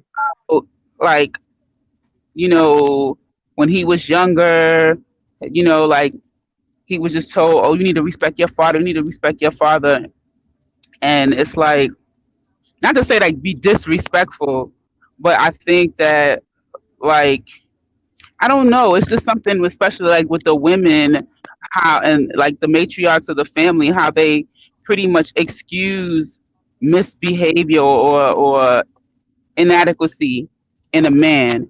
So it's despite whatever flaws he has, despite, you know, like you need to, you know, because like my son has never like respected his father, but he doesn't disrespect his father. But I don't think that he doesn't show like that unwavering, unconditional acceptance. Like, you know, no, he does let it be known. Like his father might be like, "Hey, I was calling you." He was like, "Yeah, I was a little busy. What's up? What's up, Dad?" Like, but like then this is like, I don't know if you heard what I said because you dropped out. For me, there's a difference between you will always have respect, but the relationship that you have with your child is going to be always down to you. Right. So where your son's like, oh, hey, I'm a bit busy. He's got that relation. Your son is speaking to his father like that because he's been taught that you respect your father because that's your father. But as he's got older, he's seen things, he's realized things. So in his head, when he sees his dad ringing, it ain't like, oh my God, rush. Let me answer to my dad. He'd be like straight up, oh yeah, I was just a bit busy, Dad. Everything cool? What's up? That's because of the relationship his dad has made with him. But things like that are interpreted as disrespect. Like, no, you're supposed to drop what you're doing for your, like, it's your father. It's your father. Mm. What are you doing this? You can't talk to your father. Like, what do you mean? Like, No. you know, like, or even just let me give another example. So, though this is what made everybody go off.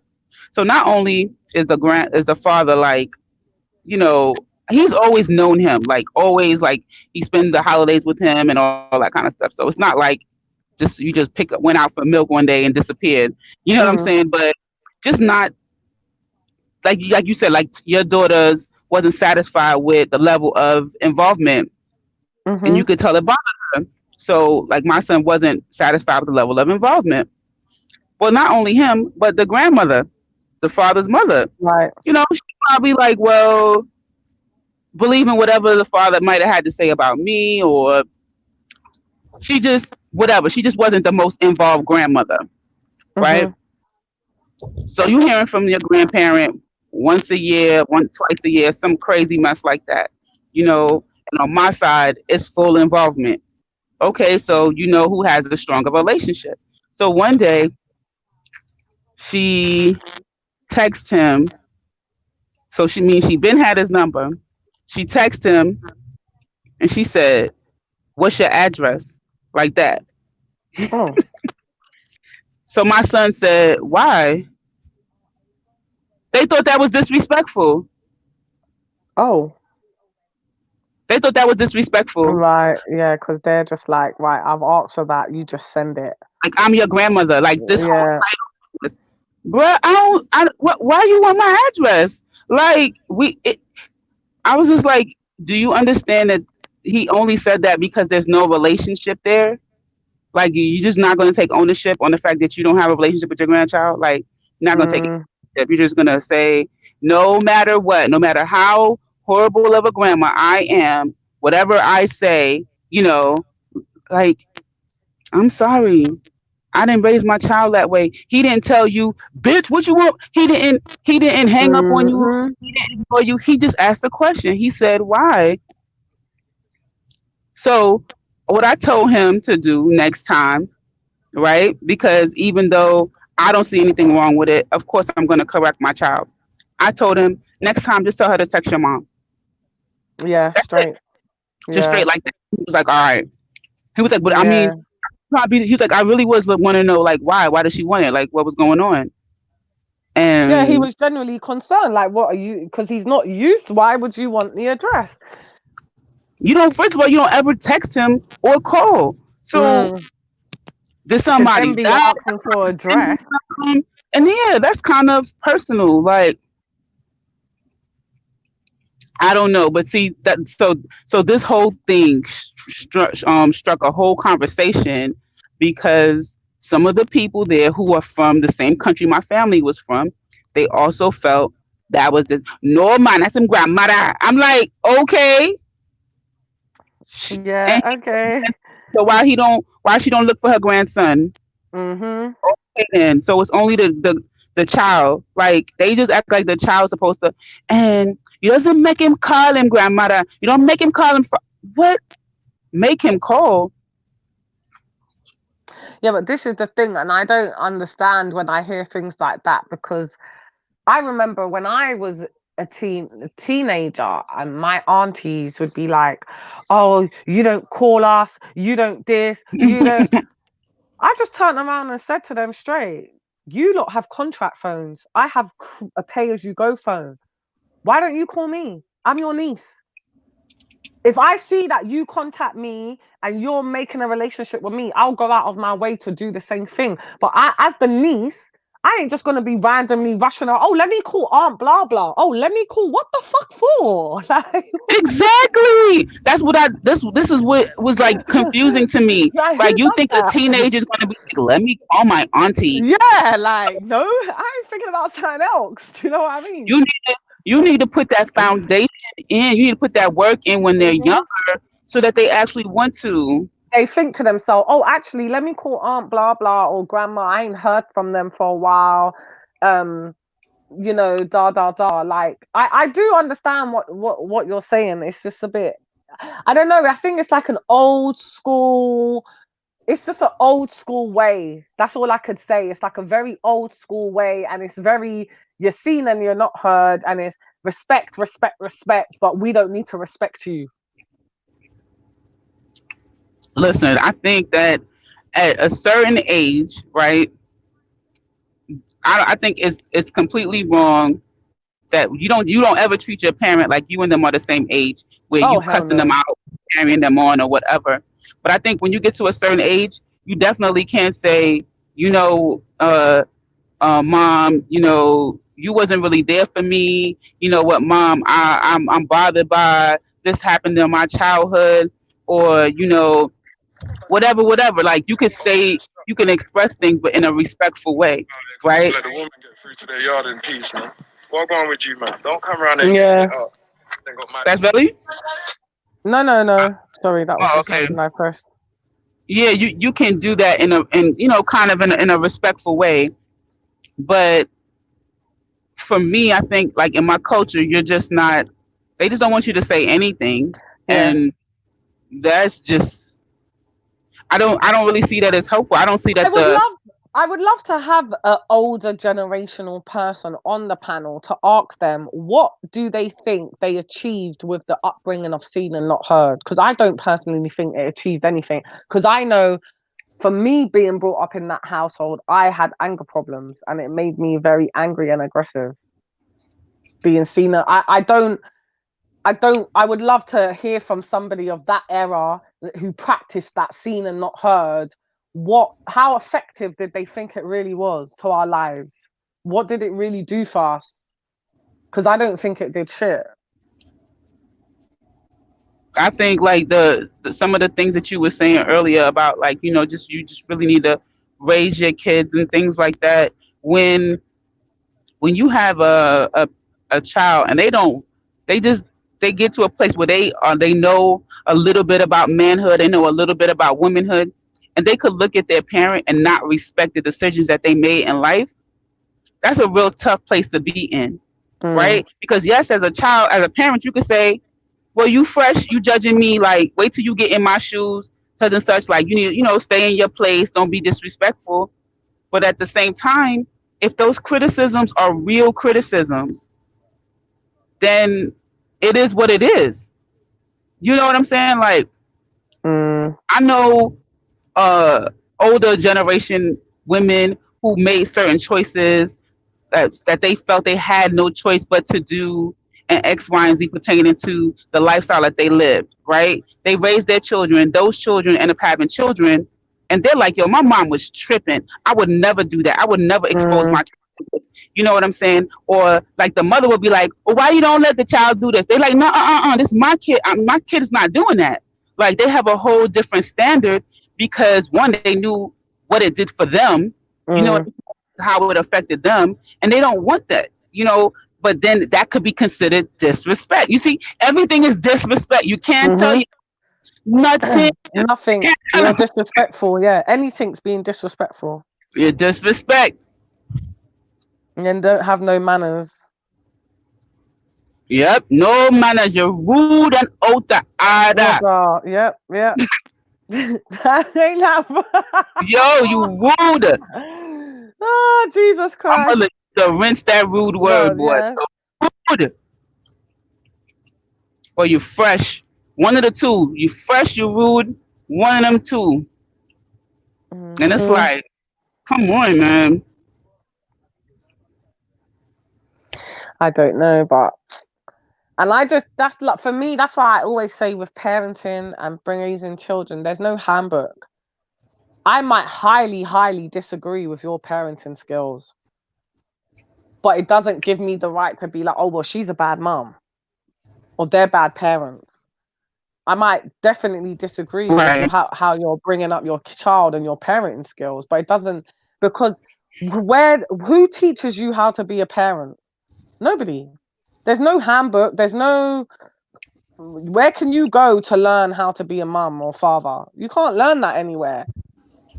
If somebody would have came to my house when my child was young, they'd have been like, What you mean your child don't have a bedtime? He don't have a bedtime. Oh, when he gosh. sleeps, he go to sleep. But I didn't have a problem. So maybe if he had gave me problem to Oh, wake up, right. time. See? Then you would have given him a bedtime. Yeah, yeah. See, because I had an issue many years back with one of my aunts that said to me my daughter shouldn't have a TV in her room. Uh-huh. And I was just like, why? And she was like, why does she need a TV? She doesn't need a TV in her room, blah, blah, blah, blah, blah, blah. And I was like, well, for me, it didn't really bother me because my daughter don't watch that much TV anyway. And second of all, even if she did, like I said to my aunt, I'm in control of that television and that remote control, whether it's in her room or not. If I say it's not going on for 6 months, it won't be touched.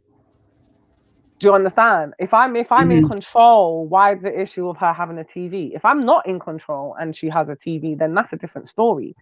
It's all about being in control of your parent, of your child, and you actually really being the parent and your child knowing you mean business. A lot of people that are having kids, they don't mean business. Or it's that typical. I learned from a young age, from when my daughter was a young age, that I had to follow through with punishments. So if you did something today and it was a quite severe thing, tomorrow you'd still have to be in trouble for that. A lot of parents think, I'm going to tell you off right now, it's going to last for 20 minutes or an hour, and then that's it. So there's no real repercussions for what this child's done. So how is the child ever going to take you seriously if they can do this, get shouted at or told off for an hour or 20 minutes, and then after it's forgotten about? Right. You have to follow it through sometime. So they still have to be in trouble the next day and the day after for them to really remember. There's styles that people want to, raise the child like the child is a robot, right? And the child never develops critical thinking skills. The child never develops impulse control. The child never learns how to regulate because you're constantly regulating for them. So for me, and maybe that's just my parenting style. Maybe that's just my personality. Even something like the bedtime. I allowed my son to regulate his sleeping. He learned how to be in deep sleep and then to come out of the deep sleep and all of this kind of stuff because he already knew he had to be independent. So I would walk into his room literally. Well, when he was like a little, I would just call his name, Jonathan. Boom, the boy up. Ain't no tapping, ain't no shaking up. I don't got no blanket. I don't got to do none of that. Good one there, boy. Shit. Listen, when he got addicted to the fan, he had to sleep with the fan. I would literally walk into his room and turn the fan off, and the boy wake up. I'm serious. I walk into the room, turn the fan off, and then he was like, "What happened to the breeze?" He just started moving around.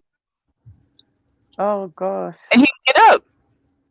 So, and that's whether he was 10 years old or 15 years old. I ain't have no problem waking up. So if you want to, that's good.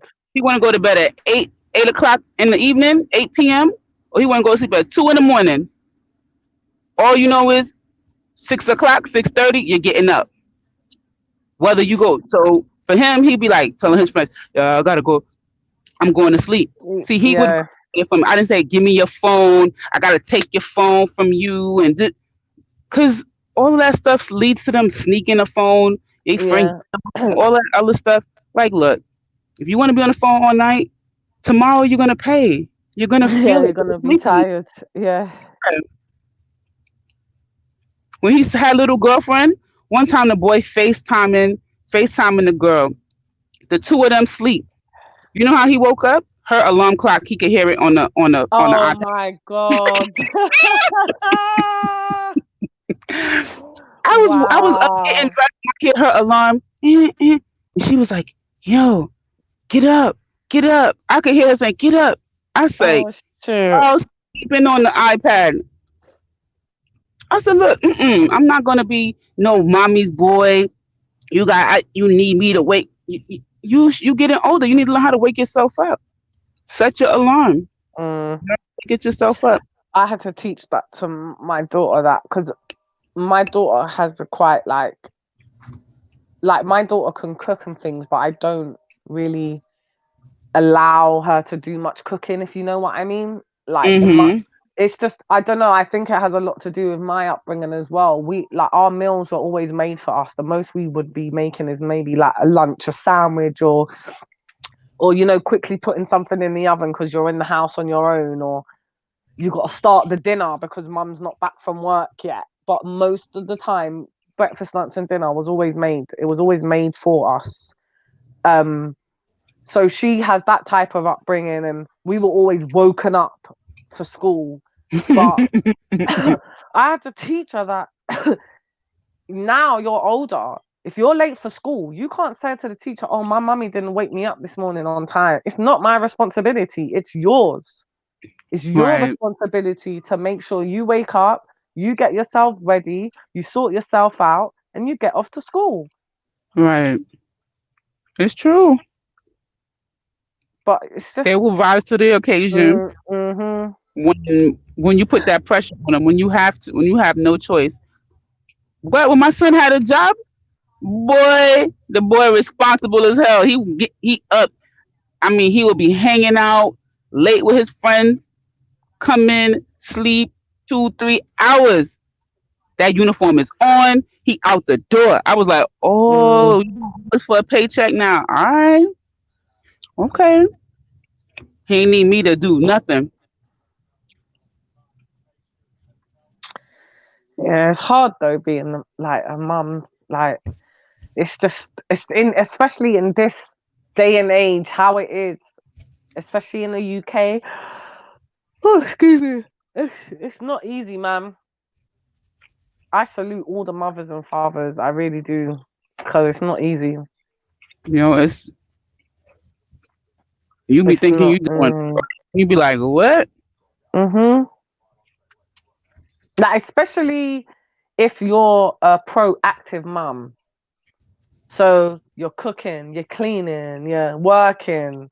You know, you're doing a lot in a day. Where that's why I say proactive, because you got mums. Their kid might get one cooked meal a day. Like, I mean, a cooked meal off the stove, not something that's just been shoved in the oven. I think that has a lot to do with how kids are as well. Their eating has a lot to do with what they're eating. Because if you can, I've seen it. Like, you can bring a child that's been brought up on cooked dinners and a child that's been brought up on like oven food. The child that's got the cooked dinners, their eyes are bright, wide, the pupils are clear, the white bit of the eye is actually glistening white, the ball. If you look at a child that's being brought up on not cooked dinners, their skin isn't glowing, their eyes are not bright and glowy. You know, it does make a difference. I do really believe it makes a difference on kids eating properly. And I would a little bit disagree with you on the bedtime thing, because I just feel like, I just know for my daughter, if I let her, she didn't have a bedtime, she'd stay up all night. But that's the thing, is he didn't. My son will have sleepovers and at the house, have his friends spending over, and he'd be the first one to fall asleep. Yeah, see, my daughter's the opposite. Out of the kids in my family, she's got her and 2 other ones, my first cousin's kids. All the other kids will be sleeping. You go check at 4 a.m, these kids are still up. And you're like, why are you not up? What the freaking hell are you not doing? Go to bed. He's never really been a night person. So I think that because I factored that in, you know, I was able, obviously if he was a child to like abuse it, then I would be like, no, you have to go to bed. And then I actually used bedtime as a consequence. So when he misbehaved, I would say, okay, tonight you're going to bed at 8:30, 9 o'clock, right? Right. He'd be like, what? And I'm like, yep. And then if I say something, I said, all right, I'm gonna give you 3 strikes. 3 strikes, you're out. He act up in the house or don't do his chore, whatever. I'm like, oh, now tonight it's 8:30. Yeah, not 9 o'clock, it's 8:30. If I have to talk again, it's gonna be 8 o'clock. And when he do something, okay, 8 o'clock. Listen, one time he just was not getting it. This boy was in the bed at like 6 p.m.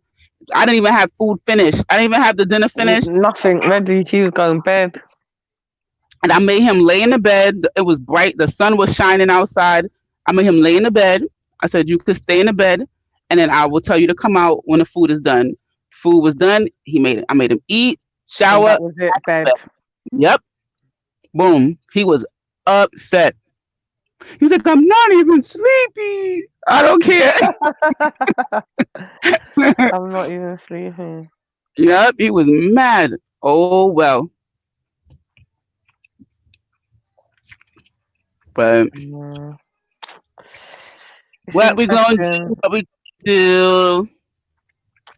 I personally would just like get a little boy. I hope you get a little boy. Oh, I want one so bad. I want like 5 of them. 5 boys or 5 more? 5 boys. Oh, MG, your sister's gonna hate life. I mean, your daughter. 5 boys. I got 5 brothers. Oh my god. Well, she's about to have a little brother anyway. Her dad's partner's pregnant at the moment, so she'll have a sibling finally. She will actually have, and it's going to be a little brother, so she will have a brother. Just not from me yet. Oh, nice. Yeah. So at least she'll have a sibling.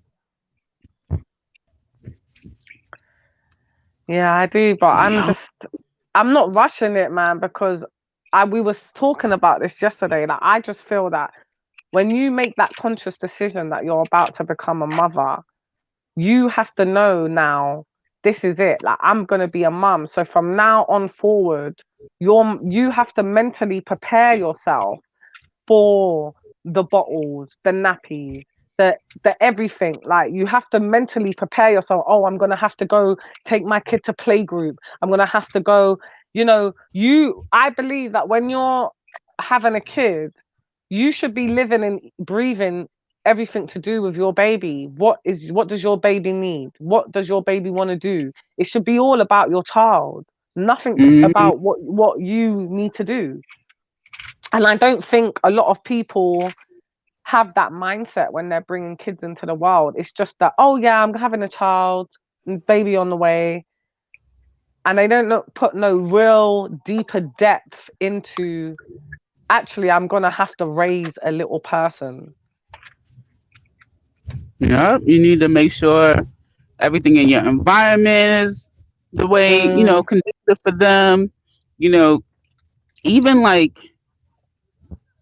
the people that you associate with, do they reflect the influences that you want around your child?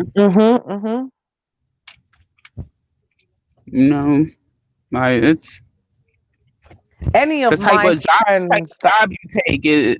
What are the work hours? Is that going to be conducive for you to be a parent? And I think, oh my God, that is such a major thing what you said, because there's a lot of parents, especially mothers, they're out here taking like crazy job, like shifts for work, and it's just like, you ain't got time to be a mum. Like, you taking work, for instance, working nights. How can you work nights? You got kids to look after. Who's gonna cook their dinner? When the dinner's can't stand it. I have a cousin that she works nights.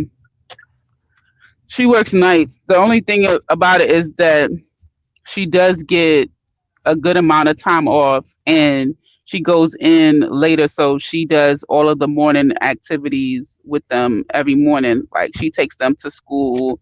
She, goes through their book bags, make sure everything is okay. She has enough time. She can go into the school, speak to whomever she needs, because she doesn't have to be at work until the afternoon.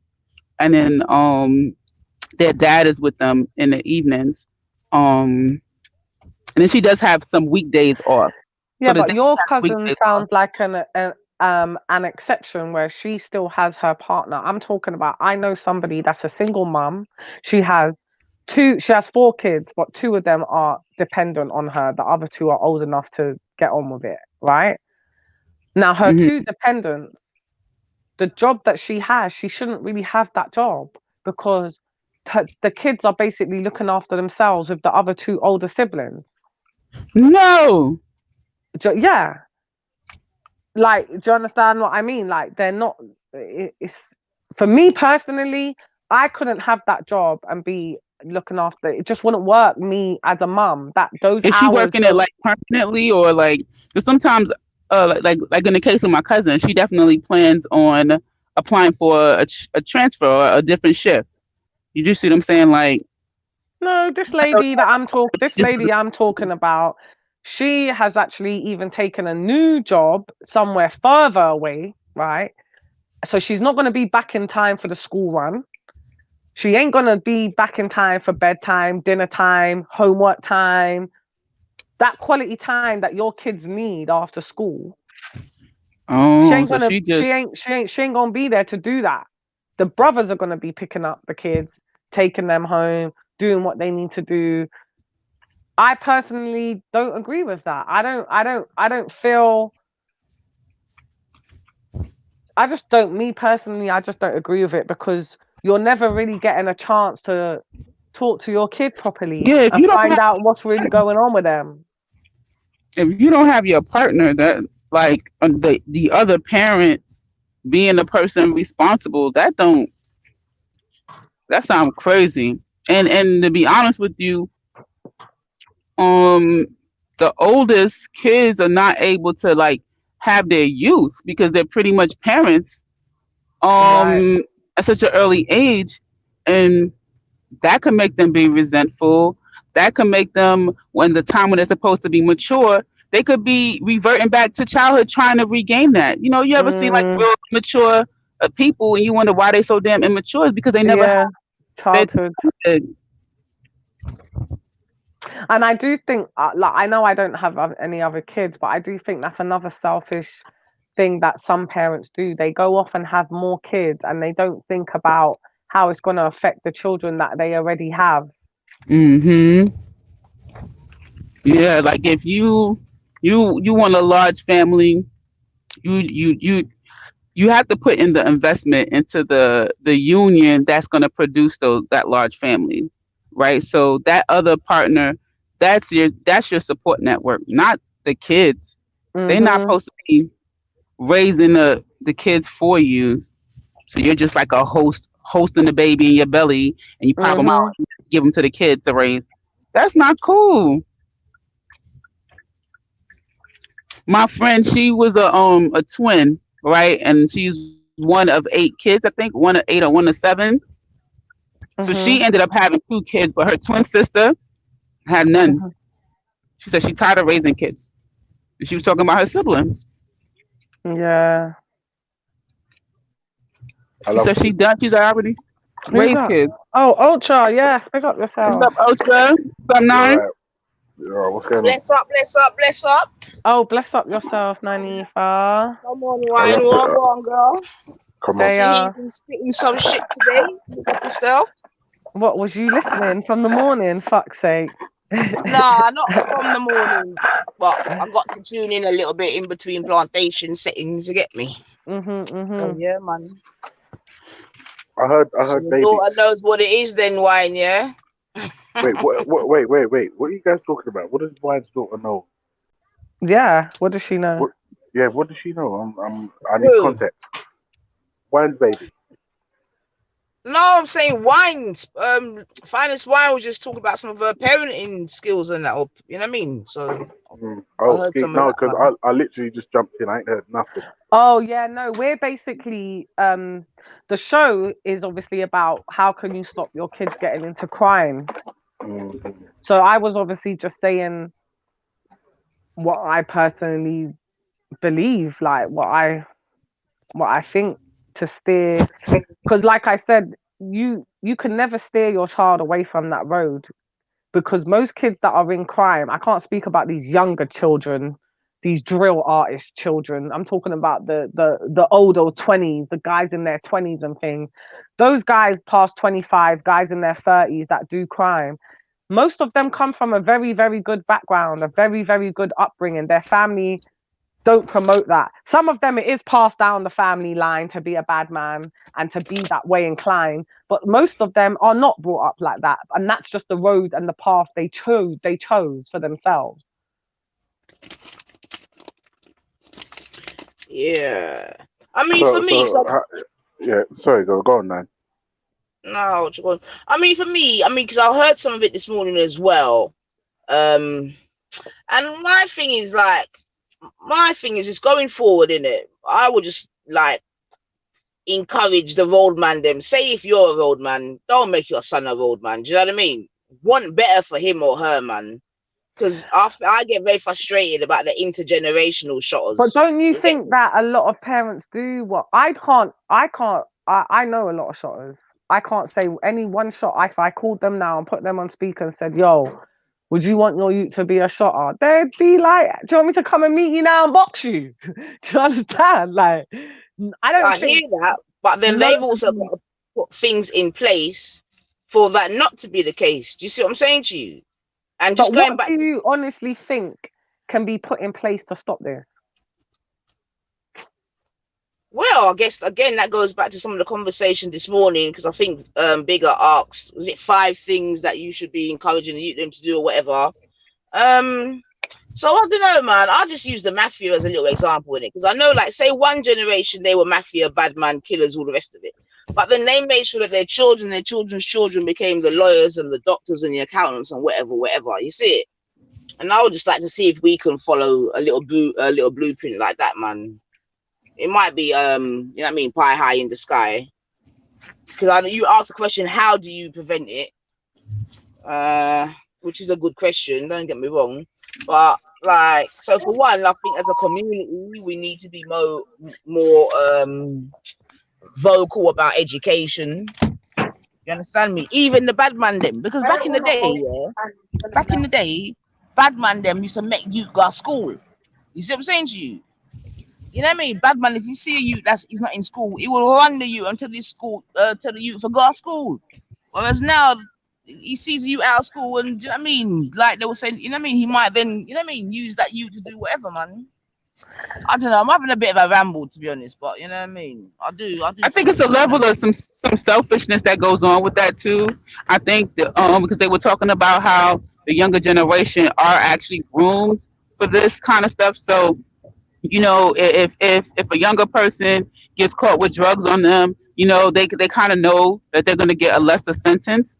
You know, so if you're an older dealer and you might already got 2 strikes against you, you know, getting this little 16-year-old, 17-year-old to take the hit for you, it's just a good look. So there's a level of selfishness on that regard. There's a lack of concern and seeing that person as a member of your community, valuing the youth, valuing them as having a future. And it's like these young people, all they see is glitter and gold, glitter and glamour. You know what I'm saying? They see, oh, I'm making this kind of money.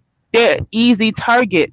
So to prevent that, you have to get that youth interested in something completely different very early on. And it's not as easy as it sounds. This isn't, you know. It's not, but with what Nine said about the kids being groomed, yeah? Where's your mum or your dad when you're being groomed? How does your mum and dad not know that you're being groomed out a road? How does this happen? Okay, I'll give it a story. Because when a youth is in an adolescent, they aren't like holding in mommy's and daddy's hands to cross the street. They get groomed before 16. Kids are getting groomed at 13, 12. So where's their parents? Agreed. Where's the because this is why I feel so like a broken record, and I feel like people must be sick and tired of hearing Finest Wine say it. Where's the parents? Why aren't the parents parenting their children? But if parented their children, your child wouldn't be getting groomed, because in the process of that person trying to groom your child, you're going to find out and you're going to interject. But because people are just letting their kids get on with it, they are literally go to school, here's your meal, here's your clean clothes, there's your mobile, see you later. A quick 5-minute chat here and there, and that's it. They don't And actually often know the parents are children themselves as well, Wayne. We have to factor that in as well. Of course that is the fact, but if you had a relationship with your child, whether it's a child parenting and a child, right? Your child, you wouldn't. Okay, I'll give a real life story of my cousin's kid was nearly one of those kids. We're presuming they were gonna try to groom my cousin's child, right? So what happened was some older kids at school, kids in like the year 11, and he's like year 7, so he's like 12, and these kids are like nearly 16. Keep giving him £5. So my I'm listening, yeah. Yeah. I'm gone again still. My cousin's son keeps coming with £5 home, £5. So she's like, where did you get this £5 from? And she's like, oh, some boy at my school. And she's like, well, you're going to take it right back to the boy at your school because if you need £5, you ask me and I'll give it to you. Right? Anyway, so obviously she's gone down to the school. She's told the teachers. And then it actually got to the point where she went up to the kid and she told the kid straight, when you see my kid, he's not in want or need of anything. And if he is, he can get it from me or his father or family member. So you don't need to offer my child absolutely nothing. And it was just left there, right?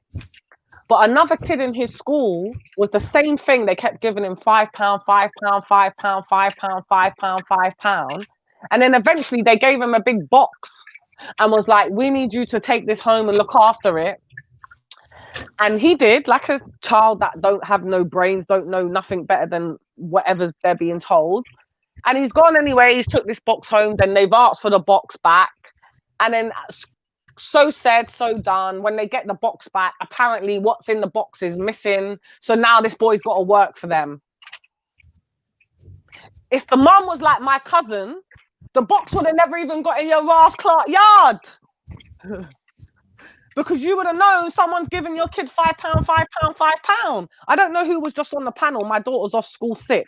Her mobile just rang. I know everybody that has my daughter's number. I don't care when the phone rings. Who's on the phone? Who are you talking to? Do you understand? Parent your fucking kids. Find out what's good. If you have a relationship with your child where you can talk to each other, your kid will just tell you certain things. So at the stage of the grooming, I'm going back to what Nanifa was saying, when your child is at that beginning stage of nearly being groomed, you'll know because your kid will be like, oh, today I met blah, blah, just innocently telling you, oh, I met blah, blah, and they were offering me £10.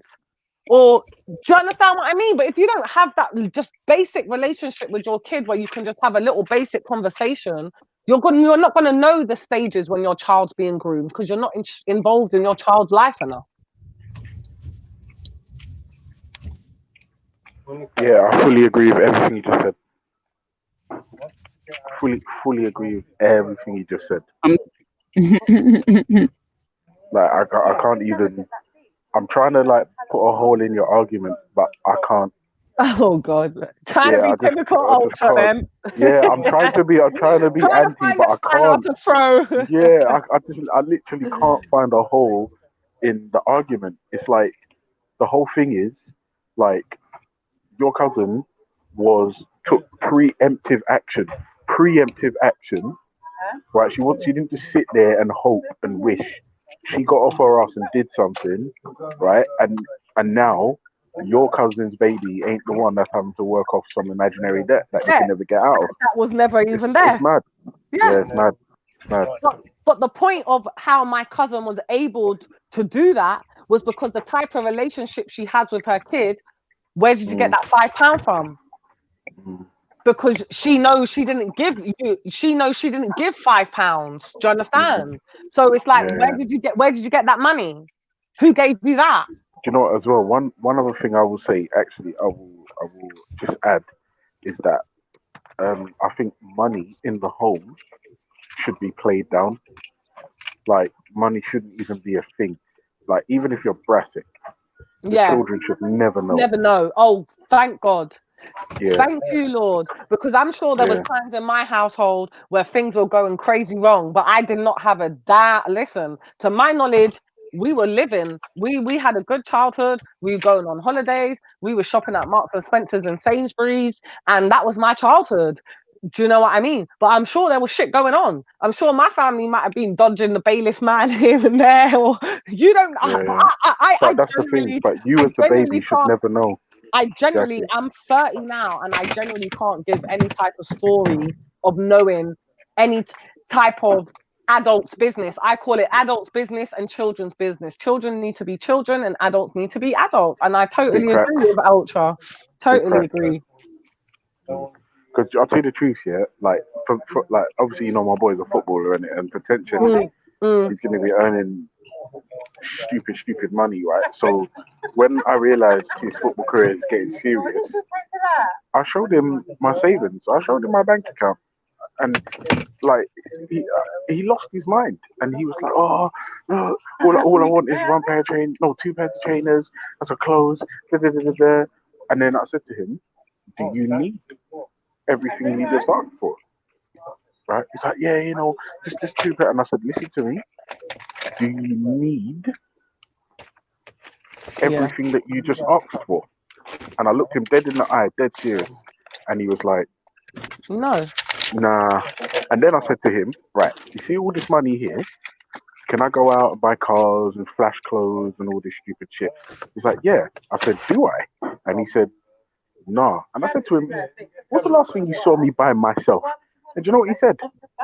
An Xbox game. Oh. No, because I'm being honest. I'm not into. Yeah, you're I'm not not a into flash vanity clothes. person. Yeah, Yeah, I'm you're not. not a Nah, I'm vanity not into that. person. Nah. I'm not into That that. is a good quality to have. Right. And the truth is, it was at that point I humbled him because he was like, "Yeah, you've got enough money to go out and buy stupid flash bullshit, but I don't, because I don't need to. I don't need it." Mm.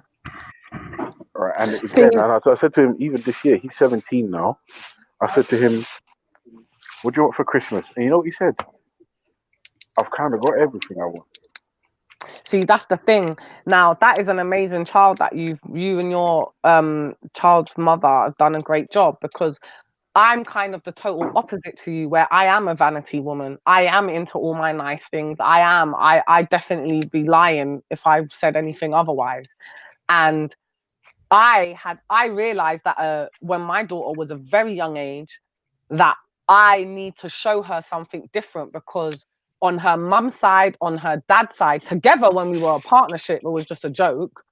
But especially even splitting up, when you're with your mum and her people, you're living. When you're with your dad and his people, you're living. So I realized from when my daughter was a young age that I don't want to bring a child up into the world where she doesn't understand the value of money, and she doesn't appreciate the things that she has, and she needs to understand how hard me and her dad work to provide for these things. My daughter was the type of child, "Oh, you just go upstairs and then there's going to be loads of cash," or "We just go to the hole in the wall." That's what she used to call it, the hole in the wall. We'll go to the hole in the wall with the plastic, with the card. And I used to be like, huh? Like, literally, if something broke, she'd be like, "Oh, we'll just go and buy one now." Like, just like that. That was my daughter from a young age. And I realized, oh my God, no, this is not what I want. And do you know what I did? When it was her birthday, she wanted one of those toy pushchair things. It was Cut that out. It was about, I spoke about this yesterday. It was about £90 or something something about 90 odd pounds for this toy pushchair, whatever. Oh my God. And you know what I did? And it was the best thing that I ever did, because it has stuck with my daughter's the type of child, you could get her something from the pound shop, and it's, as long as it's something that she likes, she don't care. It could be secondhand. She's grateful for everything, my daughter. But do you know, I think how that ended up happening was because when it was one of her birthdays, I literally didn't give her no present.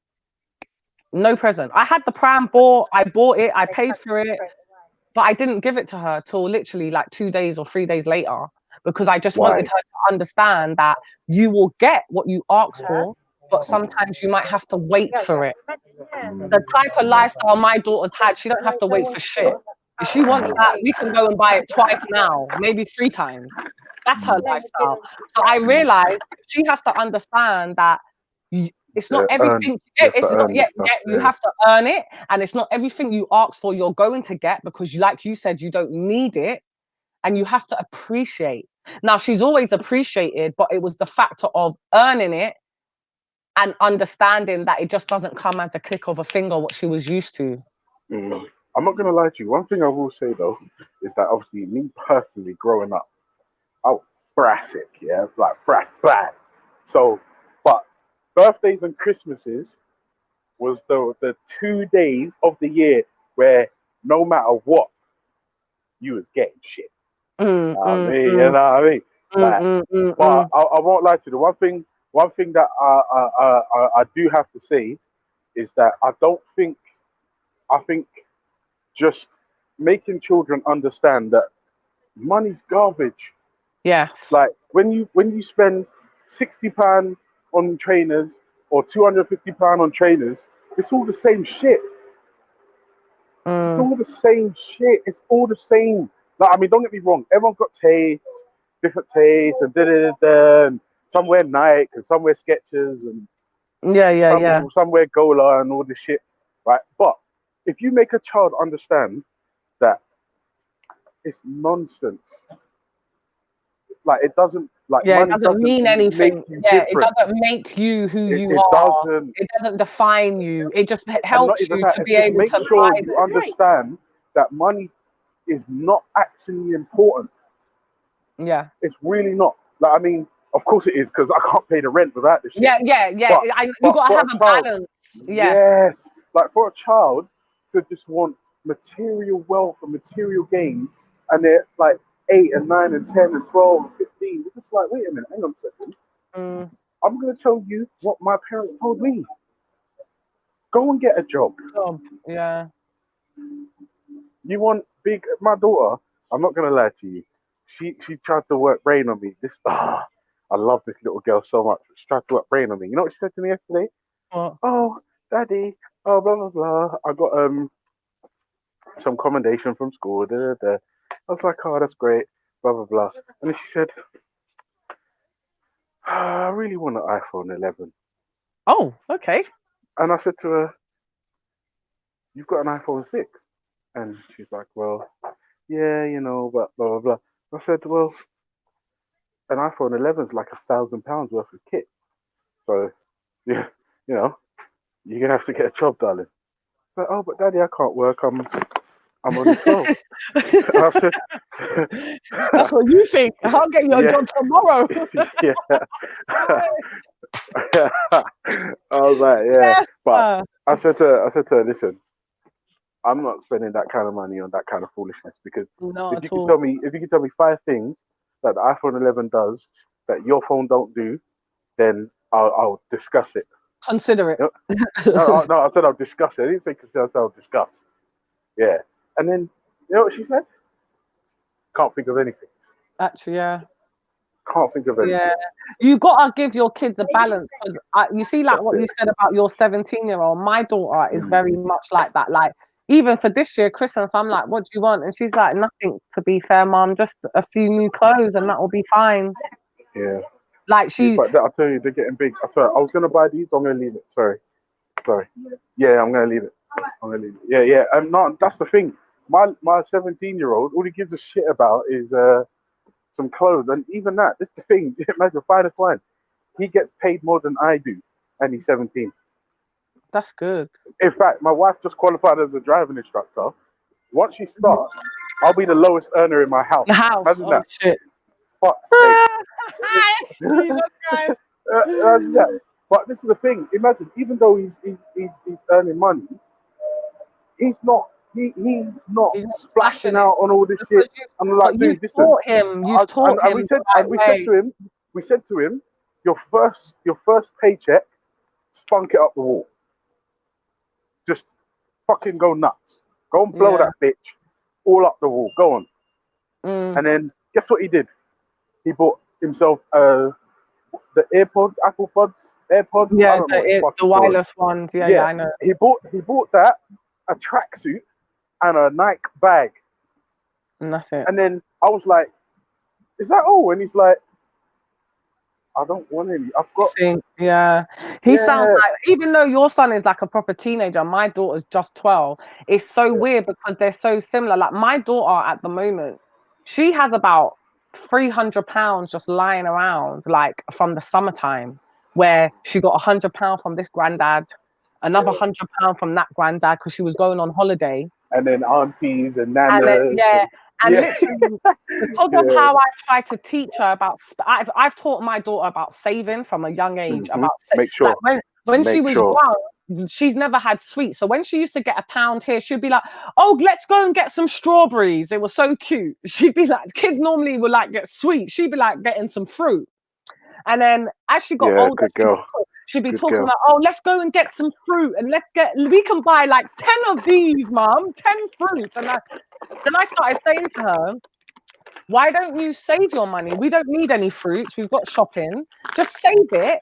And then, because she's quite girly, so she likes her hair bands and all of them. Like, but maybe the hairband she likes, one's like £12. Do you know what I mean? That type of stuff. So I encouraged her and I said to her, "Look, instead of when you get your £1 or £2, why don't you just save it? And then you keep saving it, and then you'll have like £10, and then you can go to Claire's Accessories and buy something that you really like." Bad it up. Yeah. Yeah, I like, tell you, girls save your and money. Claire's Accessories. That. Oh mate, I should have Oh my shares. God. I I'm should have telling you. shares. Oh my God. Claire's bloody Shares. Accessories. That place. I should have shares. I'm telling you. Fuck's sake. I should have bloody Fuck's sake. shares. But I do think it is very, very important. And I did it with my daughter from like the age of 3 years old, teaching her about saving money. And Also as well, you have to drum education into them. Like you have to make out like having a fucking brain is like the single most important thing you can have in life. Yeah, education is the most important. And another thing, you know, I noticed people were doing is when the child would get in trouble, they would send the child to their room as a punishment, right? Now you can't do that.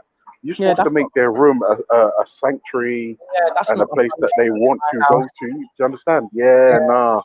And I'll tell you the truth, there's so many little things you can do, like there's so many little tricks, right? Exactly. Remember, they're children. Yeah. They're children at the end of the day. I don't know for you with your first child, but I know with my daughter, she's my only one for now. And Wait, are you saying you want an ultra baby? I can't give you babies. I'm married. Ultra? I would never married. respect your wife like that. How dare you? No, because I'm not gonna lie. A lot of people want ultra babies, but I just can't give it. I can't do it. I'm so tired all the time, and I can't do this multiple wife business. You are a married man. I just can't do it. I respect that to the fullest. I can't even do it, so finest. I have to humbly decline. I mean. No, you ain't declining. No, I'm rapping. So no. For me, I would like from when my daughter's obviously my only child for now at the moment, and I realized from when she was young as well. I used to just basically, my daughter, I never used to let her have nothing sweet. She never used to eat no jar foods from the supermarket. Big fact. Like, you know that juice they sell in the bottle for the babies, like this soft, I don't know what type of juice it is or something. It's paste, all that paste garbage. My daughter never had that. All she lived on was just fresh food from the pot and fruit. That's it. She never had sweets. She never had nothing like that. So she used to always just have water. That's all my daughter drank from a baby was milk and water for years, past like 3 years old, just water. Yeah. And I used to just not trying to trick her because I never had an issue with giving her water. She used to take it happily. I'll be like, "Oh, your juice," because it was in like a little nice juice cup. So I'll be like, "Oh, juice." And it actually paid it. Do you know how much it paid off giving her water like that? Because as she got older, my daughter should be like, "Oh, can I have a drink of water, please?" And because I'm rushing, I'll just give her like a little Ribena. She'll be like, "No, mommy, I want water. I need water because I'm thirsty. That's not going to quench my thirst." I'm like, that's right. Yeah, big up. Innit? But do you know what? That's what I'm saying. It's surprising. Imagine the last time we was in Chesterton. Yeah, I was in the queue to get food, and then I said, "Babe, what do you want to drink?" She's like, "Oh, I'll just have a water." I was like, "Sure, you don't want a Coke?" She's like, "No." I was like, No, Yeah. thank you. Right, and then the woman, sorry, babe, the woman next to me was like, "Wow, have you got your child to drink water?" And I was like, "Yo, listen, do you know why? Because the juice cup has to be sparkly and colourful, and they don't give a fuck what's in the cup It's just as because long as they're concentrating Yeah. on the sparkles and the Yeah. special handles. This is Yeah. what I'm saying. Like children are so easy, right? If you just, but I'm not gonna lie, if you're not tired, you're not doing it right, Because they're so time consuming. Fuck's sake. But like I said, Fuck's to me, sake. when your partner turns around and says, "Ultra, we got another baby on the way," Oh like no, don't. in your mind, right? I'm sure you're like, right. Well, okay, let's just say from your first child, not from your second or your third, just from your first Yeah. child. When you was Yeah. told you're Yeah. about to become a father, I'm sure Yeah. from the sound of things, it was like, right, I need to get in gear. What I'm gonna start doing on how I'm gonna mold Yeah. my child Yeah. and how I want my child to be when they're 15, 16. Yes. So Yes. in your head, from time you heard, oh, Mr. Ultra, now I'm going to become a dad, right? Yeah. What am I going to do when this child's here to mold them to the person and the young man, eventually a man I want him to be? That's right. And I don't think a lot of people do that when they decide they're about to become a parent. I don't think they sit there and think, what type of life do I want to give my child? What type of Yeah. child do I want to have in the outcome? Do you know what? I won't lie to you though. For me personally, it's easy. I just want to give my children everything I didn't have. Like growing up, I knew I was brassing. That's not a child's business. Growing up, there's certain things I couldn't have.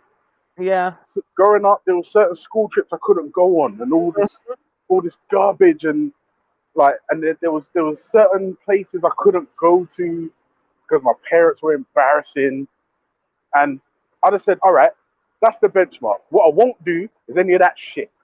You know what I'm saying? I'm just not going to do any of that shit, and that's an amazing foundation. Amazing foundation, so that I didn't get piano lessons. Not that I wanted them. Yeah, but yeah, I know what you mean. She gonna get them, or violin. I can't even remember what she's doing now because I she won't said, "No, I ride it. don't want to do piano I anymore." weren't riding no fucking horses, but mine is. Do you know what I mean? Like, we weren't doing that shit. We're trying to set a different path. And, you know, for me, what it is with my daughter, I just want her to see and understand it's a big, wide world out there without just being told, the world's your oyster. You can do anything you want. I need to show her. Do you understand? Yeah. Do you know what? I'll tell you the truth. You know what the wickedest thing is? Take the child abroad. And I don't know if you remember, right? But when I first came on Hangouts, my whole thing was mental health and traveling. Right? I would ask, how many of these roadman, ghetto youths, and have been abroad and witnessed, experienced another culture? Yeah. And I'm telling you, I believe the answer is hardly any. Yeah, it is Hardly any. Even with children, a lot of children don't get to, like, you know, for some, like, this is why I always say to my daughter, you're very, very fortunate, because a kid at her school will be like, oh, I'm going on holiday in the holidays, and they'll be like, oh, really? Like, where are you going? Oh, Portsmouth. My daughter will come home and be like, Mum. Hey, listen. Do you know what? I'm not gonna be stink here. Mum, she's not even getting on a plane. I'm not even gonna Like, lie. I'm not even gonna front. Yeah. My first the holiday. type of child that she is. Yeah. Go on. No, No, I I was was just gonna gonna say. say, but the type Yeah, of go on. child she is, she will still be like, oh well, at least they're still having a holiday away from the area they live in, because she understands not everybody can afford to get on a plane. That's right. But do you know what the funniest thing is? I'm telling you, it's mad, yeah. My first holiday as a child was Great Yarmouth, yeah. And I won't lie to you, that Great Yarmouth has been my children's first holiday, quote unquote, That's so as cute, well. though. I've kept it. I think that is so cute. I think that's quite cool. But it's because my memories of Great Yarmouth was some of the most pleasant memories Great times. that I can remember. Yeah, so Like we go in I've Margate. I've done that. But then, if you understand, I like to travel, innit? So I'm fucking my kids when they go abroad now. It's like, look, see how different this is from home. You see the food, the way they cook it, and the times they eat, the weather, the customs. Like when we was in Cyprus and they're smashing the plates and all this shit, and it's just it's crazy. And then they're like, bruh, this like the world is so big. So big. Yeah, there's so It's much so more out big, there. and if you broaden your horizons, Yeah. and I'm telling you, it's I good think for you. people have to make, you know, with their children, you really have to make your child think big. Like Yes. I was saying it Yes. earlier, I don't know if you heard, yeah, but since my child's been young, like started school times, I've been letting her know, like, you're not gonna work for anyone, you're gonna own your own business. Like she don't have a choice. Yes. My daughter don't have a choice of Yes. that. Like there's no other option. You will own your own business. That's it. There's nothing else that I'm not gonna accept you being a lawyer. No, that's beneath you. Like that's Yeah. how You I need to be a partner or yeah, running the firm. that's right. Yes. Yes. So that's what I've been doing for years and years and years. And it has actually paid off because Ultra, the other day, you're gonna die. My daughter came home with £5, right? So I'm like, this typical £5 No, can't leave, no. can't leave my family alone, right? No. So I said, where did you get that £5? Because my daughter don't go school with money because it's all electronic for school lunch. Yeah. Where did you get that £5 from? I'm thinking she took it from the house out of her own money, but she wouldn't do something like that without asking me either. So I'm like, where did you get that £5 from? She's like, oh, well, I started selling edges at school. I said, what? What's edges? She's like, you know, the gel on your thing. And I was like, oh, right. So imagine, Ultra, she's selling edges, what you gel on your forehead, £1 each edge. Yeah. So You know she what's funny? So You know what's funny? My boy, my son's with selling Lucozades. My son is selling Lucozades, for fuck's sake. He My shops daughter's each selling Lucozade for £1. He buys 6 Lucozades for £3. He's a Come G. on. He's Come a on. G. It's £1 in the shop, isn't it? No, it's like 125, 130 for a Lucozade. Right. Oh yeah, he's And doing good. This is what I'm saying. I'm telling you the truth, right?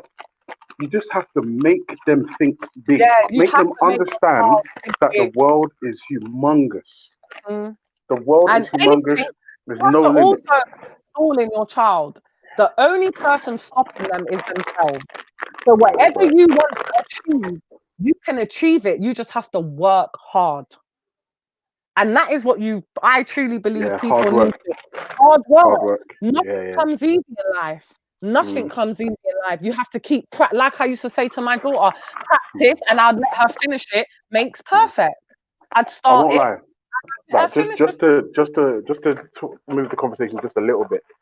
go for Some it. things do come easily. I'm just saying, but we won't go any further into that. But yeah. Something. So Sorry, I was reading something on the comments about suffering with insomnia. Yeah, go say that again. sorry, my man. All right. You're all right. Yeah. I was saying. Yeah. Just make your kids think big, man. And also as well, keep them distracted with. I was saying earlier. I don't know if you heard. But I was saying yes, sir. You're right. Yeah. Finish now. I don't know, me too, man. Fuck's sake. Hell no, fuck that. Listen, John, I want to vote. Oh, okay. I need to vote to strike. I need a couple of days off.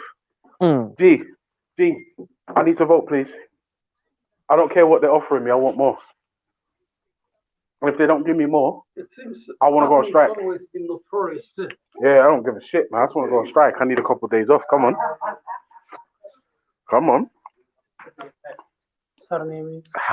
Wait. Oh.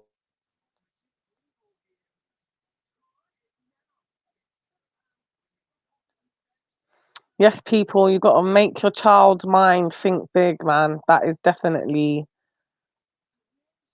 teach them that from young. Whatever they want to accomplish, the only person that's going to stop them is themselves.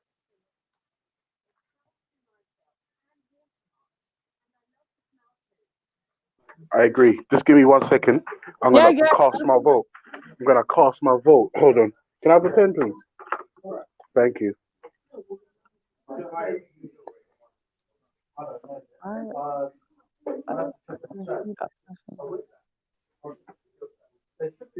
Wait, £140 for performance.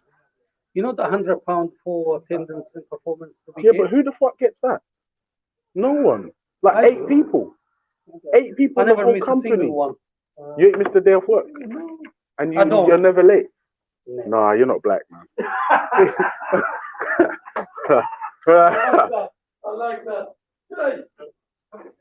Hell no. Do we accept this offer, Finest Wine? What offers that? They offer me 3% For what? of all aspects of my pay. 3%?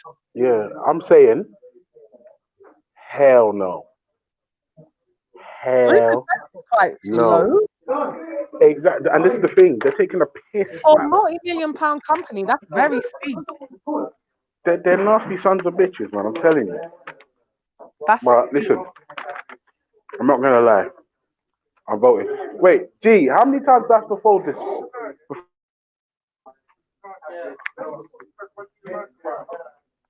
G, just like this?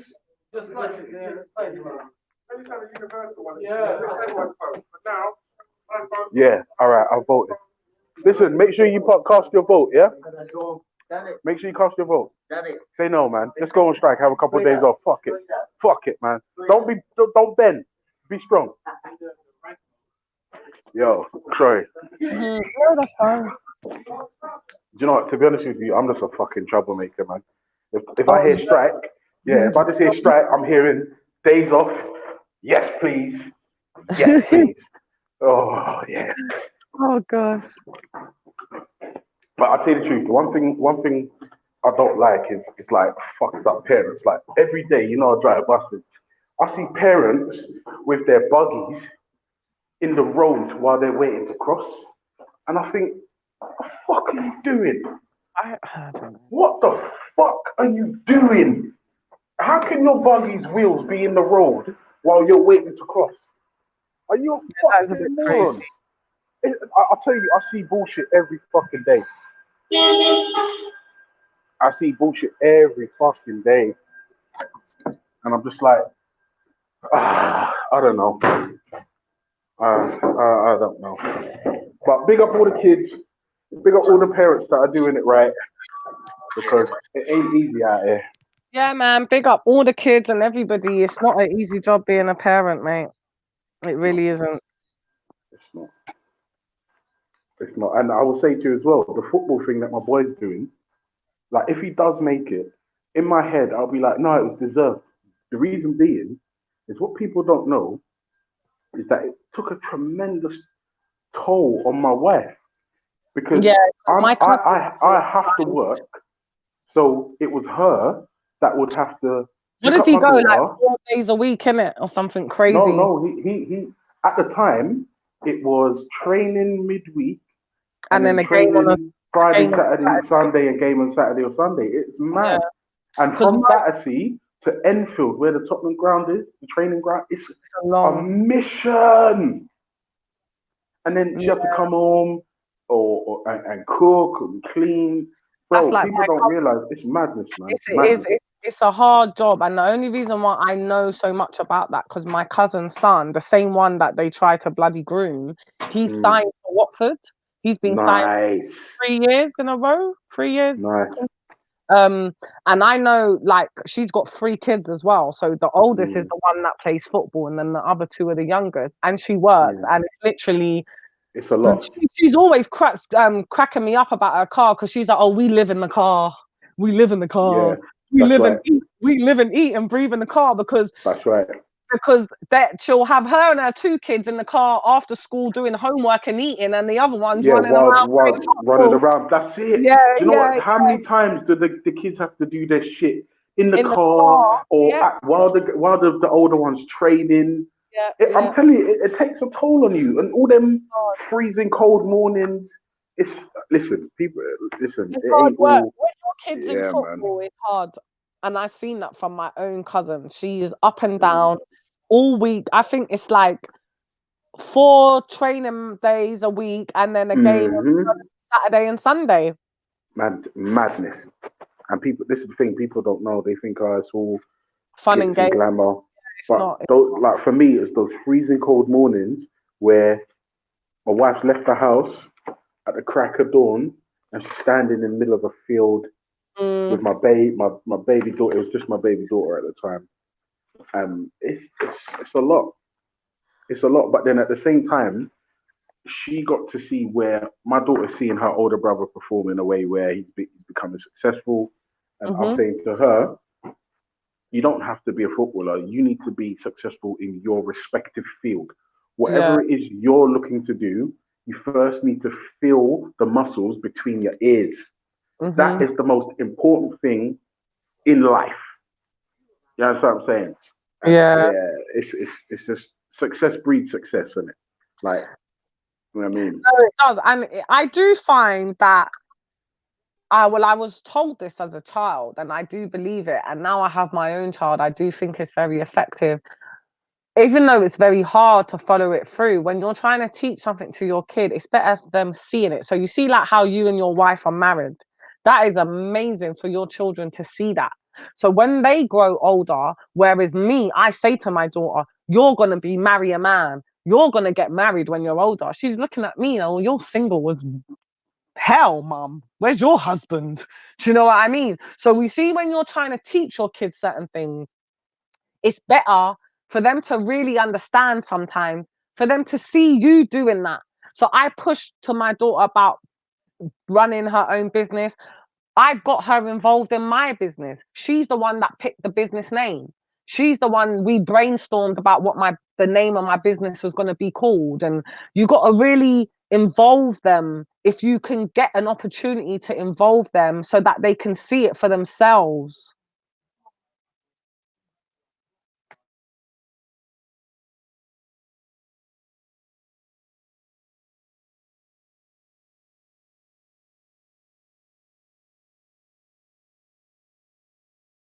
Like I'm struggling to find an argument to mash up your argument, and it's annoying me.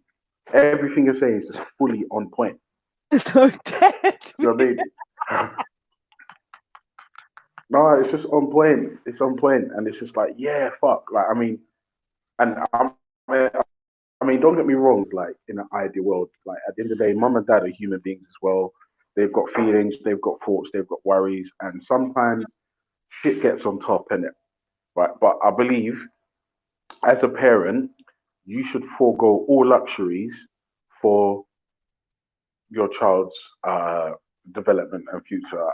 And I mean, I'm not gonna lie, I don't forego luxuries but my kids don't see me buying clothes and jewelry and cars and stupid shit. But what the kids don't see me doing is I'll buy a sneaky like digital like add-on for my whatever game I'm playing, or an expansion pack for an Xbox game. Like for me, those are my luxuries, isn't it? Those are the things that I like. That's the equivalent of buying a pair of jeans or a shirt. You know what I mean? So, but they don't see it, so they just think, oh, daddy doesn't do anything. Yeah, daddy don't buy nothing. Yeah, but then my daughter said to me, oh, what day is it today? Wednesday, isn't it? Yeah, yesterday she said to me, oh, daddy, I need tights. And I was like, why? She's like, look. And she showed me a ladder. And I was like, okay, how many pairs of tights would you like? She said, well, I only need one. And I was like, okay, but what if those ones ladder and then you ain't got tights? And she's like, okay, daddy, you know what? Buy 2, please. And I was like, see, you just gotta push them, just think a little bit more. Yeah. And then eventually they just get used to it. They just get used to like just question it. Is it right? Does that work? Do you know what I'm saying? And I say to her every time she's out and she's not with me or her mum, anytime you make a movement, think about it. If I find out you've done it or I see you do it, will you be in trouble? That's how you balance your behavior when you're on the road. Mm. That's it. Because kids, they know right and wrong. It's innate in them. Like, if they know that there's a chance mom or dad's going to switch up the place, they know they shouldn't be doing it. Do you know, you're right, because for me, it's a thing for me. I've always just said to my daughter, the consequences, you better be ready to deal with them of your actions. Your consequences of your actions, if you don't choose the right decision all the time, you better be prepared to deal with the consequences. And if you're not going to be prepared to deal with the consequences, you better make the right choice all the time. And she's been in situations over the years where, like I've said to her, well, if you chose the right choice, you wouldn't be in this situation right now, would you? So over the years, she's actually that's right. Making the right decision pays off rather than not making the right decision. Mm-hmm. I agree with that. And not even that, you're teaching them responsibility from early. Mm. And that's the thing. Like, how many kids? Like the other day, we had dinner on the table, and both the kids brought their phones to the dinner table. And I was, well, it's not a dinner table; it's a little 4-seater thing. But I was like, they brought their phones to the table, and I waited for all of them to. I didn't even say nothing. I waited for eye contact, and then I gave them the look, and they're like, "Oh, sorry." Mm. So I'm saying, like, you don't even have to say it. They know. Yeah, they just already know. Yeah, they know. But sometimes, remember, even though, like, they're ours and rare, they're still only kids.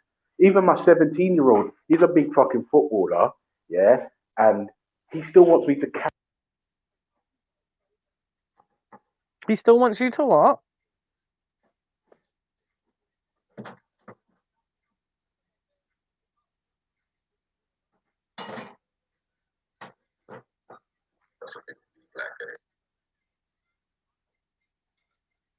Oh God, I don't know what happened to Ultra's. Oh, sorry, can you hear me now? Oh yes. Yeah, I was saying, my boy is a big fucking footballer, and he still wants me to carry him to bed. Like, he's a big fucking baby. He's a big. When you see him on the field, he's a fucking baller. Like, he's ripped to shreds. He's got like zero body fat, muscles coming out of muscles. Oh wow. Like, it's crazy. He's not like me. You see them with their 6-packs and that. I look at my cousin. Yeah, what do you mean 6-pack? He's got 8-pack. Yeah, He's got 8-pack, and he's got the ones on the side of the packs as well. My cousin's Fucking hell. like, hey boy, you look like a I'm man. telling you, it's fucking, listen, he's the perfect male specimen, right? And you see him going about his business, training, football tackling, getting the ball band, and then when he gets home, oh, Dad, you carry me to bed. I'm like, oh, fuck's sake. He's like, but Dad, I'm injured. And but so I'm saying, like, I'll tell you, men, especially men, they're big babies, right? And even though they're 16 and they're 15 and they're 12, they're all kids, they're children. Yes. Like, if you just go to your child now, just grab them up and hug them up and kiss them on the forehead. They'll be like, oh, what are you doing? But Yeah. So I'm saying, and it's like, this My is another thing daughter as well. Yeah, go on. She still sleeps with me sometimes, yeah. And I tried to trick her once. I'll be like, I'm gonna tell your school friends. And before wait, when she was younger, she'd be like, oh, I don't care. Now she'll be like, go on then, tell them. I'll be like, what? Oh, you're not embarrassed to sleep with me then. Do you know what's funny? My 12-year-old is always trying to get in the bed. Yep. I'm just like, can't you give me a break? Yeah, like, you lived in that room for like and you as well. You need some mummy and daddy time. Like, get the hell out of here. You understand? Listen, with this fucking, and we got a 2-year-old as well, and he's always fucking up the set. You know what I mean? So it's always fucking the place up. But this is the thing about kids as well. Like, even though, like, we're always quick to like run for discipline, they're still babies.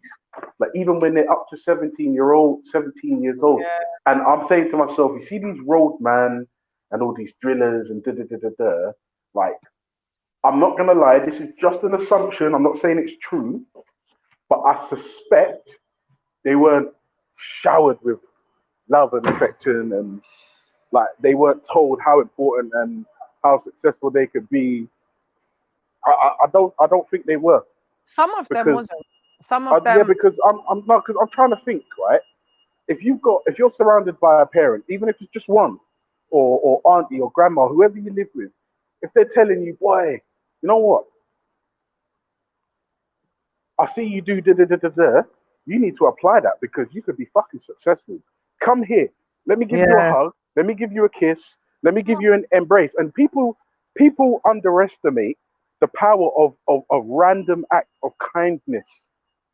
People grossly underestimate. Yes, sir. Finish now? Nice. Take care. People grossly underestimate it. Before you ask, I'm fine. Nice one. All right, my man. Yeah. People grossly underestimate the effect a random act of kindness can have on somebody. Like how many times? Oh, well, I don't know. Maybe it's different, but I remember there was times where, like, a stranger would say, I was with my mum, of course, but a stranger would be like, "Oh, I like your shoes, son," and I had like them light up LA Gears, and that made me feel good. You know what I mean? And then or somebody would like your Oyster card declines on the bus, and a random person would say, "Oh, don't worry about it. I'll just tap for you." It's like those things can fucking Brighten those up things the can make. day. Yeah, I'm telling you. And I'm not gonna lie. I feel like it's hard. It's hard to be negative if you're surrounded by that. It's And it hard. is. And you know, I know what you mean because there's been some like once or twice where I've had a mad morning with my daughter and I've really told her off. And when she's gone off to school, I've sat there and I thought, oh shit, like, and I've just sent her a message and I'm just like, look, you've really done blah blah. I just hope you go off and have a nice day at school and we'll talk about it later when you come home. Because I don't want that to affect her whole. I know my kid, do you understand what I mean? So I don't want her getting in trouble in the morning to affect her whole day at school. The whole day, innit? Yeah, it's Yeah. mad.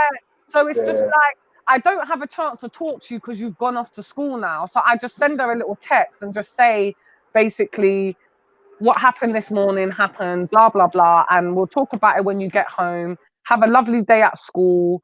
Work hard. Love you. See you when you get back. And we'll talk later. Because Yeah, simple. even though she was naughty and whatever was warranted because of whatever she did, I still understand that me carrying on the way I did can affect her whole learning day at school. And I don't want that. I don't want that. And I just feel like people aren't in touch and aware of their kids, man. And it's because they're just too busy. Because I'm busy. I'm a busy woman. You're a busy dad, but it ain't stopping us. So why is it stopping everybody else? I just don't understand. It's just a lazy approach. I just feel like people are having kids and they're getting their kids to a certain age. And once you can tie your lace, dress yourself, feed yourself, all I need to do is cook, clean, and make sure you got clean clothes. And that's it. Some parents ain't even fucking cooking and cleaning. They're just bunging it in the oven. So your food's there, you got your clean clothes, get on with it. And I feel that's how a lot of kids are being brought up. They're bringing themselves up. The parents are just making sure there's the bare basic done. I could be wrong, but it is my opinion. I don't think there's a lot of parents out there putting in the work that needs to really be put in. Yeah, I agree. And that's the thing. One thing I will say, well, I've said it already, but it's time consuming. It's time consuming. And you always have to put yourself second, like ahead of your babies and their health and their well-being. And you have to lead by example as well, right? Because if I'm saying don't smoke, smoke is bad, and then they're seeing me in the garden holding a serious drag and a puff, they're gonna be like, well, hang on a second, wait a minute. You smoke. What are you telling me? How can you tell me it's bad? Do you understand what I'm saying? So it's just like certain things you have to you just remember. Children are children. They're babies until they've moved out and have got their own families. And even then, because my fucking dad, I'm convinced my dad doesn't realize I'm married with children. Oh the way God, he you still got one of treats me. those dads. Oh my God. But sometimes I look at my missus and I'm like, babe, did you just say that to me? Yeah, like he talks to my wife like she's 12 years old. Oh, Jesus Christ. I know exactly what you're talking about. Oh my God. I hate it. It's mad. You could be 45 with 5 fucking Yeah. your own. And it don't matter. And you got 3 mortgages and your own business. You're still a child. You're still a child. Mad. It's still mad. And I'm telling you, you know what the funny thing is? At the wedding, yeah, Dad was on the table and he busted out the fish. And I said to him, Dad, what you saying? And he's like, well, Jordan, you know, yeah, man, me happy. And I was like, all right, you know, I'm the man now, innit? And he's like, well, you know. He's like, well, you know. yeah. But like, you know what I mean? He's but I thought even his acknowledge of, yeah, well, you know, I thought he's acknowledging that I'm a big boy now. But it just turns out he's just accepting today you've got married. That's it. Yeah, that's all he's done. He just accepted you married a woman. Yeah, that's it. That's it. He really into the real world. Listen, Finest, you know what, babe? My bus was rocked up, man. I've got to go. You're going to have to hold down the show. Take care, princess. All right, bye. Yes, take care. Yes, people. I don't know where Veli is, but it has been good. It has. It's just about trying your hardest to be the best parent that you can be, man. It's just one of those ones.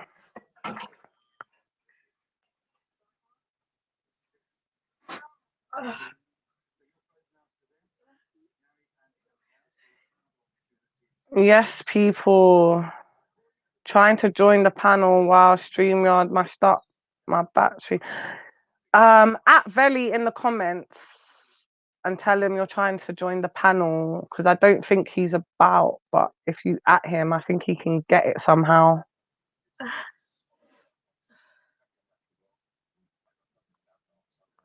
Just join now. Join now. Yeah, so you can join now, he said. Big up yourself too.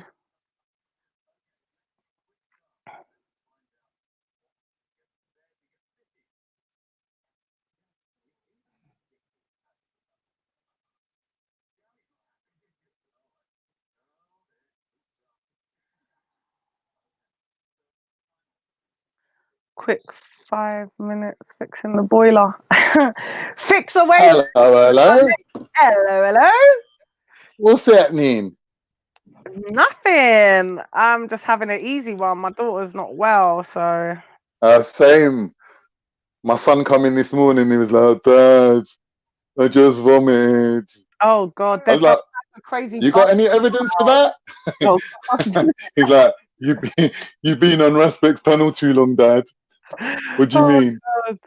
You want Delil?" No, he never really said that. I'm joking. I was about to say, man said, "Do you want Delil?" Fucking hell. It would have been funny if he said it though. I would have had to agree. I'd have been like, everything's Delil now. Like, it's Delil or no deal. I don't care what you're chatting about. Delil. This is the criteria. That's what I mean. Man's like, I vomited. I'm like, yeah, likely story. You know, at school, they give them sick bags, innit? Like, he was telling me now. Apparently, like, they have to demonstrate. They have to be like, I was sick into this bag. And the teacher will be like, okay, I'll phone your parents. You vomited. Like, there has to be the evidence. Yeah, they do. Mad. Yes, I kept him off anyway today. Yeah, my daughter's not Is well. it, have you got the thing on you, the attendance police? Like, you got to keep it up in the like 98s or whatever, innit? Well, they are really cracking down on this attendance thing, to be fair. Because my daughter, since they started back in September, she had already got a bug and she was off school for a week. And she was off school for a week. And then she had like 2 appointments where she had to have a half day. Yeah.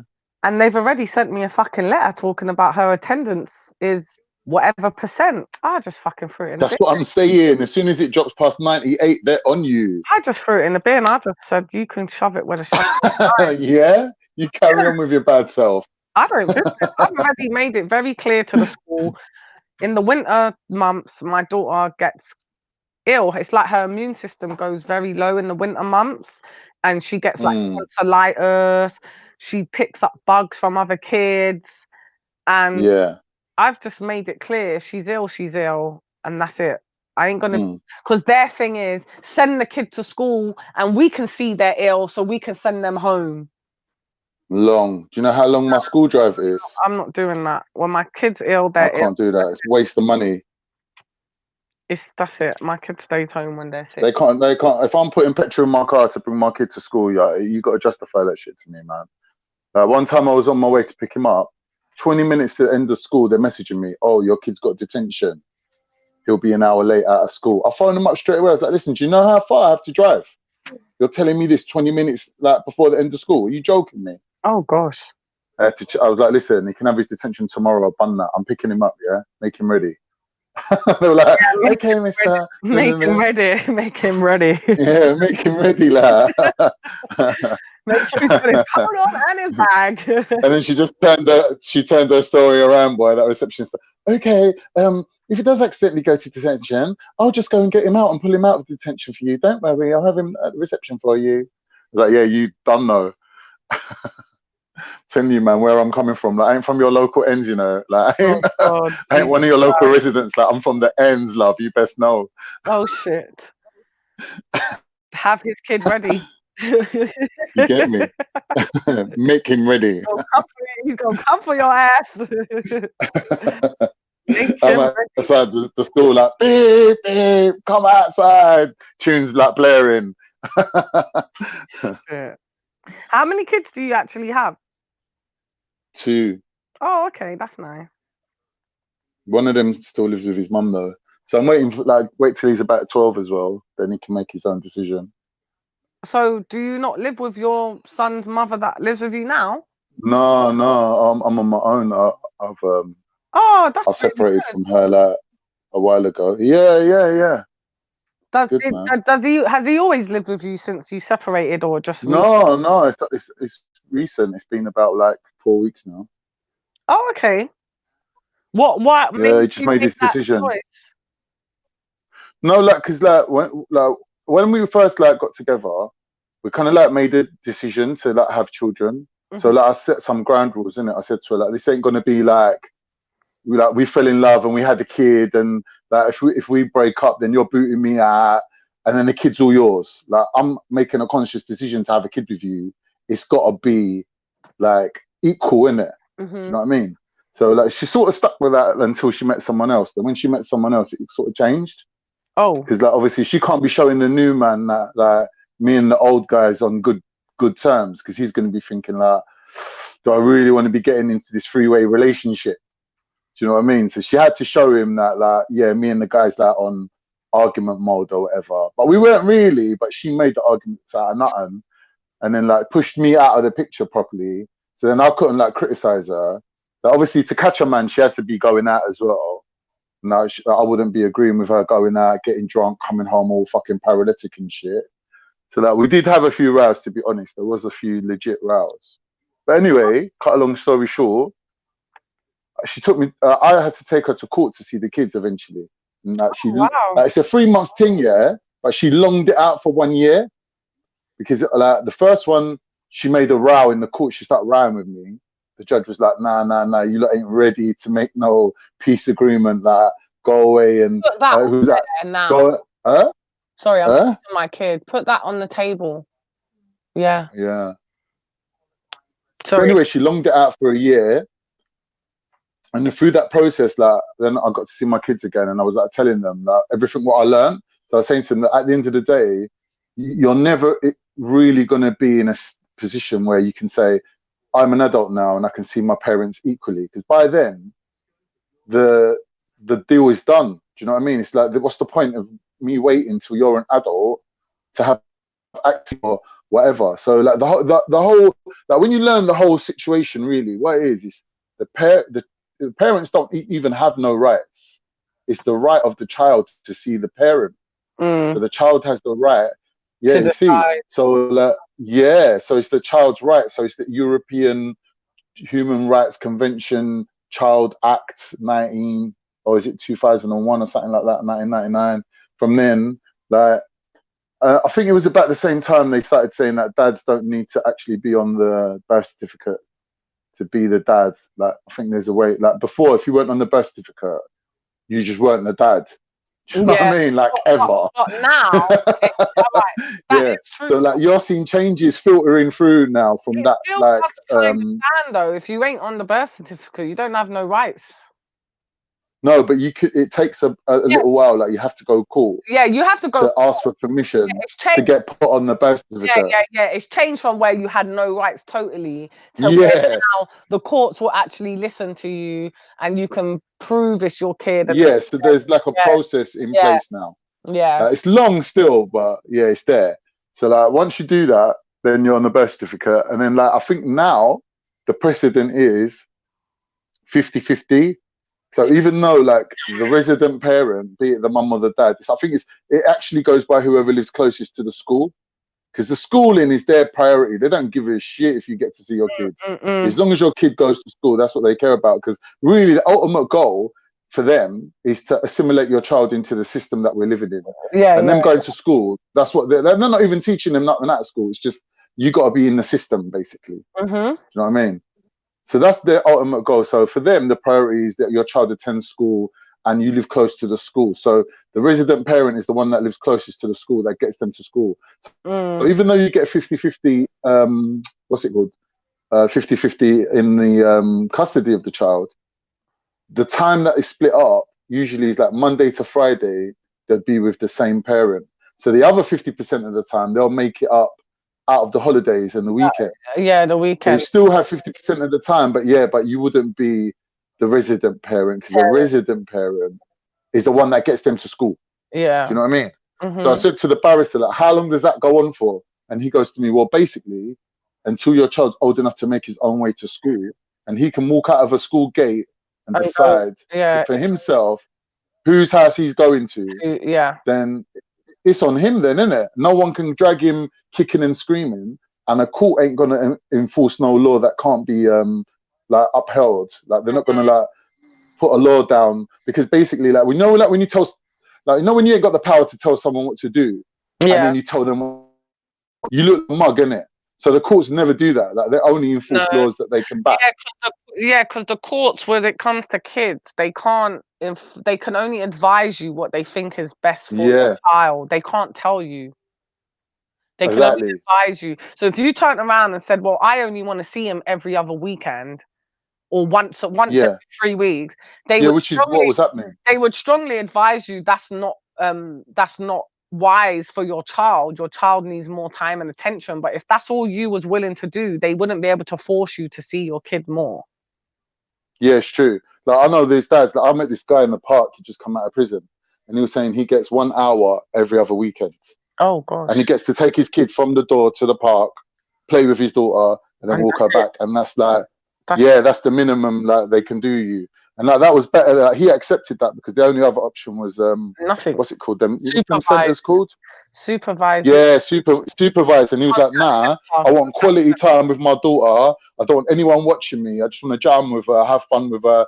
Do you know what I mean? Like just have that connection with her, even if it's like for 1 hour.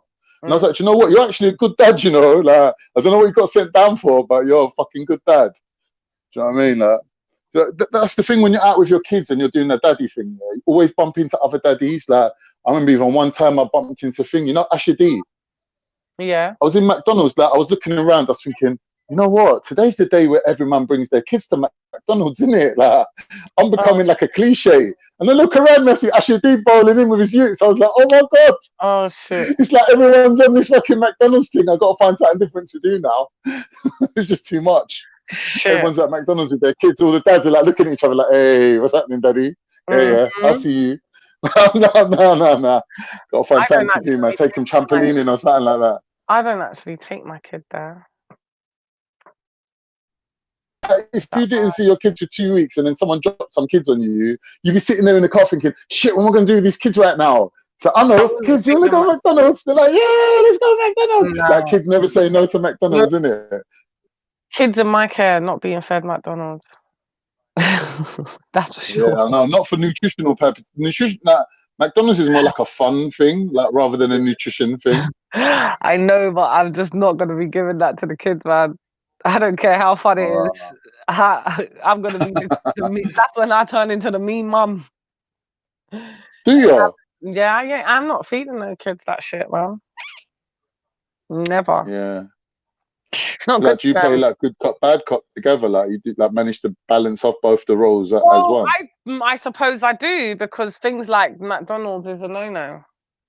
And nobody in my family would ever. Yeah, but at least they're asking for McDonald's. There's not a problem, innit? But my kid, even when my kid was asking for McDonald's, I explained why she wasn't eating McDonald's and why we don't go McDonald's, right. and she was happy with that because I gave her the knowledge.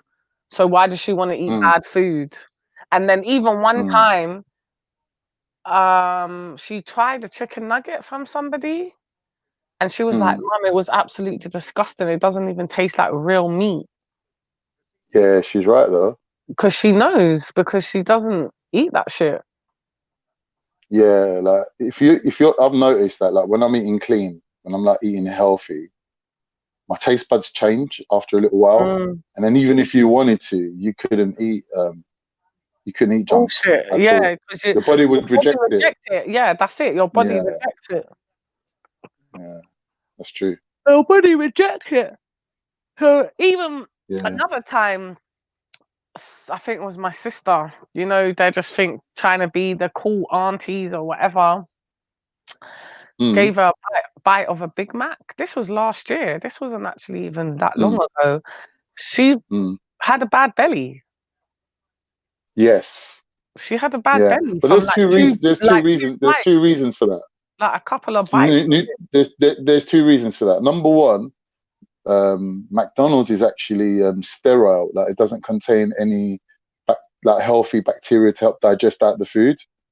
So as you know, like for example, if you don't have the enzyme to break down something, your body will reject it. Same as like, you know, like when you eat baked beans, like the outer casing of the bean contains, I think, is it pectin, and your body can't break it down. So when you eat it, it just makes you fart all the time. So that's your body rejecting that. Like, so it's the same with McDonald's. Like when you eat it and it don't contain, because when you eat a food, you're eating the food and you're eating what naturally with the food it down basically, as well as your own gut bacteria that breaks it down, right? So McDonald's don't contain that. So your body will have so much difficulty breaking it down. It would regard it as if you ate a stone or something that wasn't digestible. So it would just assume that it doesn't contain any nutrients and it would just evacuate it. So that's what will happen. The second thing is in McDonald's, because the company is so tight with money, they don't actually make, you know, like in Subway, you see them wearing the gloves and that. In McDonald's, they don't wear with their gloves. hands. I've seen. Yeah, they touch it with their hands, bro. Sliced cheese, yeah. I've seen the guy picking at it. Picking it with his fingernail. Trust me. No, don't. That's dirty. That is so dirty. Oh my god. I've seen it, yeah. And I'm just like, nah, hell to the fucking no with this shit. You got a fucking hairnet on. You ain't got no gloves on your blasted hands. Wow. I was in McDonald's, yeah, and I can see behind the counter, and I'm seeing the woman packing the burger and wrapping it with her hands with no gloves on. And I'm like, manager, here, no! And the man's coming over, all shaking in his boots, like, what's this guy gonna say? And he goes, look, she's touching it with her hands. And he looked at me and he was like, huh? But that's company policy. Like, no one ever wears gloves. I'm like, are you fucking shitting me? And just walked out of McDonald's like fuming. That's a joke, I am very more about. I thought it was like some rogue woman doing her own thing, like not wearing gloves. It turns out it's company policy. I don't know what policy that is. That's unhygienic. That's the fucking saving money policy for them, isn't it? I do think people shouldn't feed that stuff to their kids, though. But each to their Yeah, own. it's true. But I agree with you. I genuinely do not think, even though it might be like, oh yeah, we're the fun parent. I'm the bad Other fun, innit? But what fun is it feeding your child? Are you gonna let them eat dog shit on the road? No, you ain't. Yeah. Are you gonna let them eat fucking McDonald's because it's got a fucking man with a wig on his head and there's a song and it's a big McDonald's with an M? Like, it's fucking shit. Yeah. You're feeding your child shit. Yeah. It's true. But Yeah, I had a lot of issues like when I had my children because like number one, I'm Turkish, so we're like extra fucking hypochondriacs. Oh, do you know what I mean? Like someone sneezes on the bus, I'll get off the bus. Do you know what I mean? Like, oh shit. Don't fuck about. Like I'm a germaphobe and shit. Don't Like, get on the bus. like worse than Jewish people. Like, yeah, you're lucky if I even get on the bus in the first place. Yeah, that's Innit? what I'm telling you. Yeah. So firstly is that. Secondly is like because I'm not of this culture, I can pick and choose what I think's appropriate. So I have that critical thing in place. Whereas like I think indigenous people take everything at face value. So they're like, oh, it's part of the culture. It's what we do. Everyone's doing it. Don't want to be left out. Bam, they're in it. Like, do you know what I mean? Like, whereas with me, I'm always standoffish, looking at things, thinking, what's these people trying to fucking pull off now? Do you know what I mean? Like, what's the next fucking scam that I need to watch out for? So that's that as well. And then thirdly, the other problem I had was like, my partner was actually English, like not English, but she was like British. So like, I had difficulties, like, because whereas I'd be like, no smoking around my kids, no alcohol in the house, and no fucking junk food, straight blanket policy. She'd be like, look, babe, like, they're going to grow up in this country. They need to kind of like know how to deal with these things. Do you know what I mean? And I was thinking that, do you know what? She's right in a way. Like, it's better to be exposed to certain things and know how to deal with it and moderate it rather than be kept away from it. And then when you hit adult age, it's like, alcohol, holy fuck, there's such a thing called alcohol.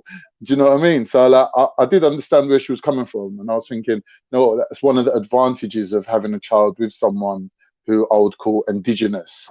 They know, like, you know, the run-ins basically. But like I said, then there's the counter side to that is that they think it's all good.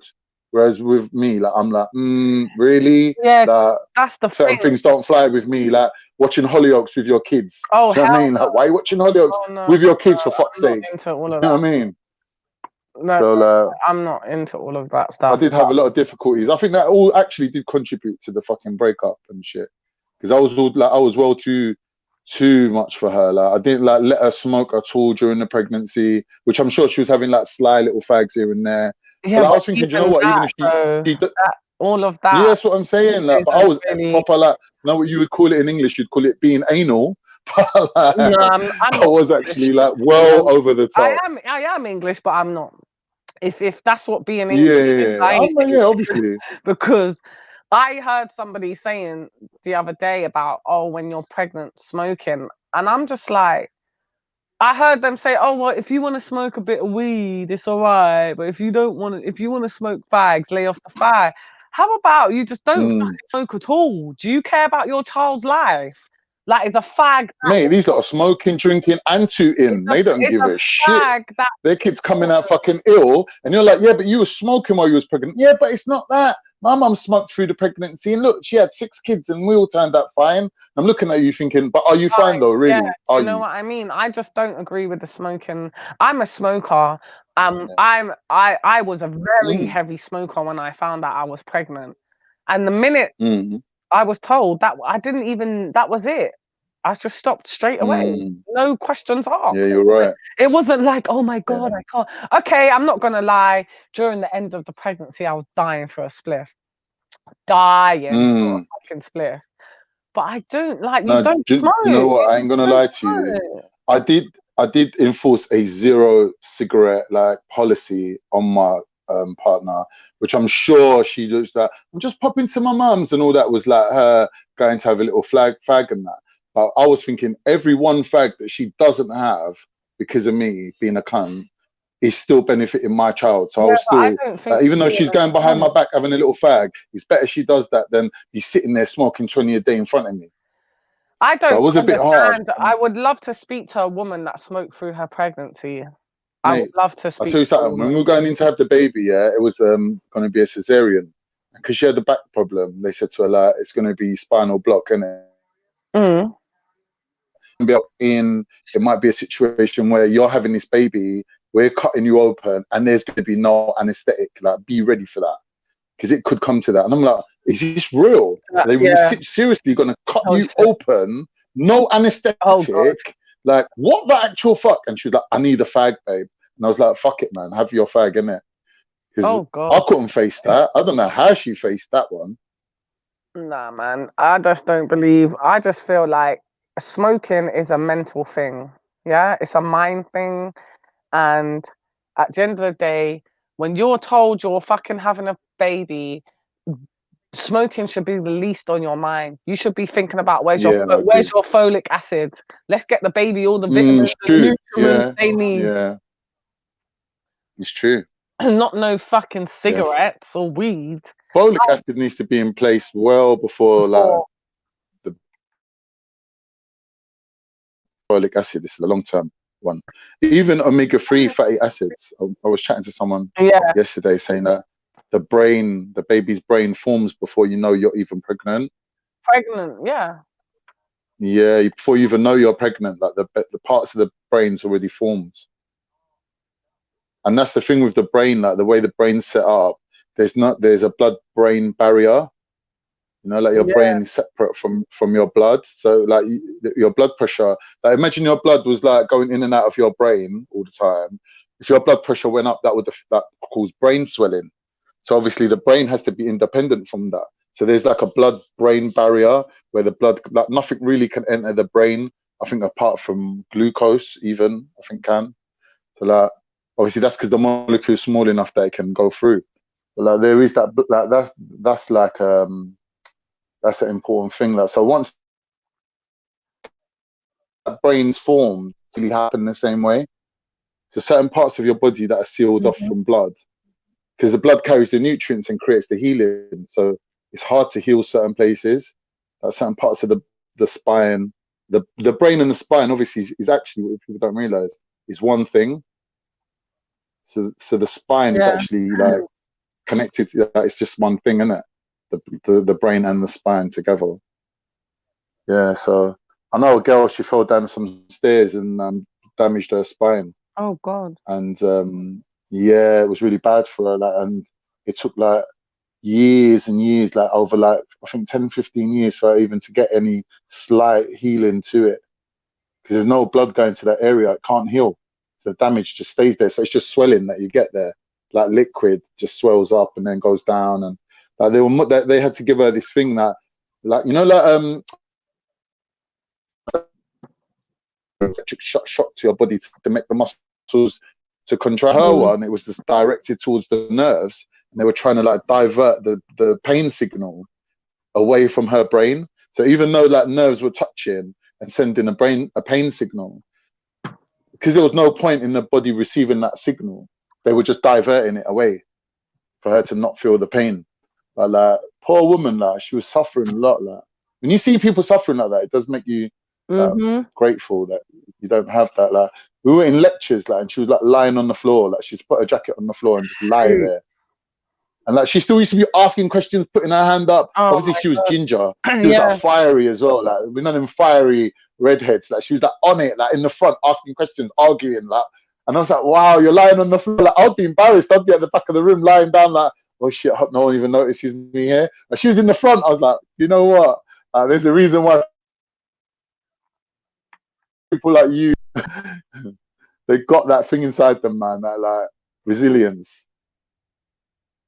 Yeah, so like it's important, like when the babies are forming, and I think there was a program on TV saying that a lot of women that drink and smoke and go out like and meet guys, when they fall pregnant, it's a really big problem, but they don't realize, because they think, oh, I'm gonna like drink and smoke, go out raving, do a couple of lines, it's all good. When I fall pregnant, I'll knock everything on the head. But the thing is, like, by the time you realize you're pregnant, those toxins in the body have already like hindered the growth of the child, and like, a lot of them have miscarriages and they don't know why, and it's like partly because of that. So like the baby's forming before you even know. Like I think a woman can only know she's pregnant when she's like even like, was it 2 weeks into being pregnant? Like 2 weeks into that, like just think like that initial growth, that initial like, you know, conception. So that certain things that are forming, that once it's formed, it can't, like if it's formed in a way, like not in a bad way, but not fully optimized way, that there's some like some parts of development you can't go back and do it again. So once it's done, it's that sort of set in stone. So certain things that are done can't be redone or undone. Do you know what I mean? Like people don't really seem to realize that we live in this world where everything can get redone or touched up, or do you know what I mean? Like you can do it again. But when you're like doing something like, you know, like making a baby, do you know what I mean? You've got to realize there's certain times of growth in a child's development you can't go back and do again. So if it's like your body's full of toxins, like I don't know what's going around your or cocaine, do you know what I mean? Whatever you got in there is floating around. That is the environment in which you're bringing life into. So, you know, it's a bit of a serious thing.